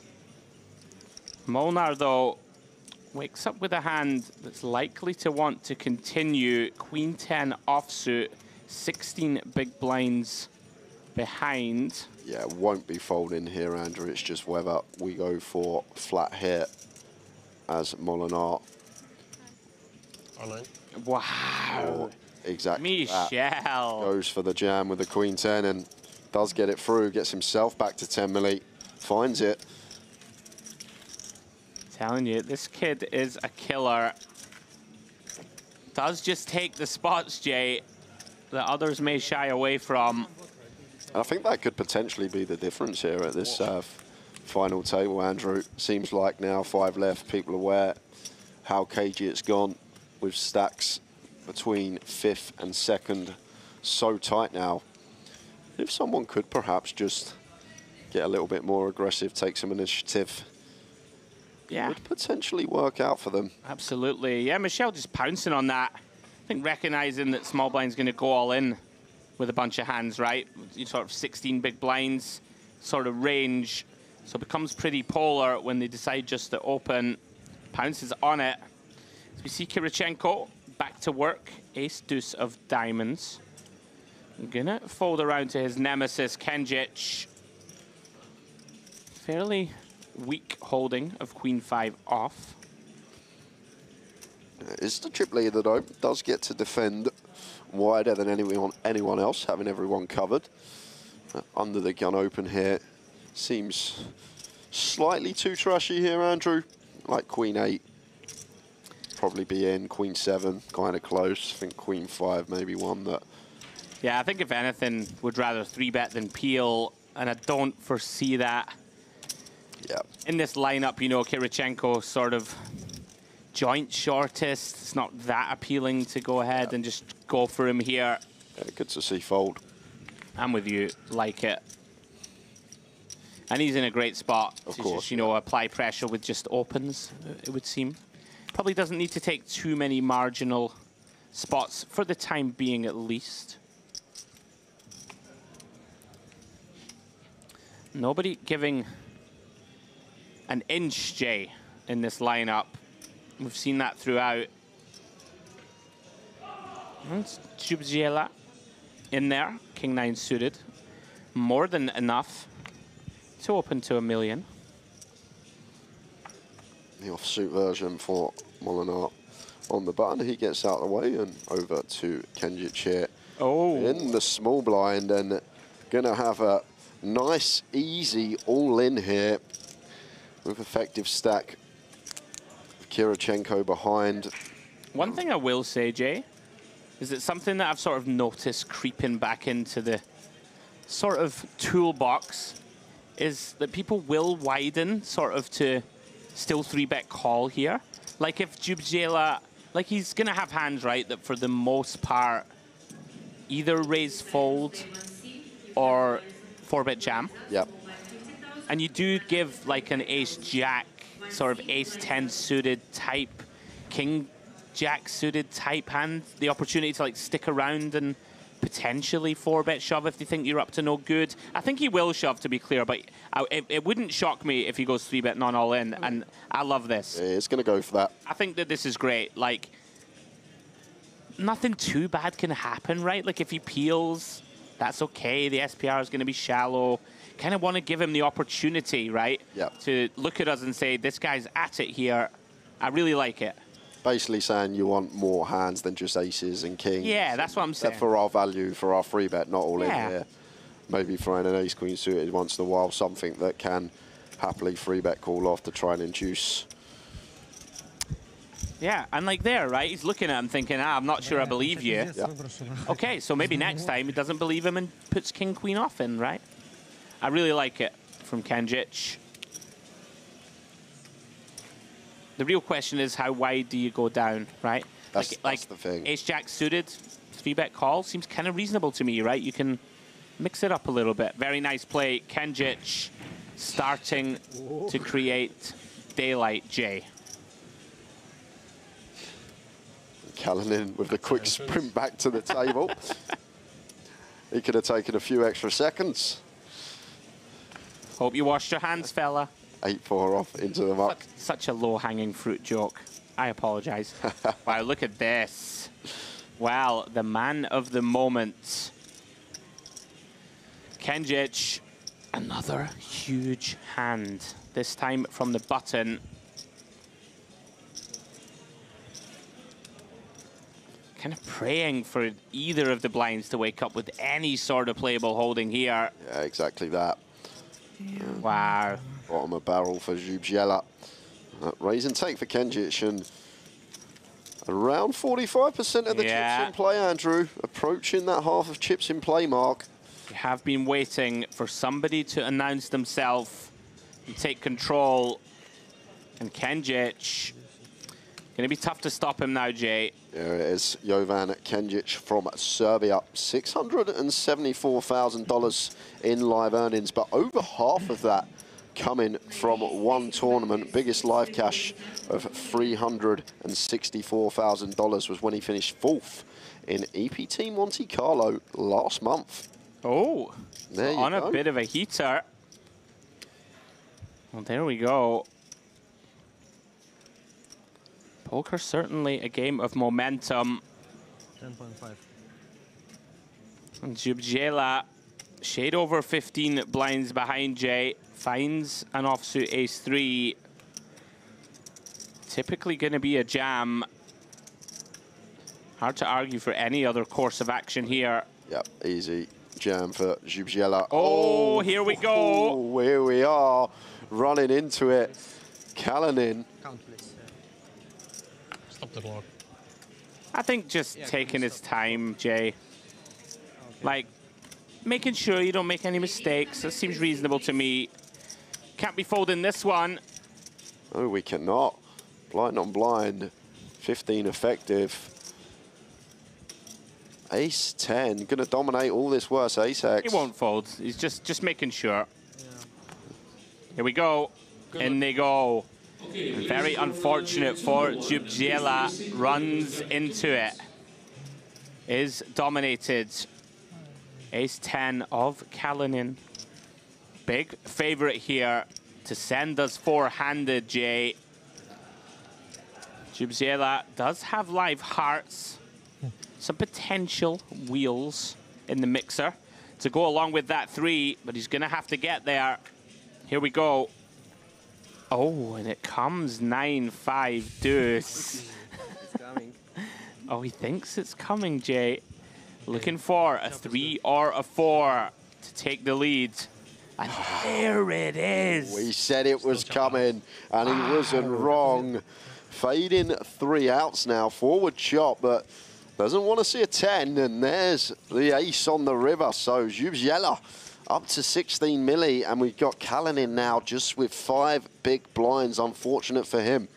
Yeah, really unlucky. Has put on a great display so far at this final, but we knew a clash was coming eventually, Jay. Had to happen. Makes a good call. Unfortunately, doesn't get rewarded. And Zubziela, just like that, second in chips. Aaron already smashing his biggest live score out the park. $39,000 biggest live score before this today. Already locked up $95,000, the man from Poland. Yeah, really tough one for Kalinin. He's played pretty much not perfect on this final. We did see the tight lay down with ace-queen. Really the only hand of note I can remember, Jay, where I didn't like how he was proceeding. Excuse me. Unlucky. Still in there. Has room to spin up. Those ones are pain, though. Max pain. Especially like if you hold Jay right, you're probably a lock for top 3. Start to dream of taking down the title. Kirichenko, well, ace-queen. 16 blinds deep from the cutoff. Yeah, probably just open here. Give Molinar a chance, potentially to shove like an ace-jack, an ace-10 off his stack depth. Yeah, hand's just too good. And Michel, just so aware, especially with that big swing of Kalinin now, being on 5 blinds, recognizing, doesn't want to be defending too wide. There's some real killers on this table. Molnar, Kenjic, Kirichenko, Zubziela, and Kalinin. Everybody been putting on quite the performance, as you would expect for the most part, Jay, in a 10K. Yeah. Back on Kirichenko. Offsuit, ace-4. Blinds up next hand. It's going to put even more pressure on these stacks. Round 2 Molnar. Well, Jay, 8.7 million. Blinds up next hand. Ace-6 off here for this hand, working with 17. Yeah, this is an interesting one, and does decide just to send it. Says, if you find it, Kenjic, good luck to you. Gets it through. Just another example of, he knows there's a pay jump coming, but certain hand strengths are just too strong. Please go. Ace-6, sends it in. I wondered if he'd ever consider limp shove, like could be an option. But then again, if the big blind just jams, then you have to just fold your hand. Yeah, that's the frustrating thing about limp shove in that situation. There are the chip counts. And Nikita Kalinin gonna need a spin with his 3 big blinds, but we've seen plenty of spins today and over the course of the week, so don't write him off just yet. Kirichenko was flying at one point, but down to 15 BB, slightly pipped by Molinar with 16. Marcin Zubziela, the big move up the last 10 minutes, up to 27, and Kenjic top of the pack and in pole position to become the high roller champion here for the 10K. Now then, Zubziela, fresh off that big double up. Ace, king of diamonds. And Michel with Jack 10 of hearts. Very tricky, dicey spot. 16 BB. Yeah. Just chooses to let it go. Oh, hello. Kenjic now. Ace-Jack offsuit. It's an awkward one for sure here. versus Jubiela, but maybe we do just get to make this like 3.8, something around there, because he should be playing fairly honestly back at us. I would be very surprised if he doesn't take it. And here it comes. Music to the ears of Jubiela. Yes, it does go around that remit. 4 million chips, and Jubiela here loves this. I'm just going to get to send now with the ace-king suited. And Kenjic will be 3-bet folding this one. All in. And there it is. And just like that, basically going to be joint chip leads. Yeah, always intriguing, these spots. Kenjic maybe could have just peeled pre-J. It's one of those, sort of, can go either way and it would be absolutely fine. As it stands, runs into the big hand. And what a spin up for Jubiela. It's amazing how quickly he was turn. out the door 5 minutes ago. 9-5 deuce, needed to find a 3 or a 4, and no waiting around on the turn to set him on his way. Brilliant stuff.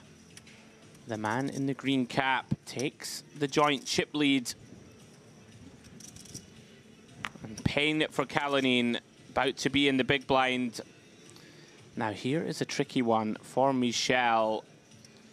I think the Jack-10 suited off of 16. Yeah. Not going anywhere. We saw him fold, but that was to an open before, this time first in the pot. Makes it 1.2 to go. Yeah, big blind with some potential to apply pressure. A relatively unattractive king-6 for the pole. Yeah, slightly too shallow. Like, we tend to use the offsuit high-low king exit around 30, 25. Just going to let him raise and take. And seemed pain to fold the Jack-10 suited the hand before Molinar, and then the dealer's like, there you are, sir. You can have it again.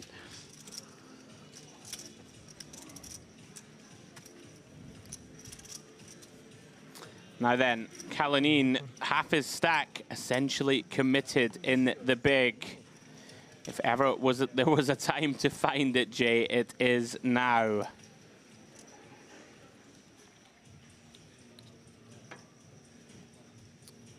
Michel, out of the way. As you would imagine, will be Kenjic. Now, Kirichenko with a hand that figures to be best, Jay, against a big blind hand. Could raise fold this to a small blind shove, in my eyes. Yeah, I think that's an option that's in there. Off of 13. We'll see how he decides to proceed.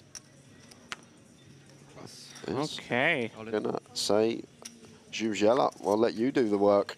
And I guess that's one thing that's good about fold. We're pretty certain that Jubiela is going to send basically any two into the middle here, into the big blind of Kalinin, and we'll have that opportunity to see him bust and us ladder an extra 27K. Well, here we go. Kalinin was within a couple of cards of taking the joint chip lead. As it stands, he's on the brink, and he is teetering on the edge of that brink now, Jay. King, Jack, 3, 4% equity only for Kalinin. Needs runners. Doesn't find it, and he is dead on the King of Clubs turn. Great performance, Jay. Just unfortunate, one of those things. Unfortunate with the ace-10 versus ace-3. Key point, maybe that ace-queen hand, if he took a different approach there, could have been a different story, but still hard to send the chips into the middle, but great run. And we lose another, leaving us with 4 players. Yeah, very nice. We are now into the 6-figure, I keep getting it wrong, into the 6-figure payouts. How was the whole tournament for you? Just one bullet, so yeah, it was a lot of interesting hands. So field was interesting too, so a lot of famous players and some VIP players too. Yeah, I think I played well yesterday. Yeah, today was a good day for me too. So I got final table with average stack, and but last two hands was unlucky. So I lost ace-10 off against ace-3 off. So and before that I made big fold with ace-queen offsuit. I don't know if I was right or not. I will check on stream. So I just felt something strong from my opponent. I don't know. Yeah, but so it was good. Who has the biggest chance of winning this one? The biggest chance, I think Machin is chip leader now. So he's a good online player. So I played him online or on Stars on GG. And yeah, I think he has biggest chance. And also a Dutch guy, Molenaar, he's a good player too, yeah. What are your plans now the tournament is over for you? I'm gonna play WSOP in the summer. Yeah, like it's my sixth time World Series of Poker. I'm gonna start soon. Yeah, and go to my home to visit my parents and friends. So, and after go to WSOP, yeah.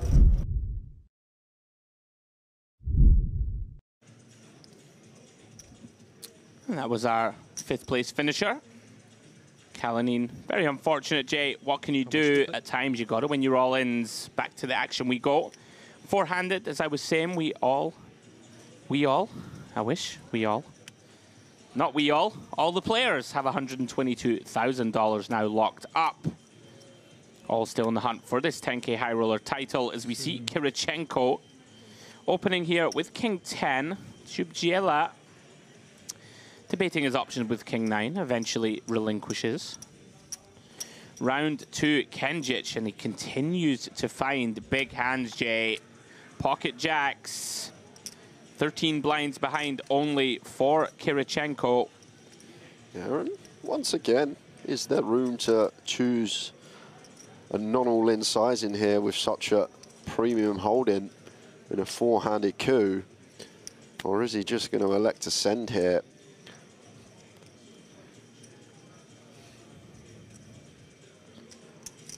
More difficult, I guess, facing 13 BBs, because probably got to make this like 2.8 if we do choose this not all in sizing, and then it does become extremely polar. So that's all he's weighing up here, Kenjic. Always going to take the aggressive route. It's just whether to go for the all-in or to go for the free bet not all-in sizing. Yeah, and I really like this. Yeah. You know, I was asking for it with the ace-king earlier. And, like, for the most part, your opponent won't peel anyway, Jay. Yep, that's the And you just allow them to make a mistake and 4-bet jam a hand that you have crushed. I like it. And this does look potentially bluffy, right? I mean, we're basically saying, I have jacks plus, ace-king, ace-queen suited. And the rest are going to be bluffs. Of course, Kirichenko can't continue with just King 10. So you see it there. He just says, good bluff. Throwback.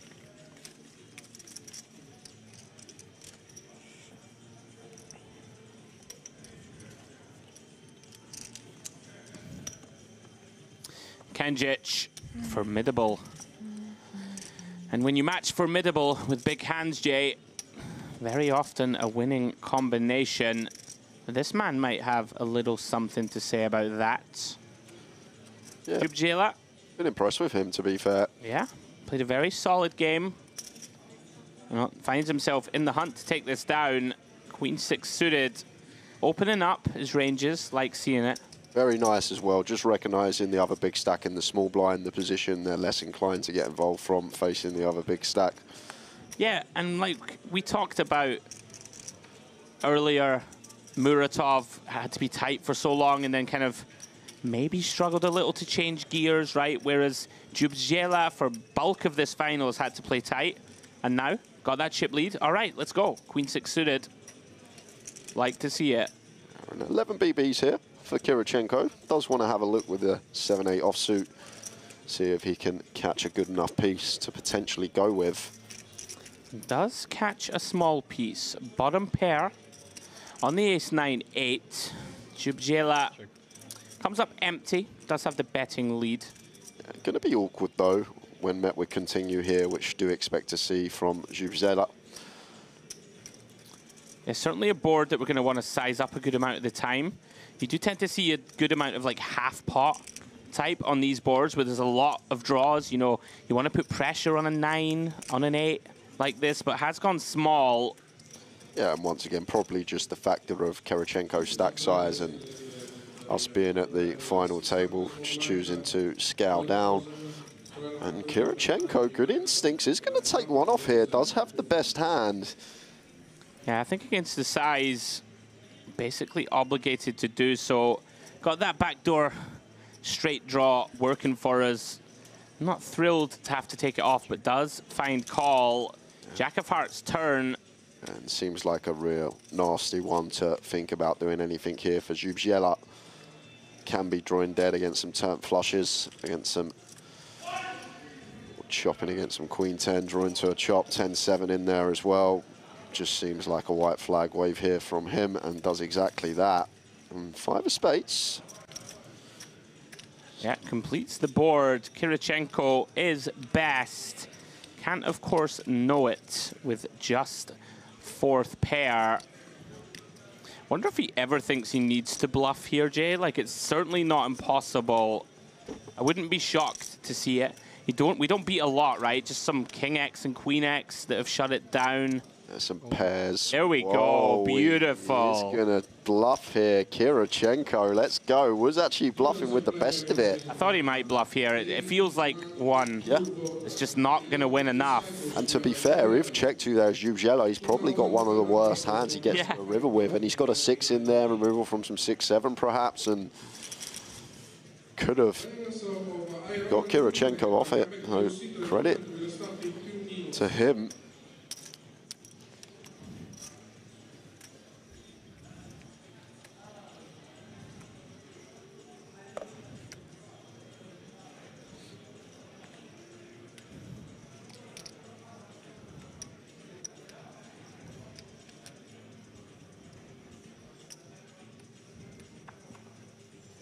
Yeah, very nice from Kirichenko. Like to see it. And he finds a playable 1J. Ace-4 in the small, 16 blinds. I'm all in. Let's see if Kirichenko agrees.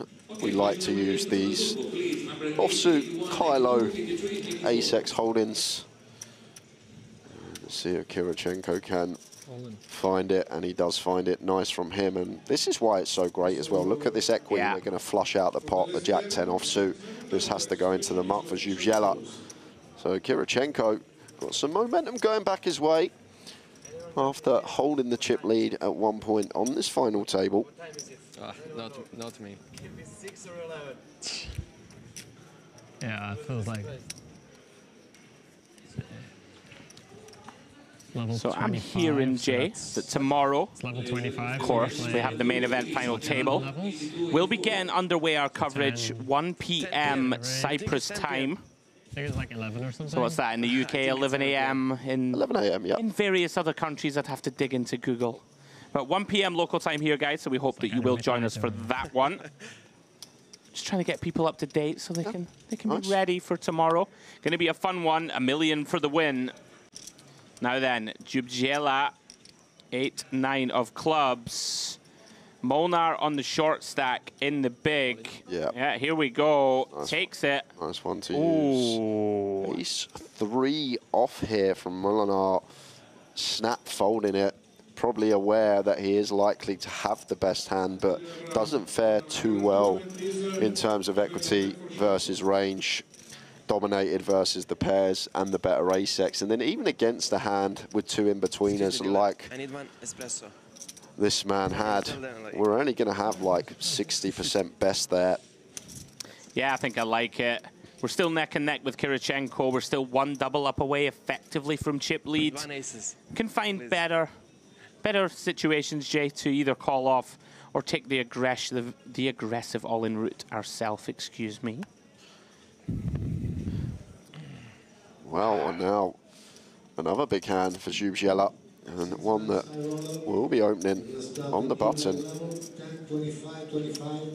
And Molinar here, Queen Jack offsuit. This could be spelling trouble. 14 bigs versus the chip leader. Seems like a very nice jam. And he's taking it, Jay. Tough to blame him. Gonna be enough raise folds, but he is gonna get snapped and get the bad news that he is dominated. And all of a sudden, Zubziela on the brink, Jay, of taking a big chip lead into three-handed unless Michel Molnar can improve. 3 jacks, his immediate outs. Comes up empty so far on the 9-6-4. Does, of course, have backdoor hearts and straight draws available, Jay. Yeah, but Jack is the requisite at the moment. That's no fun. And that is no fun, you are right, sir. So down to just 3 outs. Can Michel Molnar find it? No, he cannot. Deuce of clubs completes the board, and we do lose Michel in 4th place. Takes home $122,000. Great run from a rising star in the poker world. GG, sir. And I believe we're going to hear from our 4th place finisher, Michel, right now. Should we move now around, probably? That was better. Congratulations on the winnings. How are you feeling right now? I mean, it's nice to finish 4th. I mean, obviously want to win, but, you know, can't really ask for much more. Any lucky or memorable moments? Well, I 2-outed someone with 9s. Yeah, I got lucky, like, a couple tables left for a big spot. Other than that, yeah, I mean, to run deep, you have to be lucky, so... Who has the biggest chance of winning out of this 3 guys? Probably I mean, the chip leader, I guess. Yeah, so the guy that busted me. What is your favorite part playing MPP events? I mean, I like the location. It's good. I like the all-inclusive stuff. What are your plans now the tournament is over for you? Well, I'll go to Vegas. I'll take 2 weeks off and then do the whole summer in Vegas.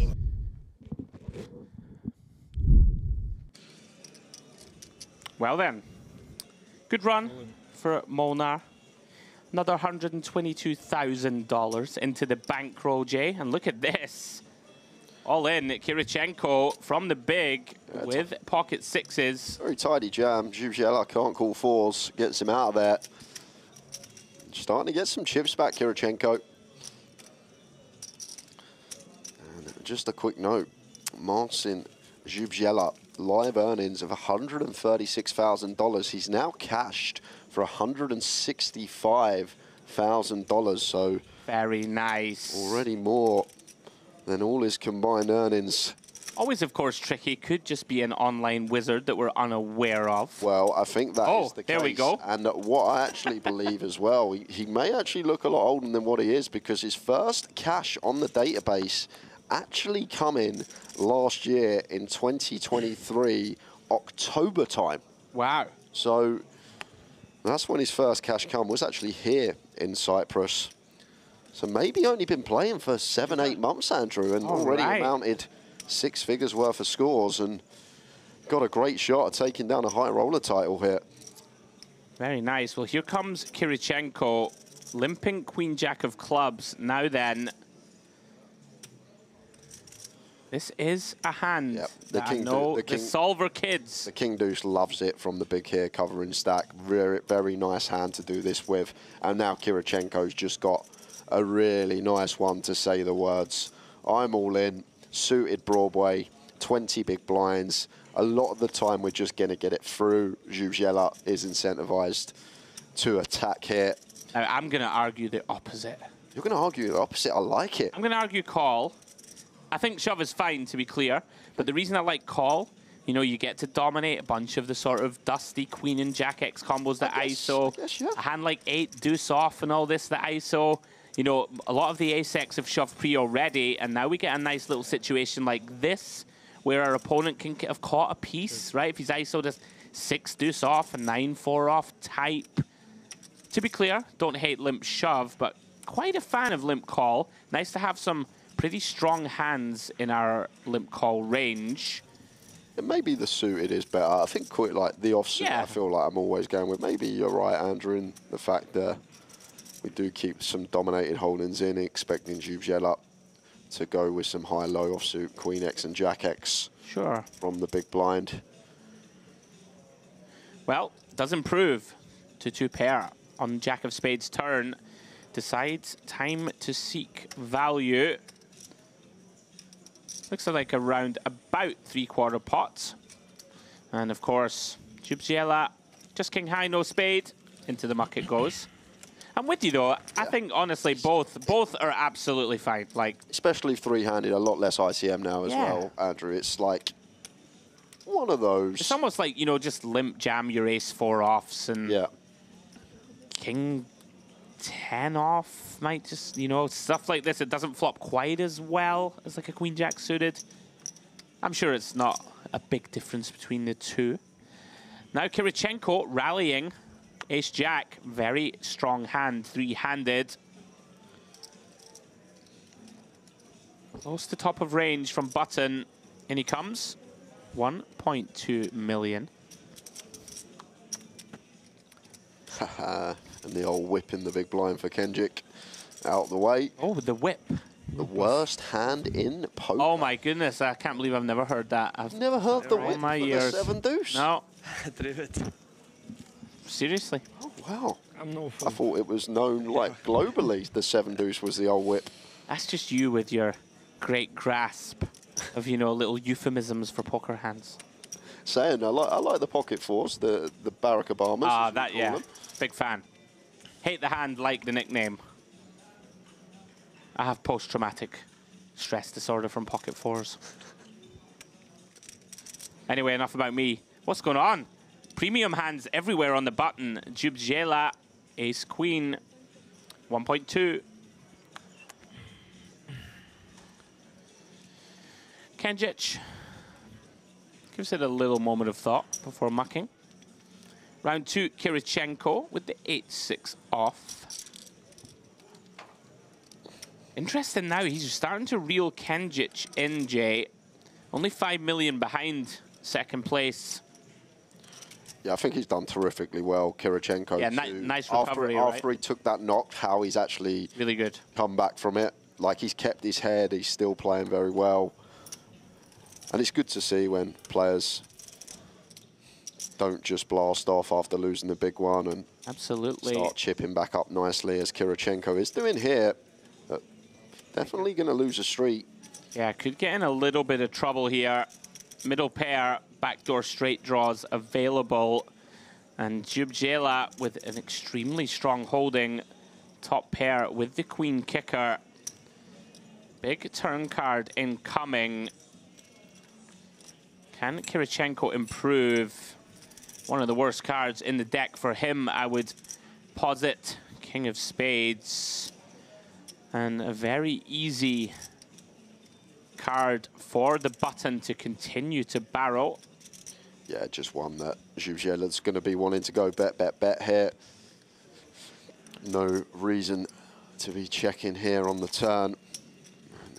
Does go for chips, and like this size up here, Andrew, we want to choose a size to potentially set up a nice comfortable river jam and get the lot here. And this would give us less than pot. However, I think Kirichenko's hand is one that going to struggle to hold on for another street now. Yeah. The classic uncomfortable spot. Can be getting bluffed. Queen Jack, Queen 10, Jack 10s of the world. But what can you do, Jay?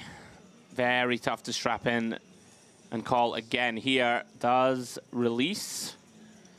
And Jubjela, really out of nowhere, Jay, on this final, put himself in position to take it down.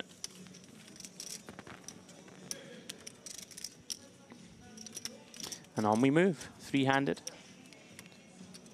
All players now, $165,000 locked. Yeah, it's all good. Thank you. And if you got any questions for us, guys, anything you want to know, you can fire away in the chat box on DTE Player We are monitoring the chat from that channel, and would be great for us if you helped us out, like the stream, subscribe to the stream. We're going to have plenty more coverage coming over the course of 2024 as we see out this 10K high roller final table. So Kirichenko with the queen deuce off. Gonna take the aggressive route once more, Jay. 2 million to go. Quite like this, you know, just stop yourself from being blown out of the pot. But Jubjela suited 4 high. Yeah, suited connector with position, covering stack, seems good. Very interesting. Queen 7-5, 1 club. Kirichenko gonna love this flop. 20 big blinds behind. Yeah, and it's actually really interesting here because Jubjela's got one that could potentially go for raise here, Andrew. The 4-3 with the backdoor flush draw, always folding out better hands when we get the fold. They're just gonna play cool. Yeah. I don't know if small check raise could ever be a thing there. Well, he is in position, Jay, in the BB. I love this from Kirichenko. Yeah. Throwing the rope over to Jubjela. And didn't raise flop, but now I think we have to bet turn. I'm with you. 4 high, bottom of range, still with a dummy end gut shot to go alongside it. And can start getting Kirichenko to fold some ace highs, some king highs, some stuff like a suited jack, perhaps. Yeah, like a random 5 even or something if there's one in there. Potentially king 5 off. That's a tough time continuing.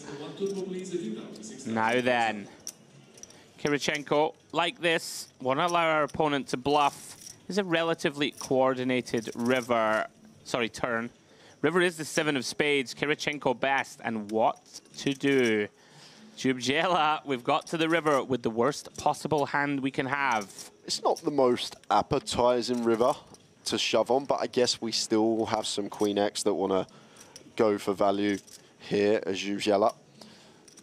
But hard for us to have a 7, right, Andrew? That's it. That's difficult. And here we go, though. He's gone for it. He's gone after it. Jubjela, wow, with the move, with the 4 high, he's playing the board and putting Kirichenko in a real tough spot here. It might get through, Jay. Like, trying to assign pure bluffs is quite difficult here. The thing is, though, like, what's Jubjela got here? Like, yes, he can have some better queen hex, perhaps, but difficult for him to have a 7 here, Andrew. Oh, yeah. I mean, I'm not particularly worried about a 7. In terms of like, but there are like 6-8 suited, 9-7 suited, 9-5 suited, queen 9. Like I'm more thinking the other way of what are the bluffs, and we have like a 4-6, right? It's pretty natural. A hand like 3-4, but he does call it off. We didn't even have time to analyze it fully, Jay. Nice call from Kirichenko. Very nice. Good point, I think, there, though. Once he checks turn with top pair, he's kind of under rep from his opponent's perspective. Like, Jubjela probably doesn't give him credit for a queen, probably thinks he's capped at like a 9 or worse, and goes after that part of his range. And I'm with you. I think that's why we maybe need to lean towards call once we check turn with our top pair. And that's why we check the turn, let our opponent take off, give him some rope, as you say, Andrew, and gets the full double up. And Kirichenko, just like that, we have a new chip leader. Very nicely done. 9. And credit to Jubjela. You know, you're going to get some hands to fold river, Jay, for sure. Not that one, though. He still has a healthy stack. Yeah, Kirichenko just, I think it's just close your eyes and call. Yeah. Going to be beat sometimes. It's one of those. There's enough, you know, flop floats that, like a Jack 8 suited type, something like this, Jack 10. It's an interesting one because there's not that many bluffs, I don't think. Like an ace high, ace 4 or whatever is probably not going to bluff. Take it showdown. But then on the flip side, a 9 probably doesn't jam river if it does decide to bet turn. Like you say, a 7's going to check the turn almost always. Yeah, it's a hard Interesting spot. As it stands, well played, Kirichenko. He's had a swingy ride of it the last sort of 90 minutes or so. back into the chip lead. And just answering a quick question, someone just asked in the YouTube streets, what time does the main event stream start tomorrow? We will be live on air from 1 p.m. And we will be covering that until we crown the champion. $1 million up top in that. Smash the guarantee out the park for the main event.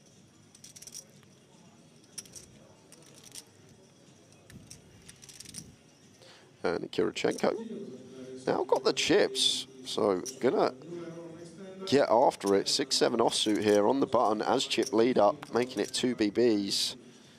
And Kenjic in the big with a suited king. Can't really see him going anywhere in a three-handed situation. Does come with defend. Yeah, Kirichenko getting back after it. Finds a pretty favorable flop in terms of him having the betting lead here on the ace-9-4. I think one big blind is in order, Andrew, on this particular texture. Yeah. A couple more chips added on, but in the realm. 675, I believe. 775. Excuse me. And Kenjic may have just enough shades. It's not very appetizing in terms of, you know, some king highs betas that are c-betting. Yeah, it seems really close, King Deuce. It is close. With the backdoor will and heart draw. Like King 10, King Jack, always calling. King Deuce, kind of close with the backdoors. Yeah, decides hand not quite strong enough. Gets out of the way. Kirichenko feeling it now. Back up over 30 million in chips. As we creep towards the 400, 800K blind level. How much do you have? 14. Yeah, very interesting now for Kenjic. Also, Jay, you know, in terms of continuing there, we are now out on our own in second. Looking to outlast Jubjela. You know, you might defend flop a little tighter, right, with that in mind. And I say a little tighter, King Deuce is like stone bottom anyway. As it stands, 10-5 of clubs here in the small.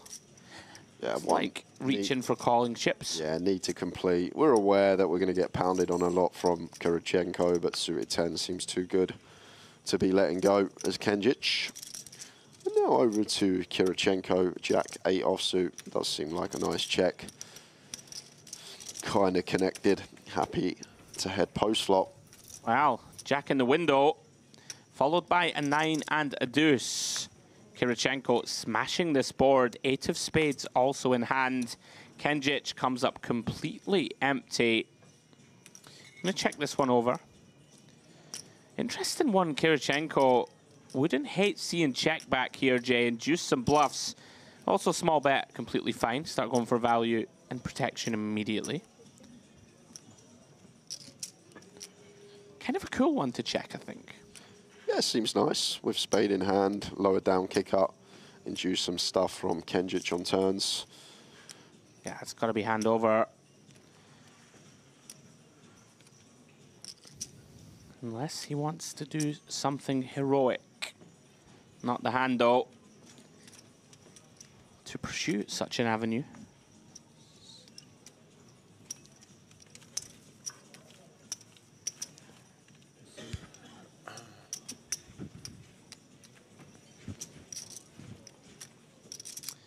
Well then, that man in the middle of your picture, with shades on,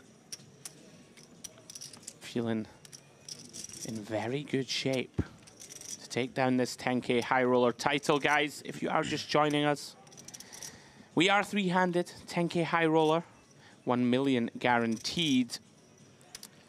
And it's a battle between Kenjic, Kirichenko, and Jubjela for that title.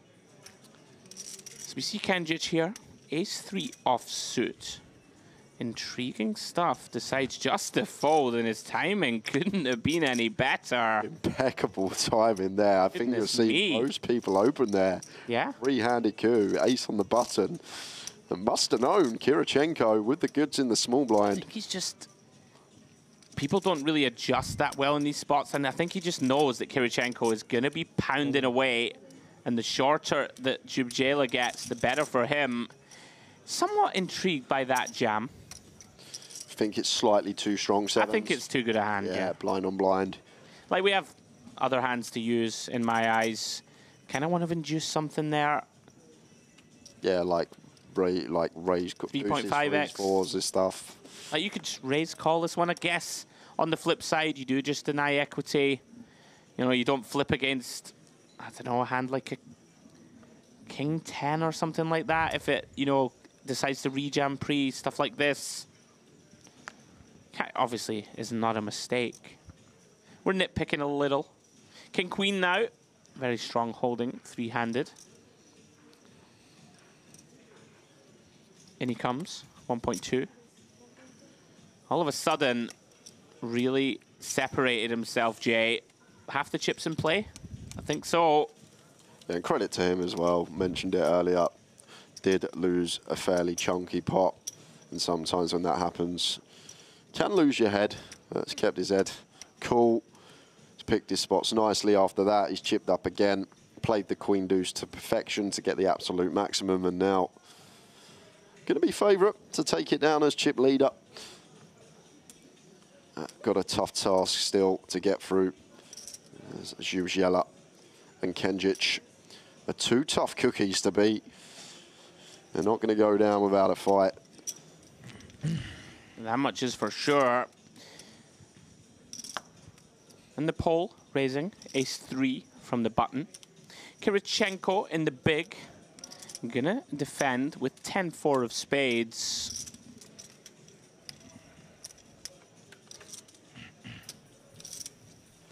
Jack 9 deuce, all diamonds. And that flop, all Djubjela.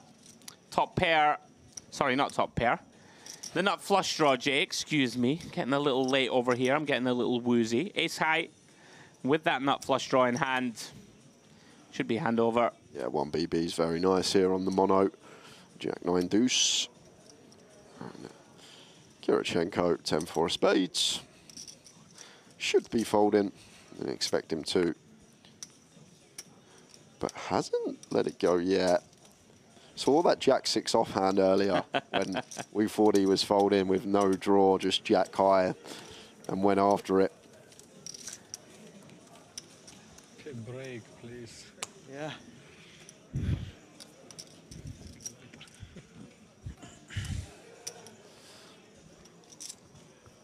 Oh, next break. Yeah. Will we finish until next break? Yeah, maybe. Yeah. Kirichenko referencing. He could do with a break. Well, he's going to have to get through another whole level or finish the tournament off before that opportunity arises. Now, we saw Kenjic fold an ace a moment ago. I'd be surprised to see him fold 2 in a row, Jay. Is reaching. In for the raise, 1.2 million. Well, he may wish that he had. Yep. Kirichenko, pocket 3s in the small blind. Seems like a potential spot to send, and there it is. And this is the problem, right? When you open these kind of dusty ace-X into a chip leader who's super aware that you have to call off very tight. Of course, they have to find, I guess, some kind of a hand, Jay, to put you in that bad spot. Kirichenko feeling it. 35 million now, 55% of the chips in play. Can he drive it home, Jay? That is the big question. As we take a little look at the chip stacks. And there we go, there we have it. Alexander Kirichenko, 43 big blinds, 35 million. And Kenjic and Marcin Djubjela basically neck and neck. Currently in a race to get heads up, Jay. Both with a shade over 14 million in chips. 13.9. I mean, roughly. Okay, okay, so 14, yeah.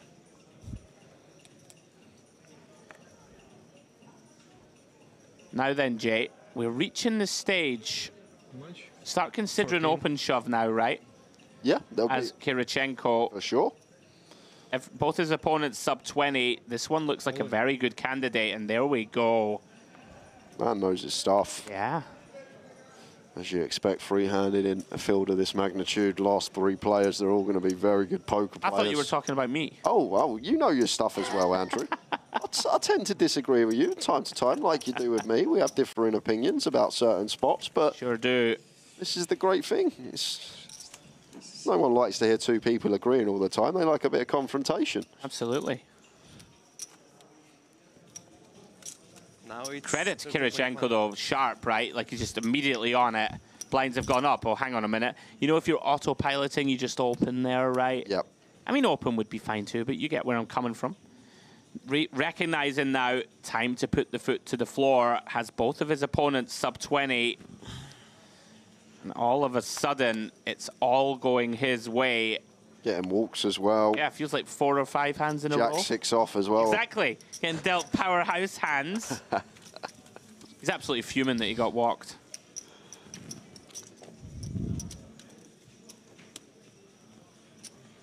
Everything seems set for Kirichenko to take it down, but we know it's never quite that simple, Jay. This wonderful game of ours. He is in prime take it down territory. Kenjic has chipped down considerably and without doing anything wrong, basically, right? I mean, oh my word. It's just all going right for Kirichenko. Kings now. And what do you think here, Andrew? One to complete and I would potentially raise. induce something? I would really like to see raise. I just think that he's pounding away every hand. They know he's pounding away every hand. I really like this.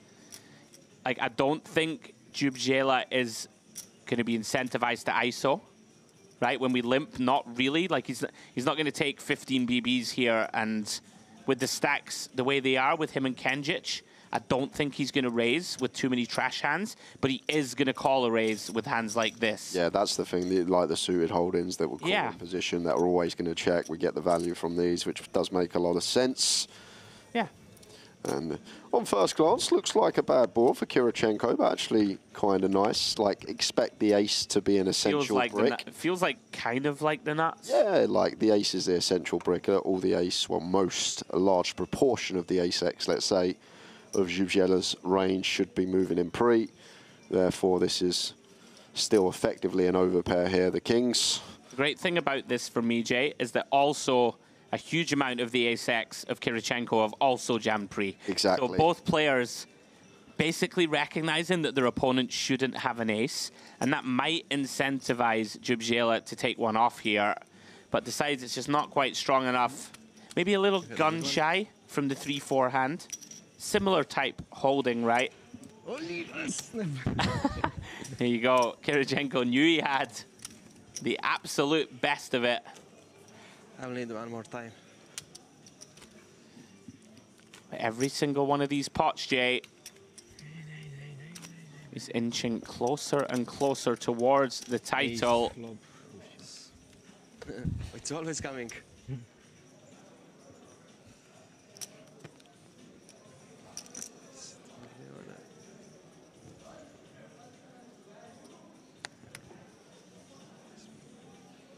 And here he comes again. Now, this is another one, Jay. Won't be shocked if he jams. Yeah, seems good. Yeah, I mean, he is just on it. Absolutely on it. Playing some magnificent stuff. This is just so grim. And Kenjic, Queen-Jack off here. No, that can have the best of it. It's so hard to call it off. Just can't call. Yeah, has to fold.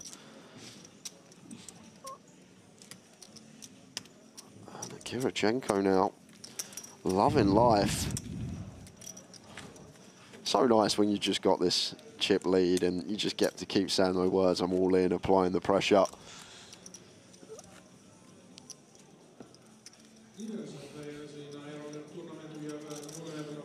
it is, 67% of the chips in play, 2/3 in that man's stack. Yeah, this is very much out of nowhere become a case of Kirichenko just gets to go absolutely crazy. And this is so tricky for Kenjic.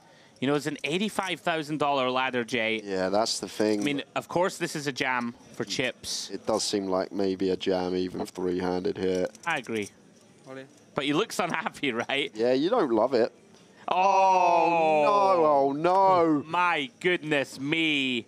Runs into ace-king of Kirichenko. What a bad beat for Kenjic. So far, at least, felt compelled to take that jam. Huge moment here if he takes this one down.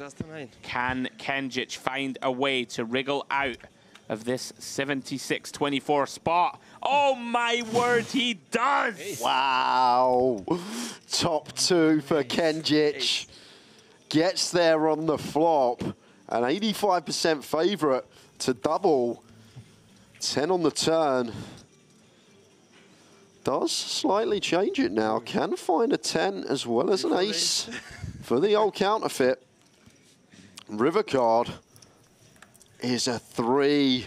So Kenjic with a huge double up puts him back to 23 mil. Kirichenko, that's got to hurt because I think he'll feel like if he wins that all in, if he can hold that the title is almost certainly going to be his. Goodness me, Jay. Had his name up in lights in his mind. Had his men on the ropes. But Kenjic wriggles free. And penny for the thoughts of Jubjela was about to ladder up, Jay, $85,000. But Kenjic will not go quietly. Finds the flop top 2. And finally, someone halts the momentum of Kirichenko. Wow. Wow. So unfortunate. But once again, just going to have to do what he done before, keep that head, continue going about his business. Yeah. And you know, still in great shape. One of these spots, Kenjic is going to have to tread very carefully, right, against Kirichenko still. So we'll still get to apply a lot of pressure.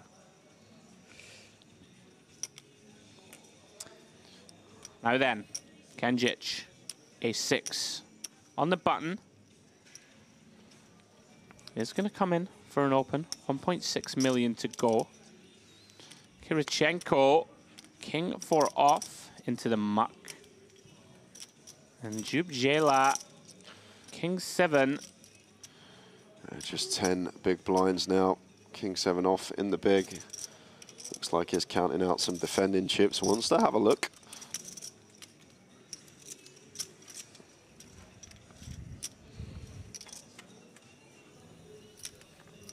Oh dear, oh dear. And now it could be Jubjela's time to double up because we got middle pair, nut kicker versus top pair here. Yep. And if Kenjic does decide to continue here, Jubjela's going to have what I think is a pretty clear jam, and it would be getting called. Yeah, Mayfield, he just needs to send it. Very tricky though, Jay. This board, of course, figures to connect with the big blind a good amount of the time, but our hand at this SPR needs a lot of protection. We'll see what Kenjic decides to come with. Only 9 blinds behind. Yeah, so this is, I think, the best approach. Just a small C-bet, just north a quarter pot, and now Jubjela should be moving in my opinion here, Andrew. Just plenty in the middle to pick up. Yeah, we will get some folds, but can still get called by worse as well. All in. And there is the all-in. Count, please. And is asking for a count here, Kenjic. But going to have to call this off, Andrew. Yeah. Like, going to have worse. Jubzela will have some worse 6x, some 5x, perhaps some 8x, some combo draws we beat, some flush draws. There's a lot in there that we're ahead of. And he's... Yeah, I did wonder if he would ever decide just to jam this one in himself to avoid this kind of decision. Maybe shut out some equity of hands that could check jam as a semi-bluff, but most of them probably call off anyway. Very tricky, these spots, Jay. But I'm with you. I don't see how this one can ever fold. If he finds the fold here, it's some top-notch fold, Andrew. But, like, the 6x is going to jam for Jubzela as well. We've got the nut 6, some, like, 5-8, some 4-5 suited. Here we go. And he says okay, and he's not going to like what he sees. And he's just got these chips, and he's going to be handing them over to Jubzela unless he can have some luck go his way again. So, big moment for both. Here we go then. Can Jubzela find the hold? Or will Kenjic run down another opponent? And he does, Jay. Ace of clubs on the turn, just like that. Jubzela, 2 outs and 2 outs only, Jay. Or he is gone in third, looking for a 7. Can he find it? No, he cannot. He cannot. So what a couple of hands for Kenjic. Gets it in behind on both occasions, but finds it. And now we're heads up. And the two that come in, 1 and 2 in chips, how fitting, are here, battling it out for the title. $250,000 locked up for both. $115,000 heads-up battle with 365 being first place prize and the trophy. But I'm assuming we're going to have a short break. That's right, Jay. Indeed, we are. Commiserations and congratulations, or whatever it is they say these days. Yeah, Marcin, we're getting swept away here. GG to Jubzela in third place. 165K. We will, guys, be taking a 15-minute break now while we sort out heads up. And there it is, neck and neck. Kenjic versus Kirichenko for the title. Guys, please don't go too far. We'll be back in 15 minutes with the heads up of the 10K high roller. 10 minutes. 10 minutes is okay. 10, 15. 10, 15. 15 is okay, whatever you wish. I'm not in a rush. You go 15 if you want.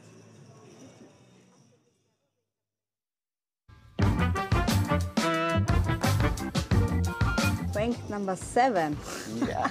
You mean pre-flop?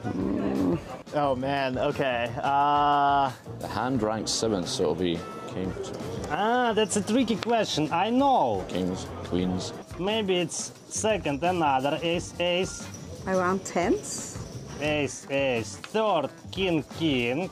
Jacks, 10s. Kings, queens, ace, king. Ace, queen suited. Ace, queen suited. I would say 10s. 9s? It's same class. I'm a smart guy. Ooh. 1, 2, 3, 4, 5, 6, 7. Jacks. You lose.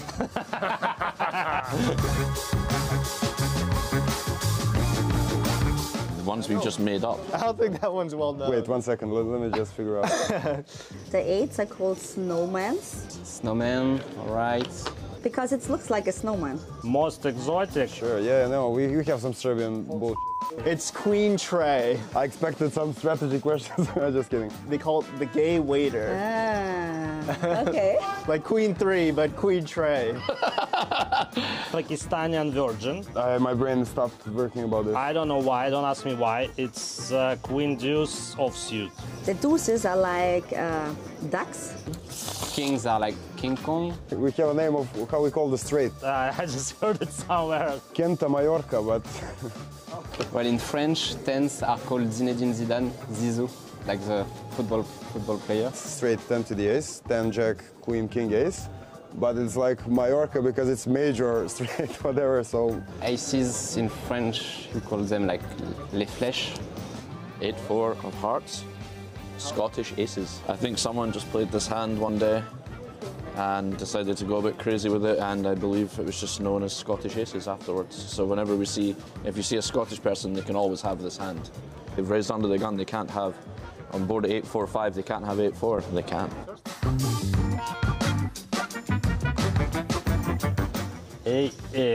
Nutty hand or something like that, so then the nuts. Blades. So it's like bullets. American Airlines. Yeah, American Airlines. Oh, and Austrian Airlines is the same like American Airlines. The bullets, yeah.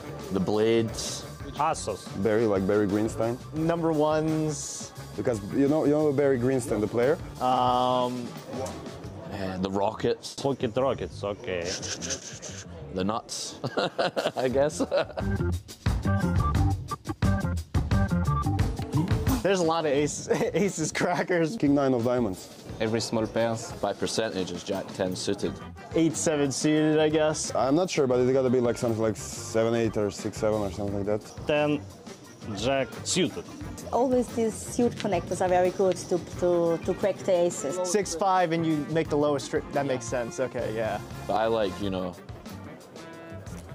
Scottish aces could be aces.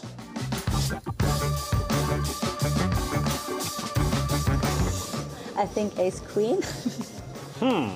Pocket jacks, obviously.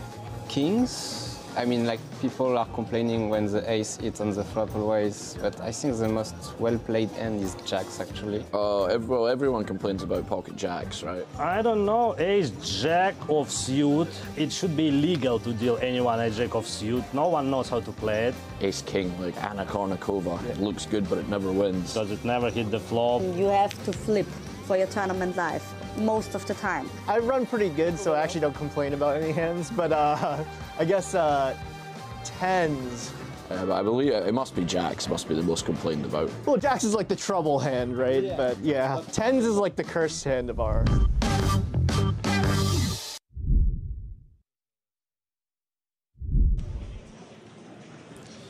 I'm actually kind of sad that Andrew's jumping in after the next break. I'm enjoying watching this final table. Well, we'll just keep it warm for you, and then,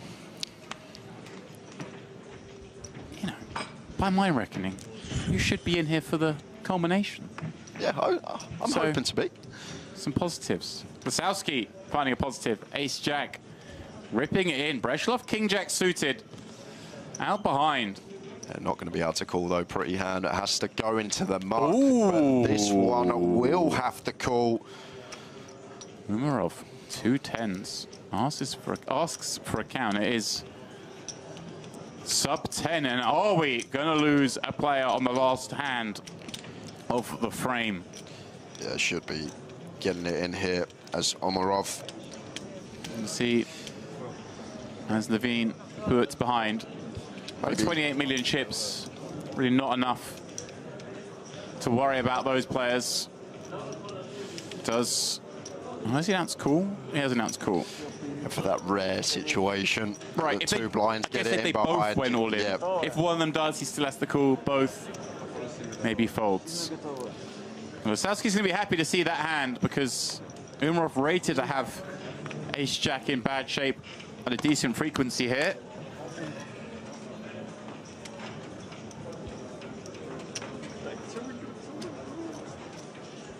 Can he win a race? Finally, all in this man. And a 9-deuce board looking very bad for Lisowski's future in this tournament. Likely to lose our first player. Well, hold up a second, Jay. A heart on the turn brings a whole host of additional outs. Ace, Jack, or heart is needed. And there it is. He finds the 5 of hearts on the end. Lisowski with a sigh of relief was on the verge of being the first one to bust this final table. Instead, finds a double up, gets back to 25 million and isn't far off where he started this final table.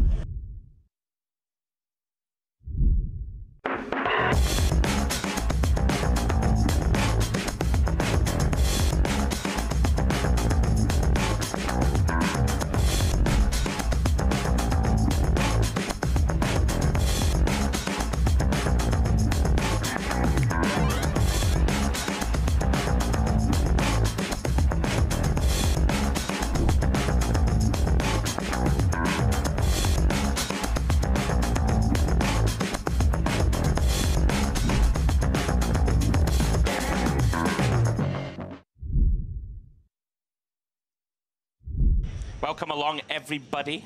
Yep, if you are joining us here on YouTube, we are streaming across multiple channels, but myself and Andrew do both have the DTD Player YouTube chat open. So if you do want to join in the discussion with us, that's where you need to be. And the discussion in the chat seems to be, that place looks amazing every time we go to the wide shot. And it is. Stunning venue. Obviously, we are somewhat biased, given that we are here on the payroll, but I promise you, this place is legit. It is legit. As we see, Breshalov finds a legit open. Does have to tread carefully, as we mentioned, sort of second or third in chips. But a suited ace, these are the type of hands that play very nicely as raises on finals. And especially, I guess, going after Strobel in the big blind, taking chips off that hand.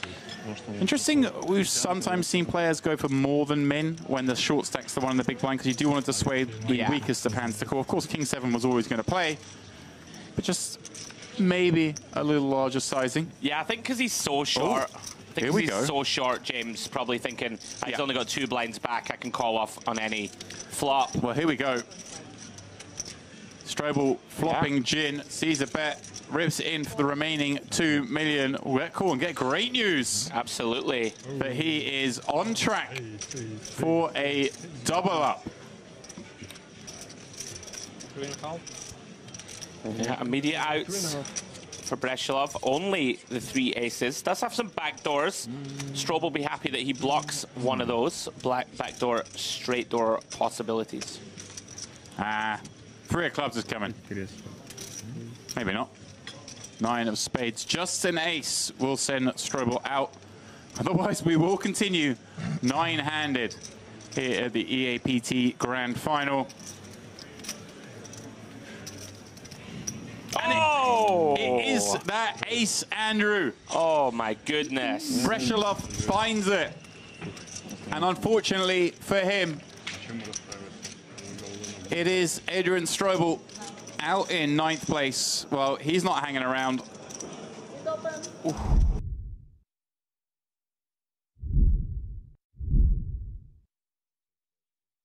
Welcome, guys, back here to the Mediterranean Poker Party, where for now, poker is taking a back seat because it is time, pardon me, for round 3 of the Merit Poker Olympics. And some of you may have noticed Andrew Headley's gone under a slight change because it is now time, finally, to welcome Jay Harwood here to Merit. How are we doing, Jay? I'm doing great. Hello, everybody. Today's challenge, we are playing table tennis, and Andrew not here at the moment. If you've seen the previous challenges, like myself, you won't be surprised knowing that he's already warming up for this one, looking for his first victory, losing the 2 previously to this man, Jones. Well, as he says, Andrew is out there grinding, but it is now time to get bat and ball in play. Right, guys, we're back. The next challenge, table tennis. I need a win badly. It's not going well so far, Jay. This is going to be mini games of table tennis. I'm going to take on Jay. The loser will take on James. The winner is the first person to get to 5 points. And at the end, the 2 winners will play each other to find out who wins this challenge. By God, I need it. Let's get after it. Good luck. Good luck, sir. You're going to fucking need it, buddy. I've seen you in the basketball. You're good at hitting the net, right, not. Oh. Right, ready? Let's go. Oh. Oh, he's sharking at the lad. All right. Yeah, you can serve this one. 1-0. Let's go.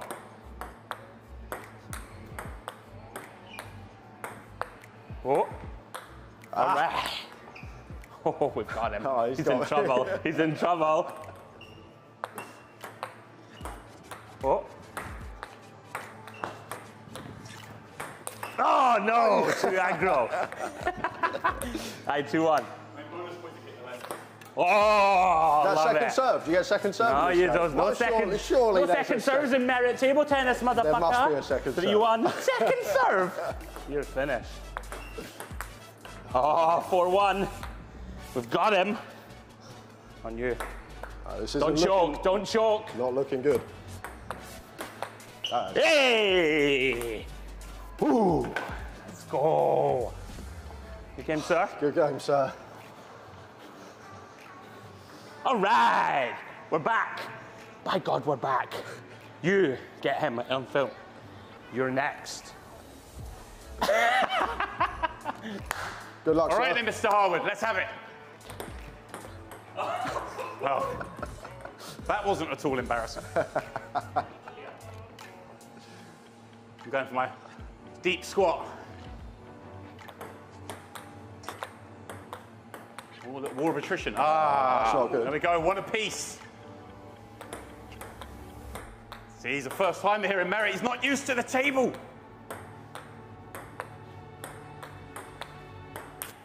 Rally. 2-1. It's coming. We both want the same thing, and that's Andrew not to win in the final, so we're all good. We're all good.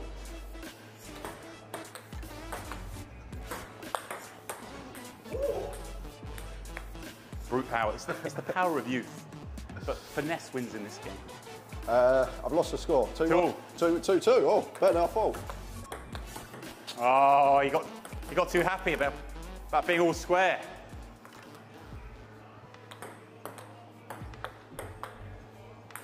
Oh, all of a sudden, 2-4 match point. It's not good. Another date with Mr. Headley. Oh dear. Well, that is the end. Terrible debut. Terrible. Jay, his first day here, his first challenge, and he's done the honourable thing and taken the wooden spoon away from my next opponent, Mr. Andrew Headley. Right, is it? Yeah. Is that, That's a big, you can't. That's a huge disadvantage. What is this? This is ridiculous. You just realised you've now Nah, set call a the huge floor. disadvantage. Call the, excuse me, call the floor. This is You outrageous. now realise that's on camera, so they're going to edit that in, and Jay's going to have an out. Cheating all the time, every angle he can take. Oh, I'm James Dempsey, I'm the man. You should be ashamed of yourself. I don't have it, where's the ball? Oh, are you going to do the hand thing that we do every time, and I get it wrong every time? Film the back of this, I want to know if he's cheating, because I never get it. It's always in the wrong hand miraculously. Right, that one. That one has the ball? Yeah.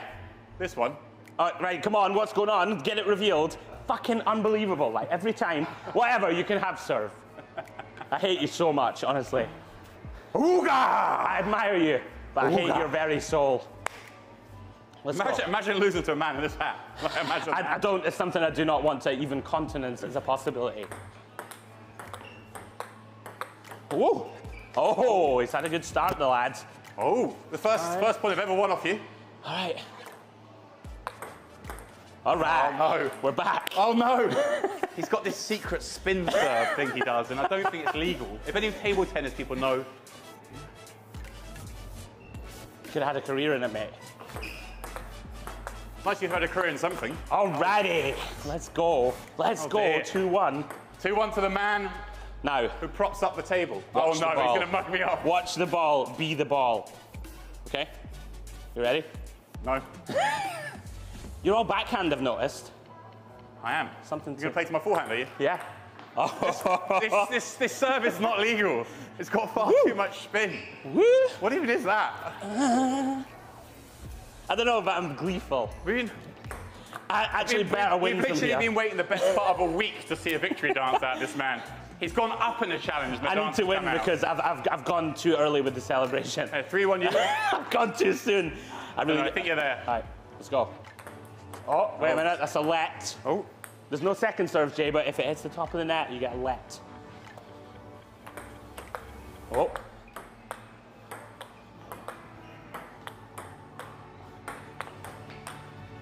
Oh! Strong point.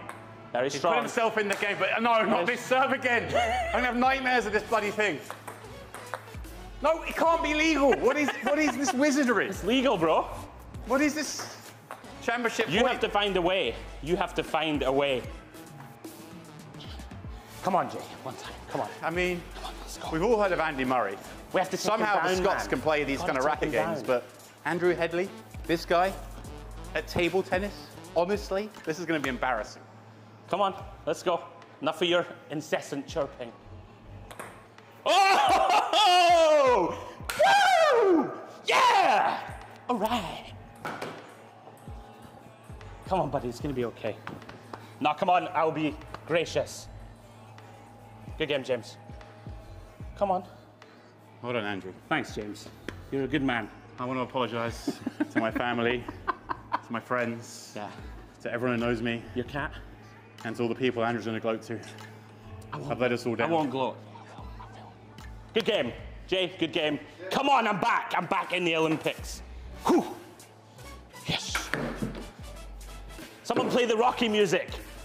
Play the music. Da-da-da, da-da-da.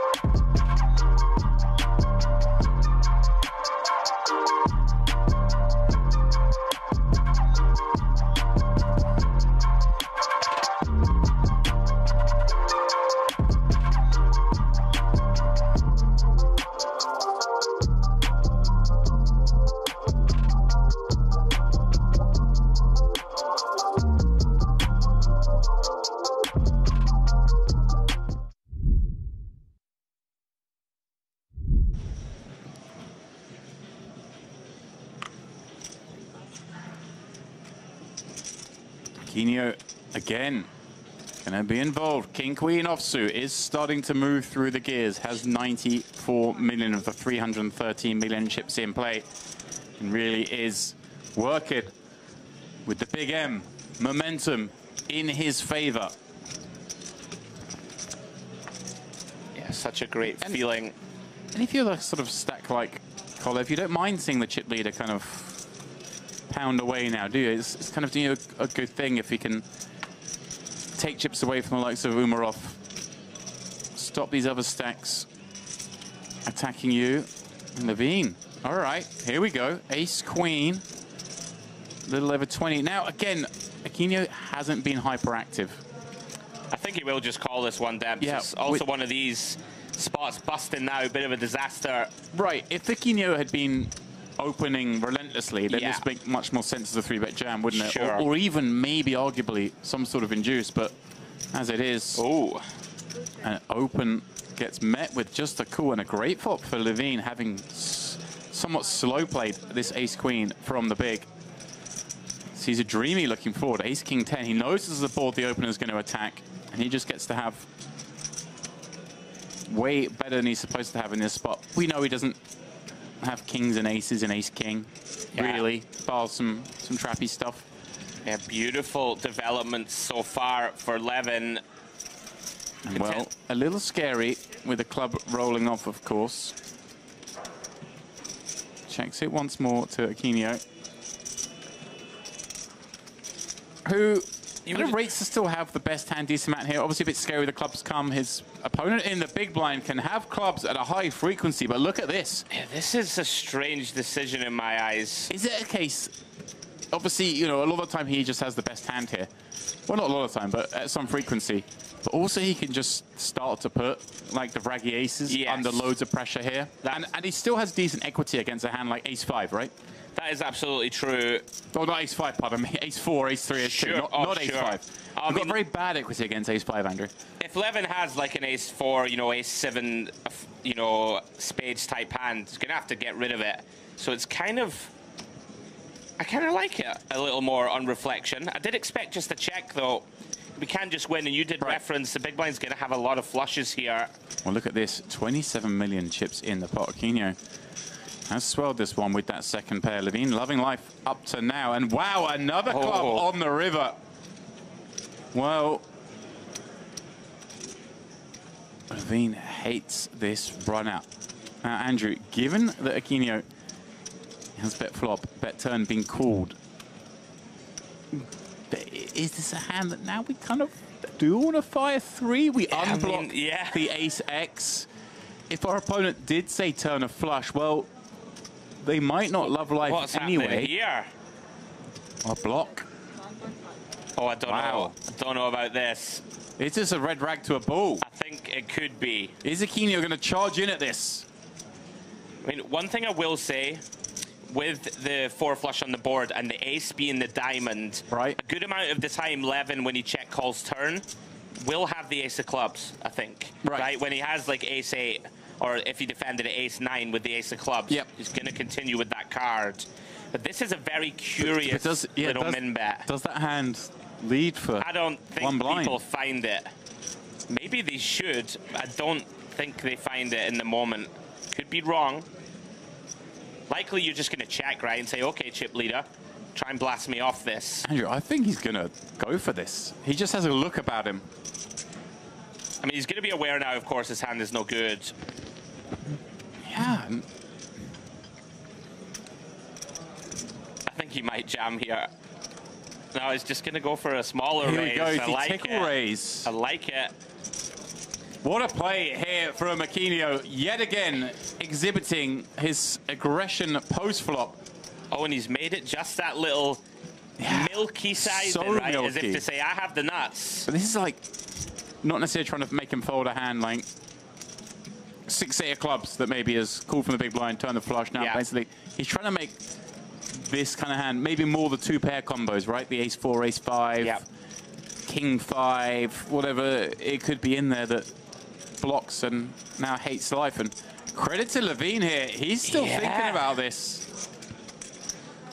Is he thinking, hey, would Aquino bet flop with an ace? Yes. If he had the ace of clubs, would he always bet turn is the question, or would he allow a check back, pot control with the 1 pair and the nut club, kind of allow me to make an inferior flush perhaps? Really With this sizing, hand. does this sizing perhaps even lean towards being like, hey, it doesn't have to be the ace of clubs straight here? Queen of clubs for sure can be in there with this sizing, definitely. So incredible stuff from Aquino. Wow. Gets Levin to fold and now has 110 million chips. Andrew, over a third of the chips in play. I would suggest trouble ahead for the rest of the table.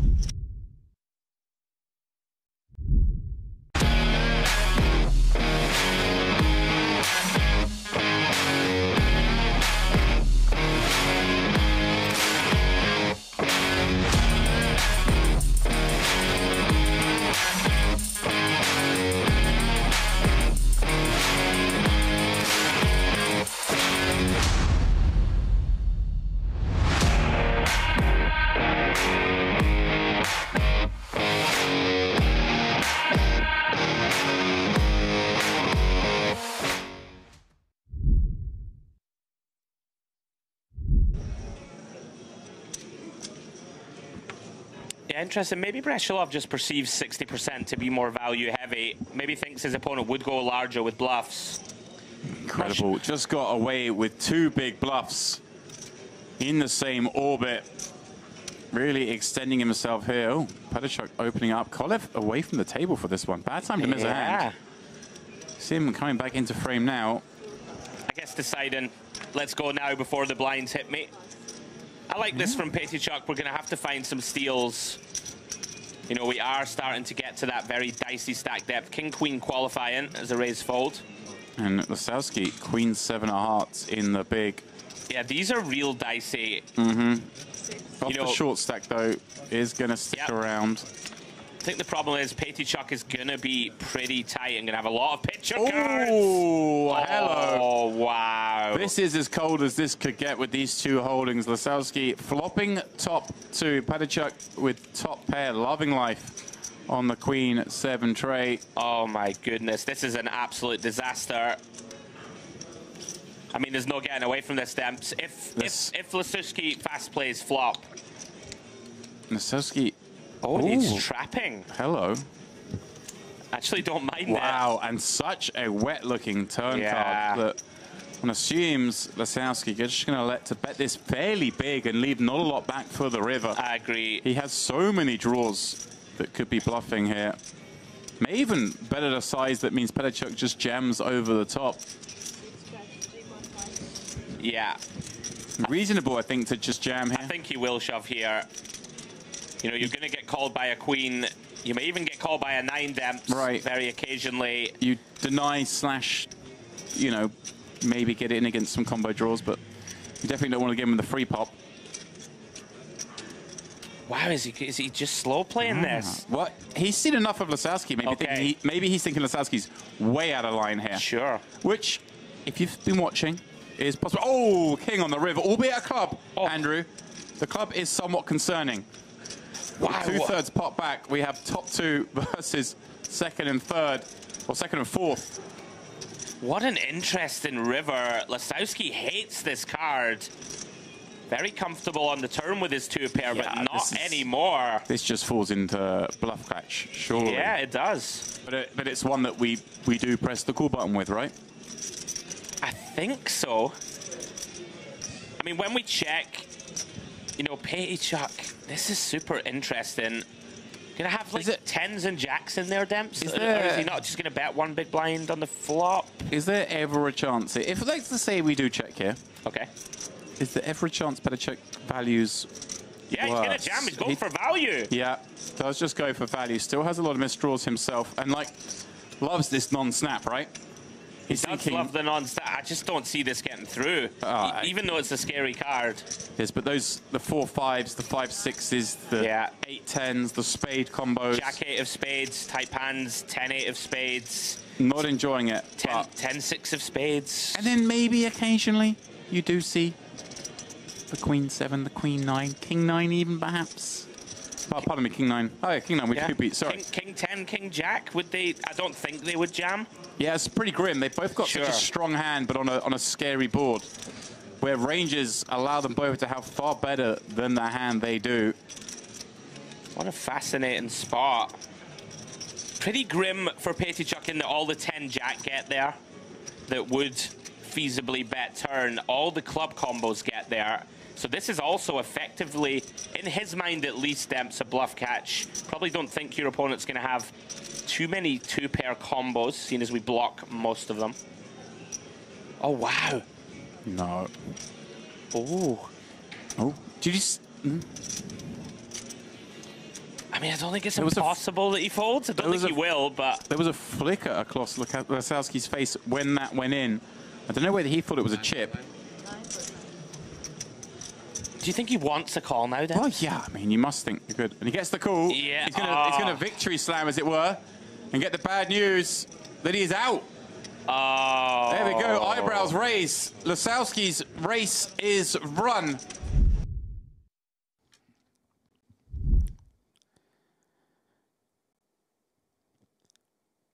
And a very warm welcome back, everybody. We are now all set for heads-up action in the 10K High Roller. Another beautiful look at the Merit Royal Diamond Hotel. I'm not going to repeat the same joke again, Jay. I thought it was coming. Better than that, buddy. I thought it was coming. All right, we're heads up, Jay. I'm going to hand over to you to take us through the heads-up chip stacks, and they're pretty close. Yeah, Jovan Kenjic with 41 BBs, Alexander Kirichenko with 37 BBs. Not much separating the two of them. Kenjic, just before we got to heads up, couple of pots, got it in behind, and the deck helped him out. And now here he is with a slight chip lead, playing for £365,000. Well, I say playing for £365,000. On the break, the guys have agreed on a deal. Sure have, my friend. I'll take you through those numbers now. They have dealt, guys, and it's essentially an even chop. A little more going the way of Jovan. Looks like they've just ran the ICM numbers and made a deal on it. So $279,500 for Jovan Kenjic and 274.5K for Alexander Kirichenko. So essentially like a little 5K difference, but they are playing for $61,000, which is the remainder of that 615K heads-up prize pool. So close to an even chop, Jay. You know, what's $5,000 between friends? So yeah, they made a deal. Gonna play for 61K and the trophy. So let's get into it. Well, all right then. Kirichenko checks back, pocket deuces, heads up. Flops a boat, Jay, hand one. And potential to get a stab here from Kenjic with the 9-6. Not going to. Yeah, perhaps recognizing his opponent in a limp pot can wrap around this deuce 3-3, have some 3x, yeah, of course. 6x. But so can we in heads up as well, Andrew. That's the thing. Yeah, like we're going to absolutely. be limping close to or continuing close to entire range in a heads-up situation on the button. Yeah. Looks like he's going for the delay. No, checks back again. Kind of like this. Probably the most over-bluffed turn card in heads-up, in limp pots. Checks back the ace. Going for the delayed river bluff, I would imagine. The double delay. And did Kirichenko triple check this? I think it would be really nice to do so. The thing about it that's a bit problematic, Jay, if Kenjic has a hand like king high or jack high, probably just content to show down. Yeah, and potential to still get some value from these, the way the hand's played out. How much? However, 9, 6. Yeah, intriguing size and choice. I guess he's going for the very polar bluff size.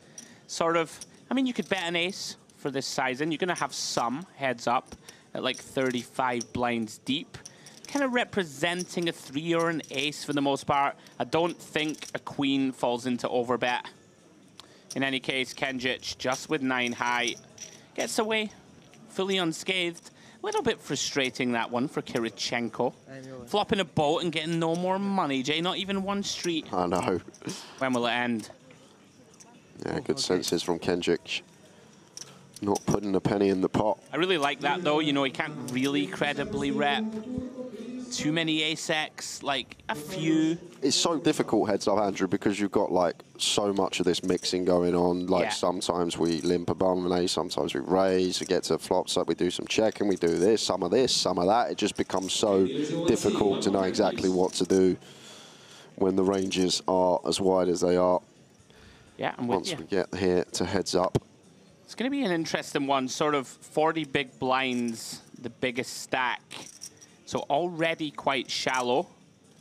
Let's see how Kirichenko wants to proceed here with the 9-10. Coming in for a raise. 1.7 million. Basically, even Stevens on the chip counts, Jay. Aaron Jack 3 off here for Kenjic.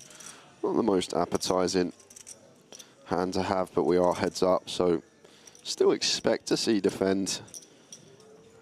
Could occasionally 3-bet this one. Could fold. Basically an all options open type holding heads up.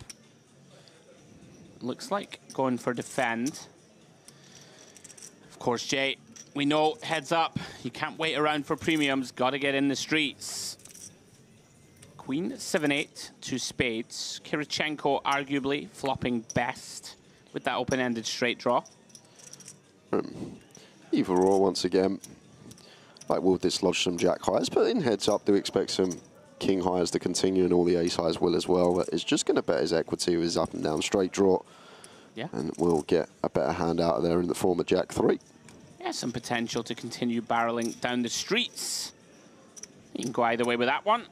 Nice start for Kirichenko here. Takes down the first 2 pots heads up. So title on the line. Deal has been made. Whoever wins going to take down over 300K. Not too shabby in a 10K buy-in.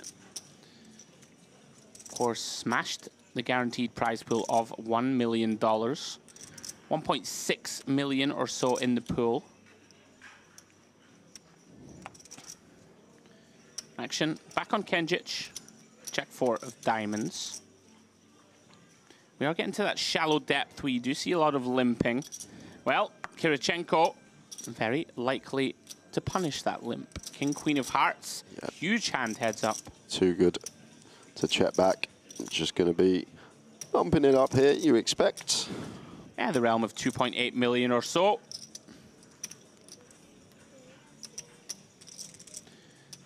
Lands on 2.6. Shade over 3 BBs. Kenjic probably got to continue, Jay. Yeah. You know, this hand plays pretty well in that we can flop some big hands. We're in position.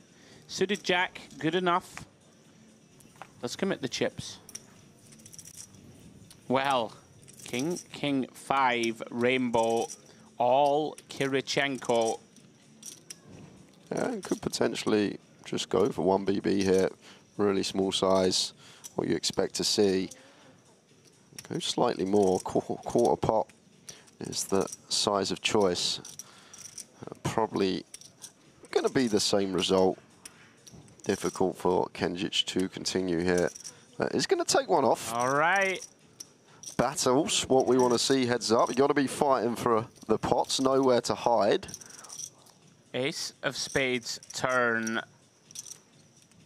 Kirichenko now has Kenjic drawing dead. Yeah, but actually a really good turn to see because like all the ace highs will call once here. Yeah. Once we see bet for that size.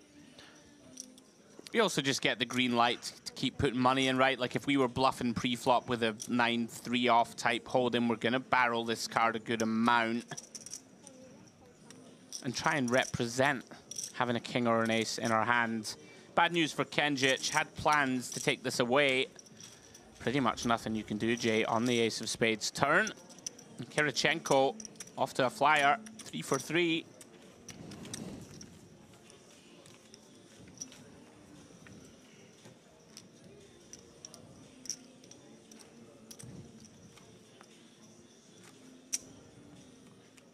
Of course, we know things can change quickly. Great little look there at our main event trophy for the Mediterranean Poker Party. One of the beautiful mini versions will be getting presented after this tournament concludes. Please do join us for the big one tomorrow. $1 million up top, starting at 1 p.m. local Cyprus time. Once again, Kirichenko, 1.7 million. And kind of holding over his opponent so far, Jay, in terms of playable holdings. 6-3 off here for Kenjic. Seems kind of close. Like the thing is, we're playing heads up here with big blind ante. Some heads ups, there's no ante. It's just small and big. Yeah. Like with that big blind ante in there, like we need to fight for more pots. Andrew needs to be getting amongst it. So much more incentive to get involved. 6-3 off. Does just let this one go as Kenjic. As Kirichenko take another one. Yeah, feature of our tournaments out here at Merit. Once we get heads up, duration of the levels halves, Jay, which is very important little wrinkle here at the Mediterranean Poker Party. So levels heads up 20 minutes rather than 40. Okay. Also going to drive the action. Well, Kenjic has got the nuts. The nuts, the Merit nuts.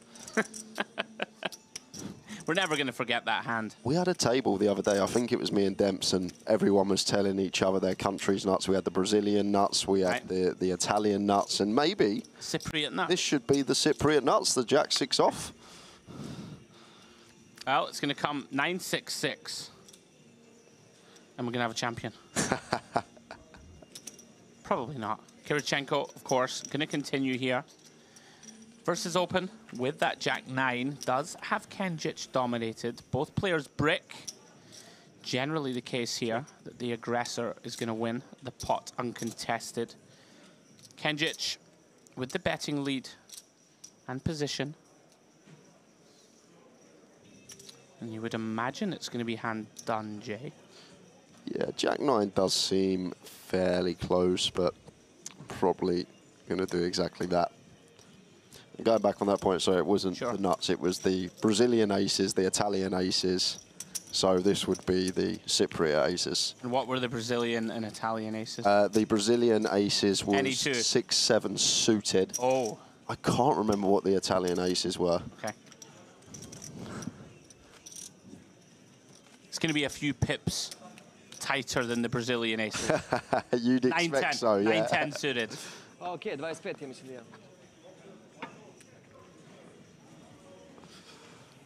Wonder if it goes like Sweden went all those years ago, where they were like psychotic, and then everyone knew they were, so they became really nitty.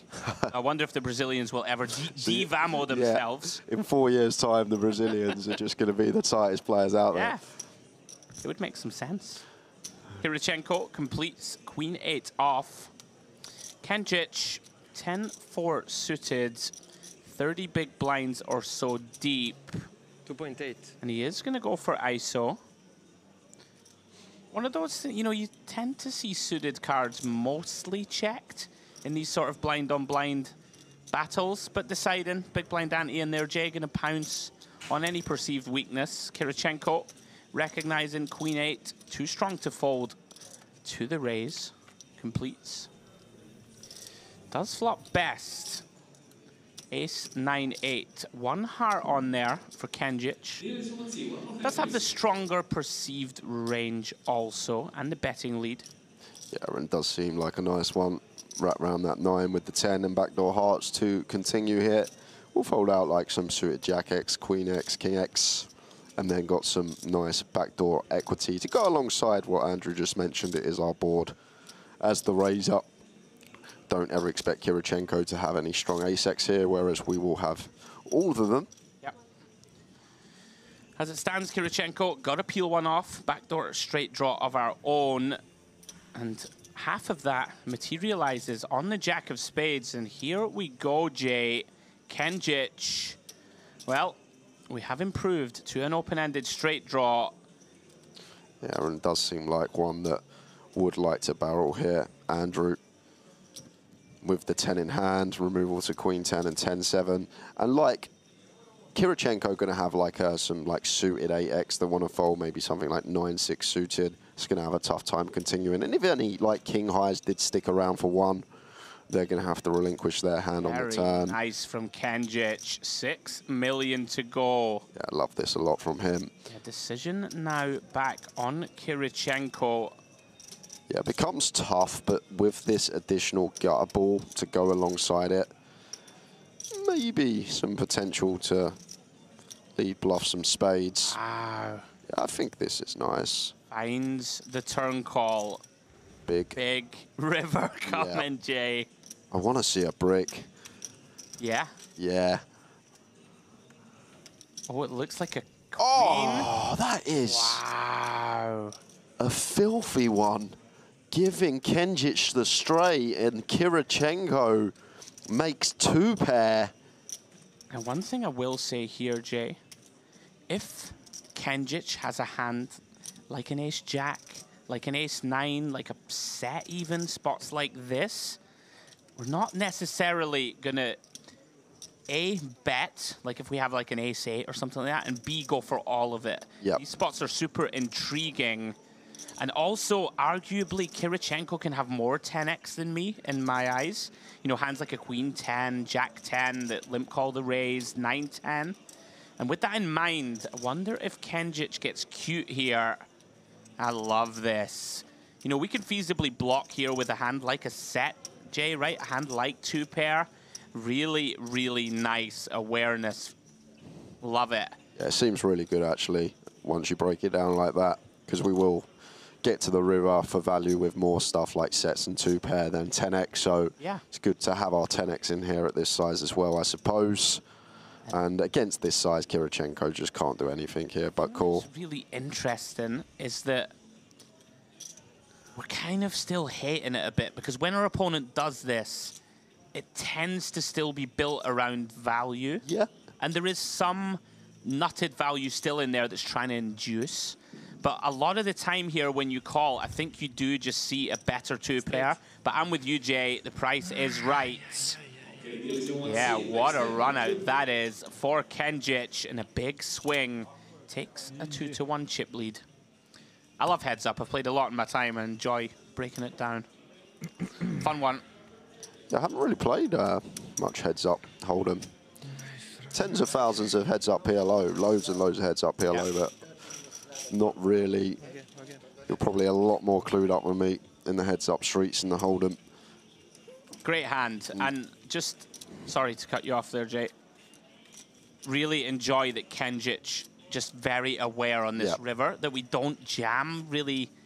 It's hard to jam a bluff, is what I'm getting at here on the river, and it's hard to jam a hand that's not got a 10 in it. Like ace-king, we're never going to shove. Like 2 pair, not incentivized to jam. Really fun one. And Kirichenko, I think he kind of knew it, right? Burns a time bank. You're like, I'm gonna be pipped here a lot, but what can you do? Yeah, ace 3 suited now for Kenjic. Lovely hand to look down at heads up from the button. You see him eyeballing the stack of Kirichenko. Has now fallen below 30 bigs. I think he's got around 25. Yeah, gonna start with limp. Don't mind it. can induce some kind of bluff raises and then proceed with either call or shove. As it stands, Kirichenko checks. And all of a sudden, momentum swing. All Kenjic. Flops top pair. Unfortunately for him, Kirichenko the complete whiff. 5 high.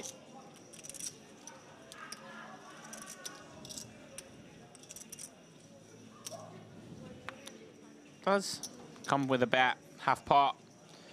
Hope to get action from a king of 10, jack high, queen highs, some flop flush draws. Yeah, plenty out there to get called from. Just a bit of a swing. Yeah, huge swing. Can go quickly in heads up.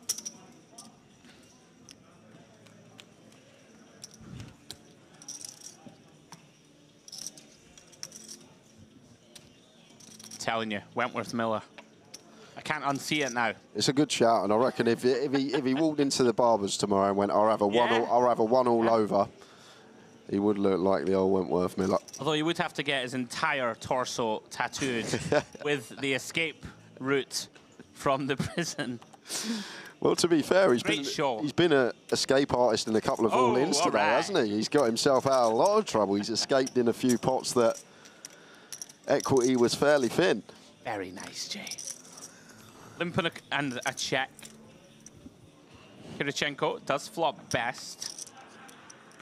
Like this check from Kenjic. Gonna want to have some of these medium to strong hands, we'll call them, that don't bloat the pot pre. Kirichenko decides one big blind, and Kenjic with the decision, Jay. Yeah, Jack 10 seems fairly close. I think we can get involved for sure. 3 to a straight, still can have the best hand with the nut jack high. Yeah. Maybe expect Kirichenko to do some raising with some ace-X on the button. Beautiful looking turn card for Kirichenko. Yeah, really nice to see. For us, making it less likely. Our opponent does hold one of these Queen X holdings, so going to get to go for another street of value here. Still can get some value from some deuce X, some ace highs, and charge some heart draws, 5-3, 5-6, this type of stuff. Yeah, I'm with you. Goes with half pot. Can, of course, get called by a worse 4 also. Makes these spots very tough to play for just jack high. Of course, no turn improvement. Wow. Wow, I'm surprised to see this. I thought it was just going to be over now. I think calling the flop's nice, but calling again here. Yeah. The jack 10. Can have the best hand very occasionally. Perhaps thinks that a king high and ace high likely to slow down on the queen. That would make some sense to me.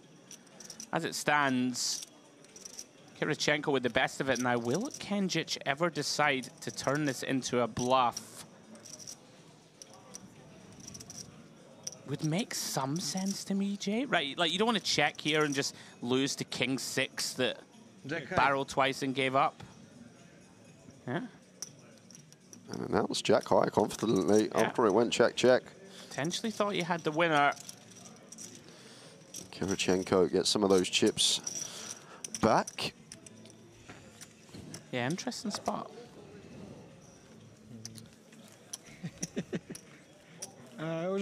Я уже скатался с ним all-in в король 9, блядь. He called me with jack high, honey. Sorry. I just couldn't resist it. It's not queen high. Jack high. Oh, it was queen high. No, know your Phil Hellmuth. Oh, it was queen high. Jack high. Side bet. Because it was queen 10. He called me with queen 10, honey. Remember when he's got pocket 8s and he flops a set and queen 10 backdoors a straight and he turns around and goes, he called me with queen 10, honey. Damn it, you might be right. Yeah, there we are. I hate it when you're right. I was so sure as well. Yeah. Right. Talking of queen highs, there's 2 of them. Queen 7 for Kenjic. What timing? I know. It's almost like we scripted it. Kirichenko, queen deuce of hearts. Looks like calling chips, making their way into the middle.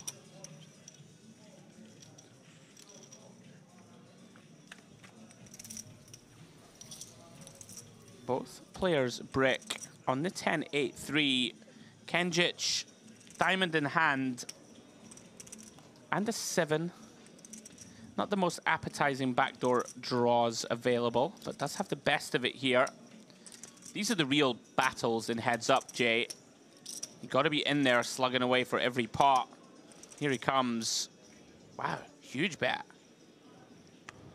Interesting one. Looks like full pot. Looks more than pot. All right, then. That's one way to get it done. Basically pot from Kenjic. Big C bet. If you're thinking that Queen of Diamonds, nice card to use for a large sizing. Sure. Very nice. If you are just joining, guys, and you're in the YouTube chat streets or on DTD Player, welcome along. Myself, Andrew Headley, and Jay Harwood. We are heads up 10K MPP High Roller. Taking you through all the way to the conclusion of this one. Any questions for either of us? Who do you think is going to win? Is it going to be Kirichenko? Is it going to be Kenjic? Let us know your thoughts. I believe we had a legend in the chat, didn't we, before we went off to break? Mr. Sam Grafton. Love to see it. Sam Grafton in the chat on DTD Player. Nice to see you, Sam. As always, a man who has some commentary experience of his own. Yeah, one of the legends of UK poker as well. I've really enjoyed listening to some of Sam's comms the last couple of years. As we see here, Kirichenko. Interesting spot here. Wondered if Kenjic would consider a 3-bet bluff. I would quite like it with this one. It goes with call. Does flop best J. 9, deuce, 3, rainbow. King, of course, would be the Carnage card. Looks like Kirichenko reaching for chips. Aaron over to Kenjic always. Going to be continuing here. Expect to just see call, but can we ever think about raising, trying to flush out some equity when our second pair being just a 3 does just call to the 5 of diamonds turn. Not the most appetizing prospect for Kirichenko to continue barreling on all this like 4-5, 4-6, 5-6 type stuff, and the wheel draws as well now improving. Yeah, it seems a very prudent one to shut it down. Through to the ace of clubs, river. Kenjic, of course, not going to like that card. Very likely to check this one over. I think we have a little too much hand to turn this into a bluff. Yeah. In theory, at least. You think perhaps he thinks differently. you do expect to see check, or is that a little block? It is. So 1 BB block here with a 3. Eyeglasses come off.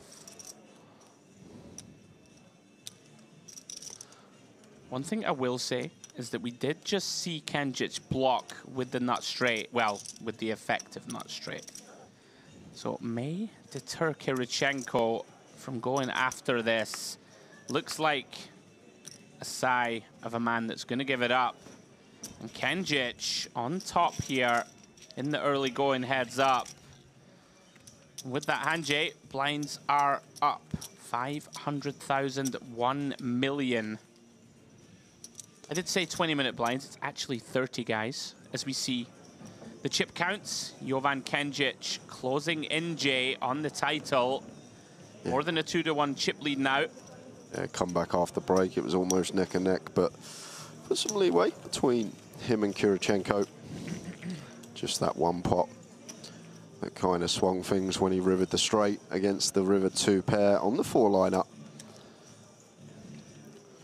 That's still with 18 BBs, 1 double for Kirichenko, and he jumps back into the lead. A deal has been done between these guys. Agreed to chop up some money and play for the rest. 61k and the trophy left to play for. And it's an A6 off on the button. Yeah, interesting here. certainly be considering just sending this. You will see this heads up a lot.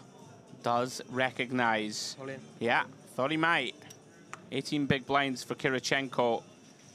And with every pot you take away from him, Jay, chipping him down. Yeah, just little body shots here and there, waiting for that final knockout from Kenjic. Yeah, all of a sudden, 50 million or so, plays 17. Heads up can swing rapidly one way or the other. Either one of these gentlemen, Jay, would be a very deserving champion in my eyes. Yeah, coming in 1 and 2 to the final table. There was a point that this man, Kirichenko, had the chip lead and ended up losing a biggie, and then managed to come back, regain the chip lead. Now is going to send it in with the ace-3 for just shy of 17. Yeah, action on Kenjic. Does have a king high. This one not going to make the cut. Facing a 17 big blind jam. Always find those spots interesting with an ace in hand. Can certainly limp shove some of these ones, Jay. Give your opponent the chance to try and steal, but of course, jam. Makes plenty of sense of 17 or so bigs from Kirichenko.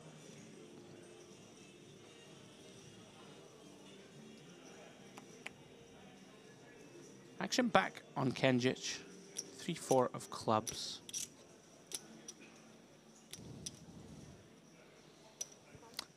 Does decide to complete.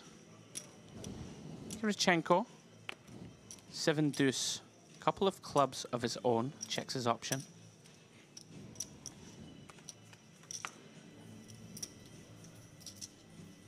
Both players catching a piece.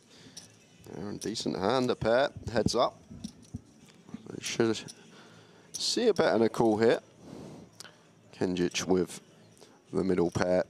Nice one to just be firing, especially when our middle pair is a 3.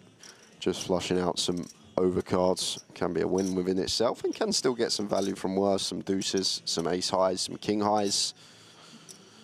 Well then, Kirichenko counting out raising chips. Maybe just deciding, you know, if our opponent has 2 random cards as a stab that have a lot of equity against us, we can shut them out. You know, pretty tough to play a deuce out of position. One thing not going for him, no backdoors, you know, working for him. Like a hand like a deuce 4, deuce 5 might. Yeah, like might work a little better here. Something like deuce 6 of spades, probably a better candidate choice. Yeah, does go for it, gets called. Critical hand in progress for the landscape of this tournament, through to the king of diamonds on the turn. It's a flush draw complete in here. Neither player gonna like to see that card. And Kirichenko out of position. Probably gonna check it over to Kenjic, but what I've seen from him already, wouldn't be surprised. Yeah, these spots are where we earn our corn and heads up. I think deciding, Jay, that he, on balance, has more flushes. You know, his check raise bluffs, right? A bunch of them are going to contain diamonds. Quite like this. Like, you're unlikely to dislodge a hand like a queen, but you are very likely to put, you know, a hand like a 3 in a lot of strife. A hand like 4-5, 5-6 that floated no diamond, an ace-4, ace-5 that didn't jam pre, no diamond. Well, it's very well timed, because Kenjic going to find it difficult to continue with a 3. Just 1 point on your note, Andy. I just feel like heads up, like Kenjic can have just as many flushes as us, because he's just going to open very wide on the button anyway, and like he'll still bet call his flush draws, and like we will raise some as well. I get that. Yeah, I was thinking more just in terms of some of our credible check raises that aren't a pair. A fair amount of them could be diamonds, but I hear where you're coming from. Very nice, though. Credit to Kirichenko, right? If he shuts down there, Jay, going to be on the ventilator with just around 13 blinds unimproved. Huge pot in the context of this heads up. And he's still tuned in, the man. Sam Grafton, big Picasso fan. Thanks, buddy. High praise indeed. As we see Kirichenko here, limp from the button with the 6-3. Two pretty dusty hands. Kenjic, I'm going to check this one over. Well, here we go, Jay.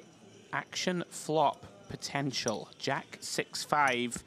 Middle pair for Kirichenko. Open-ended for Kenjic. And what a turn that is. 4 of spades. Both players now improving. Both with a pair. Both with a different open-ender. Yeah, action turn here for both. I think either or for both players here. Seem like both have nice candidates to potentially play check with. Maybe the 6 of Kirichenko is one that's more likely to bet with second pair. But it looks like Kenjic is just going to fire with the 4. Can make the assumption as well after flop goes check, check. Kirichenko's not going to have too many paired hands. Yeah, seems kind of reasonable. You know, you can just fold out 2 overcards that have nice equity. You also stop yourself facing a bigger bet from like a 6 potentially. Might get the right price, right, to get to the river. Well, that river is the king of diamonds. We saw Kirichenko flicking the call. And been doing a bit of blocking, has Kenjic so far, heads up. If it is checked over to Kirichenko here, I think we have a pretty nice value bet, even with just third pair here. Here we go. Let's see if he can find it, Jay. I think it's close. The one problem here is that when you bet, you can value town yourself against a better 6. I guess. But I hear you. Like, it's good to go for these thin value bets. We'll see if he thinks the 6 makes the cut. And credit to you, Jay, and credit to Kirichenko. He has found it. 2.8 million, shade over half pots. Now, what to do for Jovan Kenjic? Any raising, you think, here for Kenjic? It seems like a very nice candidate to choose. He's going to be thinking about it for sure. 7-4, no heart. Seems like a tidy one to potentially get after it here as Kenjic. He could. 1 time bank left, Jay, which is very critical, of course. Hasn't folded yet. Graphics seem to believe he has in the tank. Can he find a check raise bluff? It would be pretty filthy if he does. Like holding a 7 in his hand, Jay? Blocking some of the bluffs, right? So you start to weight your opponent more to like a thin value bet. Does get out of the way. Would have loved to see if he could have found it. Fun hand. Do you think like the time bank situation now starts to become quite critical, right? Doesn't have any left now, so every decision gonna have to be made within 30 seconds. Kirichenko there with at least a couple of time banks. You can see to the right of his chip stack. Fun one.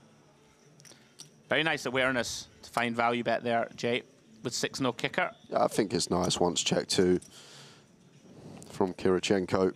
He's going to bet a jack, right? Yeah, of course. He's going to bet a jack. He's going to bet a rivered king. Sure. Like maybe we'll have some traps, but we can just bet fold our hand anyway.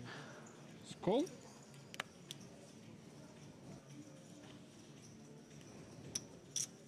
Kenjic? No. Okay. Oh, he hasn't acted yet. 2.2. Bit of confusion. Here he comes. 2. Raised to 2.2 million. Kirichenko finds a pocket pair. 24 blinds deep, Jay. All in? I agree. Very likely to jam this one. See what he lands on. Seems clear heads up. Clear as day. Just the pairs in the heads up situation. 1 in 17 shot to get dealt a pair. So for us both to get dealt a pair, Andrew, 280 to 9 to 1 shot heads up. It doesn't happen very often. Obviously, that does drop a little bit because we have 2 cards in our hand. I just can't remember that. I'm blocking that, but I'm loving it, mate. It's like I'm sitting here with Rain Man. difficult to happen. Can you count cards? I can. Like, you're going to out yourself on stream. I wouldn't do it. I don't play. This is the funny thing. I don't play blackjack, but I know. I know. Could do a bit of card counting. It's going to launch into a funny reference about Dustin Hoffman and Tom Cruise. Wondering which of us was which. I don't think either of us are either. I used to get reference to, you remember Alan from The Hangover at school? Oh, I get him a yeah, fair bit. Yeah, I used to get him quite a bit, so. Do you know who I get? So to keep it there constantly. Go on. Frankie Boyle. Frankie Boyle. Yeah. That's a good shout, actually. Get you some glasses. Yeah, I've got glasses. I've stopped wearing them. PTSD. Right, enough of our nonsense. Kenjic ISOing here with the Jack-7. Yes. Very nicely timed. 4-10.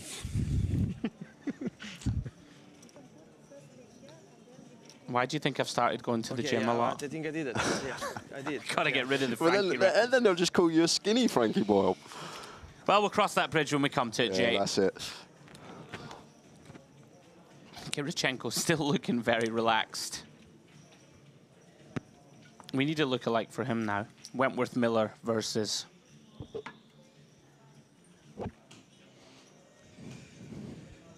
Right, on we go. Kenjic, 36 big blinds deep. If we're ever going to fold any hand heads up, he might consider it with this one. But these guys are in there battling. Limps in. The battle of the napkins. Sure is. Go. Yeah, call. Okay. Action on Kirichenko. He's going to take a free flop.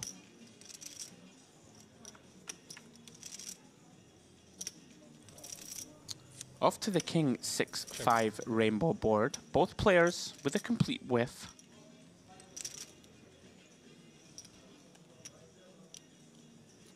Generally a case, Jay, of first to bet wins. Exactly that. Maybe Kirichenko could have had one as well that could have gone for the 1 BB lead with the 8-3. Gave the green light over to Kenjic. Takes a small one. Blinds now, 500,000, 1 million. Speaking of 1 million, Jay, tomorrow, main event coverage, 5K, 5 million guaranteed, main event final table. The winner will take home $1 million. We got a big headliner for that one as well, Andrew. Come on then, Jay, who we got? Leon Sturm, second in chips. He will be when we start that final table. I'm sure you all remember him from last year at the WSOP. Yeah. Young crusher, 23 years old, is it? Yeah, I believe he's very young. Goodness me. Early 20s, I'm sure. Yeah, will be a force at that final. As we see this limp pot. Again, both players completely missing this board. Kirichenko gonna take a stab with the Jack Deuce. Kenjic not to be denied. No spade in hand, but does feel compelled. Keep his man honest for one street. Off to the 3 of diamonds turn we go. Double flush draw board. No improvement for Kirichenko's hand. He's gonna shut this one down. Check, check to the ace of hearts river. Yeah, and maybe one that Kirichenko may go after here. Kenjic seems like got a clear check with King High that wants to show down. And then it will be decision point for Kirichenko. Maybe he thinks that Jack High still beats some stuff. Yeah, always somewhat problematic here to represent this ace. Yeah, Okay. I think give up. Makes a lot of sense. High. Good. You do get stationed off here a lot, Jay.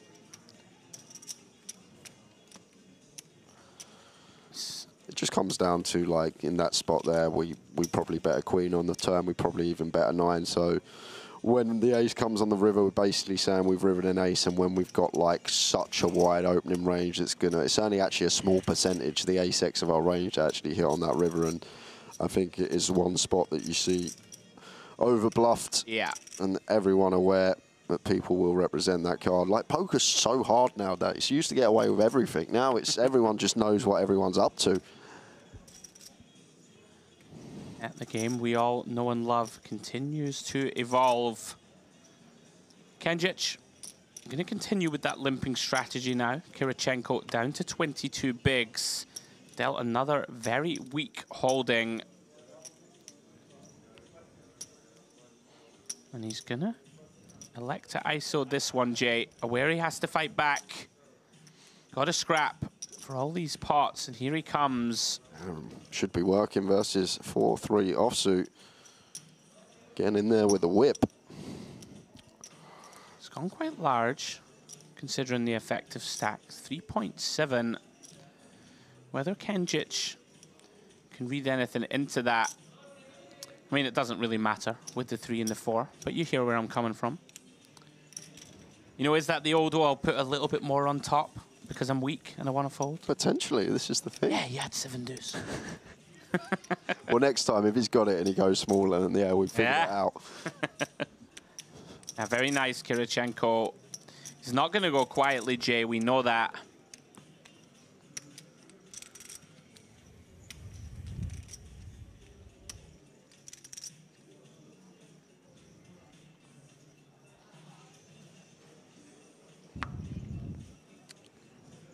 Jack 10 for Kirichenko. Starts with a complete on the button, and Kenjic here with the pocket 7s. 24 effective. 3.5. Is going to go for this approach. I actually like this here. Maybe 7's heads up seems way too strong to just send for 24. Try and induce some stuff from Kirichenko. Some hands that we dominate that might want to send it in for 24 over our raise to 3.5x. Yeah, off to the 6-6 deuce we go, Jay. Kenjic gonna absolutely love this flop. As far as flops go, for a pair of 7s, gonna be very high up the list. What he'd want to see. 2.7. Does continue for 1/3 pot. Not too much going for Kirichenko. Just jack high. Does have position, but a bit optimistic, and looks like he's going to use that position, it seems. He counting out chips here. Yeah. Wow, this is a 2%. 2.7.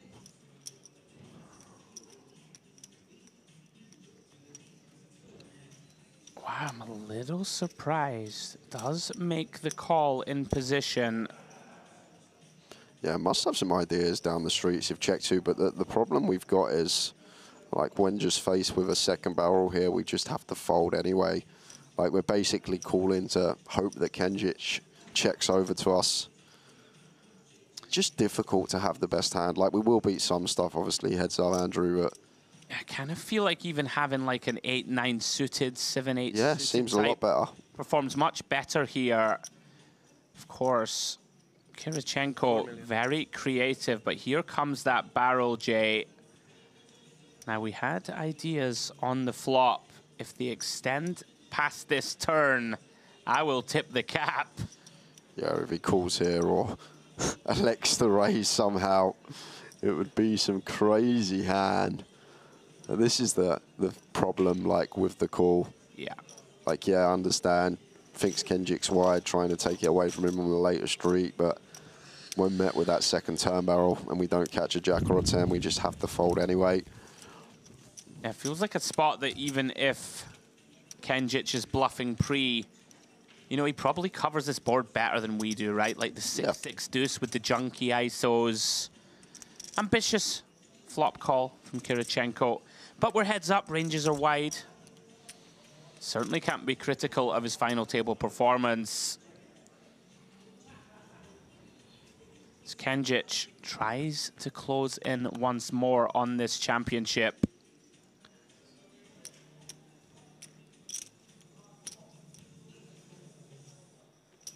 Does complete from the button with 4-5. Kirichenko. Big hand, heads up, King Jack. Yeah, and seems like one that probably just wants to do some jamming. I think this is too strong, Jay. Too strong, yeah. Yeah. I think we've got to raise call this one. For 16, you could consider jamming a little less.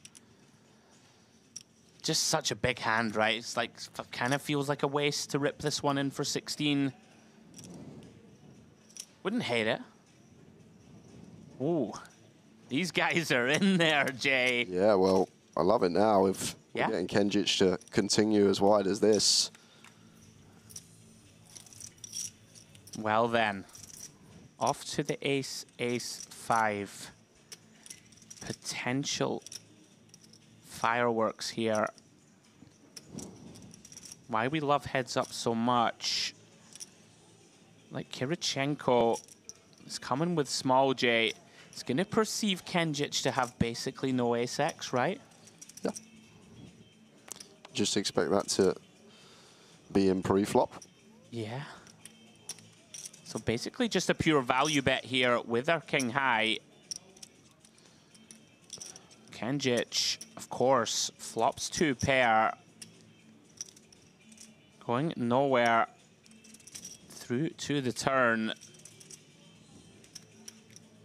SPR shallow is a deuce.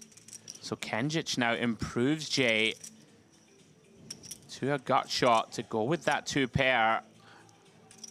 It's an interesting factor here as well that we do expect like the ace deuce off through to probably like ace 8 off. We're just going to send it in pre as well as Kenjic here. So like Kirichenko, like the ace-x that he's going to have is probably going to be like ace 10, ace jack, ace queen, ace king, this type of stronger ace-x stuff. So 100%. Probably going to eradicate a lot of ace-x holdings from our opponent's range. And right. I mean, the thing that's really interesting is king jack is almost figures to be good a lot. So Kirichenko declines, you know, the opportunity to start turning it into a bluff, which seems very reasonable. You know, of course, we lose to a 5. And now the decision point on him, whether or not, Jay, to try and dislodge a hand like a 5. He may feel that once Kenjic checks back, that he has showdown very often. Has checked it over. just happy to take showdown here, Andrew, with the 5 as Kenjic. I think this is too thin. Heads up. I don't really know what we're targeting. Like King highs, I guess. King high, a turn deuce. Like if it was a junky ISO. You do open yourself up, of course, to value town. 6 million. And he's going for it, though. Knows where he's at, Jay. And here we go. This is a tidy little value bet here from Kenjic, and Kirichenko is going to be like, hold on a minute, you can't have an ace here. Probably thinks he doesn't value a 5. Yeah, exactly, he's not value betting a 5. I guess he'll have some 4-3 suited for the turn will. Right.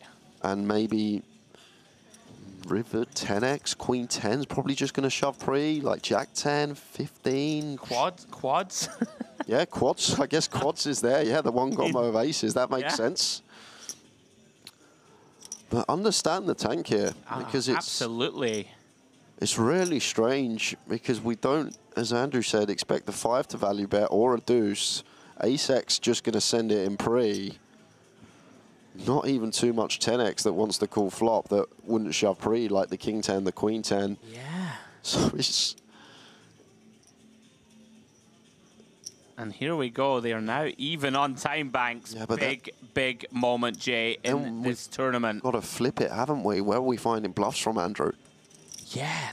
Like what's Kenjic got here that wants to bluff? Like, what hand, a 6-7 suited? Something like that, that now gets to the river with 7 high. Called. And he pays it off. And what a tidy little value bet there from Kenjic. That is some high level stuff going on. What a fantastic hand of poker.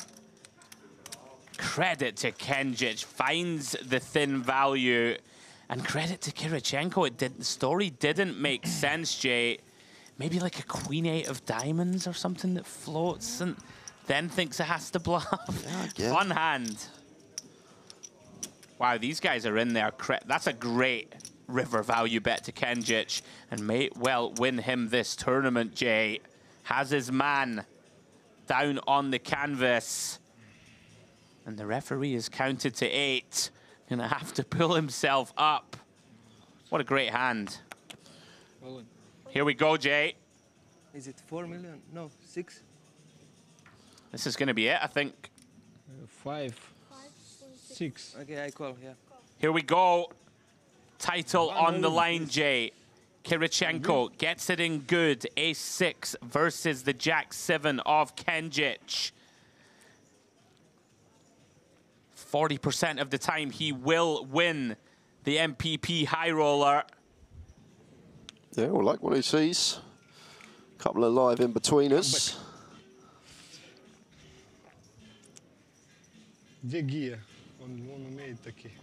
I want to play more, it's fun. So,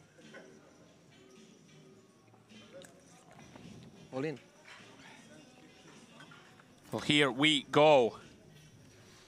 10, 5, 9. Kenjic flops a gut shot straight draw to go with the live Jack and 7J. Kirichenko looking to hold with ace high. And that's a great turn for the Russian. Ace of spades on the turn. Now just has to dodge 4 8s with 1 pull to come. Can he do it? Yes, he can, Jay. King of Hearts completes the board and breathes new life into Kirichenko. So these two will battle on. It is fun, it is fun. Still fairly shallow. But more, one more double for Kirichenko and right back in this heads up.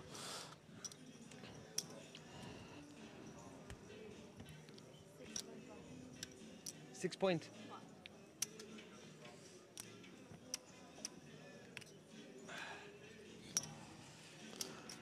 Kenjic had a chance to win it there. Couldn't find the help on the board. And blinds also going up in a couple of minutes as well, and that will take us to the 1.2 million level, leaving just 50 big blinds in play. That was a great hand, the heads up. We didn't have much time to reflect. Really fascinating one. As it stands, Kirichenko finds that double up. Keeps himself alive. More work to do, Jay, to get back in the hunt here. And Kenjic with the 9 deuce off.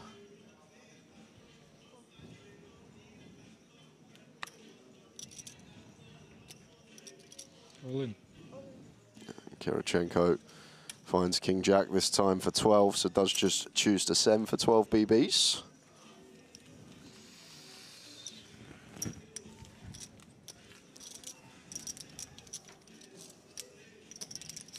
Yeah, a little shallower this time. Yeah, great shout before, Andrew, with the not all in with the King Jack for 16. I've just played loads of shallow heads up, so... Never really looked at heads up myself.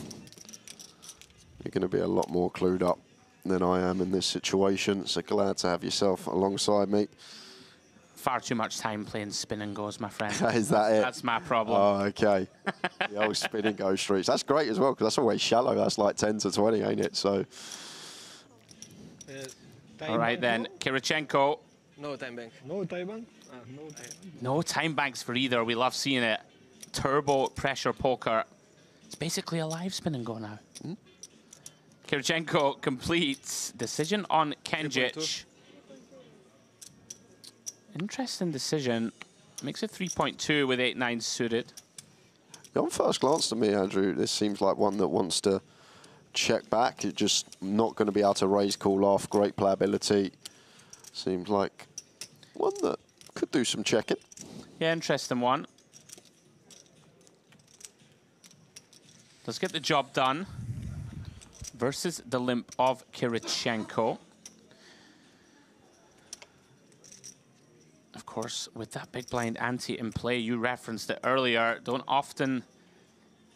Well, I say don't often. In many heads-up situations, there is no BB ante, but it is live here. So pressure on Kirichenko. Now Kenjic, with a king high, does decide that is enough to put his man to the test. Pass. Does get it through. Now, it's the 9 BBs for the Russian. These two did come into this final table first and second in chips. Kenjic was chip leader. Kirichenko was second in chips, and it stayed the same. Here, heads up. So over a 4-1 chip lead now. But as I say, a couple of doubles, even one double, to bring it back to like 18 and 34. Still in with a shout, but not much room for any post-flop play here off 9 BBs. We'll be seeing a lot of open shoves pre. At the final two, Jovan Kenjic and Alexandra Kirichenko.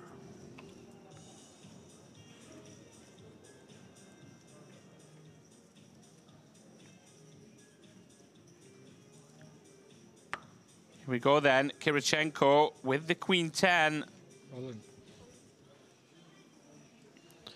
And a king high, good enough to call for 9, you would think. Yeah. And there we go. And this time, Kirichenko is going to need to come from behind.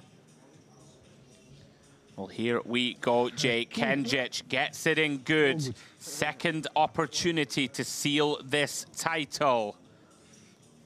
Can he get the job done from out in front with the King 9? Oh, yeah. Kirichenko.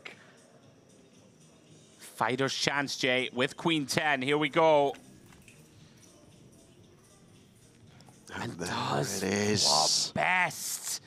10-6, Jack on the flop. Pair of 10s now for Kirichenko. Kenjic looking for a king or a queen, Jay. And there it is! Does find it, and it's so funny. Before the hand, he said 2 pair versus a straight, and it's ran out like that. They've called the Queen Jack 10. Kirichenko down to 4 outs, going to need to boat up, and does not. 8 of diamonds river, and we have a champion. Alexandra Kirichenko in second, but our winner, Jovan Kenjic from Serbia, going to be taking home that extra $61,000 and the trophy after the deal was done. Brilliant stuff, Jay. Gets the job done, celebrates with his rail. Fantastic performances from both. Commiserations to Kirichenko. Really put on a sensational performance of his own, Jay. But there you have it. Jovan is the man, takes down the 10K MPP high roller. Fantastic stuff. That was brilliant, Jay. Yeah, it was a good watch. Nice little final table. Had a lot of stuff to go throughout it. Kenjic coming in as the chip leader, lost the chip lead, but then regained it. And Kirichenko, second in chips, went as one of the short stacks with 6 or 7 left. Managed to get the spin up himself, battled it out heads up. But the worthy winner is the Serb, Jovan Kenjic. Yeah, brilliant. It really was a fascinating final table to watch, Jay. Oh, yeah, yeah. Yeah, 2 very worthy opponents. Great action for us on stream. Of course, this has been the penultimate day of our coverage. And Jay, now we're going to turn our attention towards tomorrow. That MPP main event, the main event of the Mediterranean Poker Party, taking place tomorrow. Myself and you will be covering it, Jay, all day, 1 p.m. Cyprus time. So please come along and join us, guys, where we will be awarding $1 million to the winner. Until then, guys, we will see you tomorrow.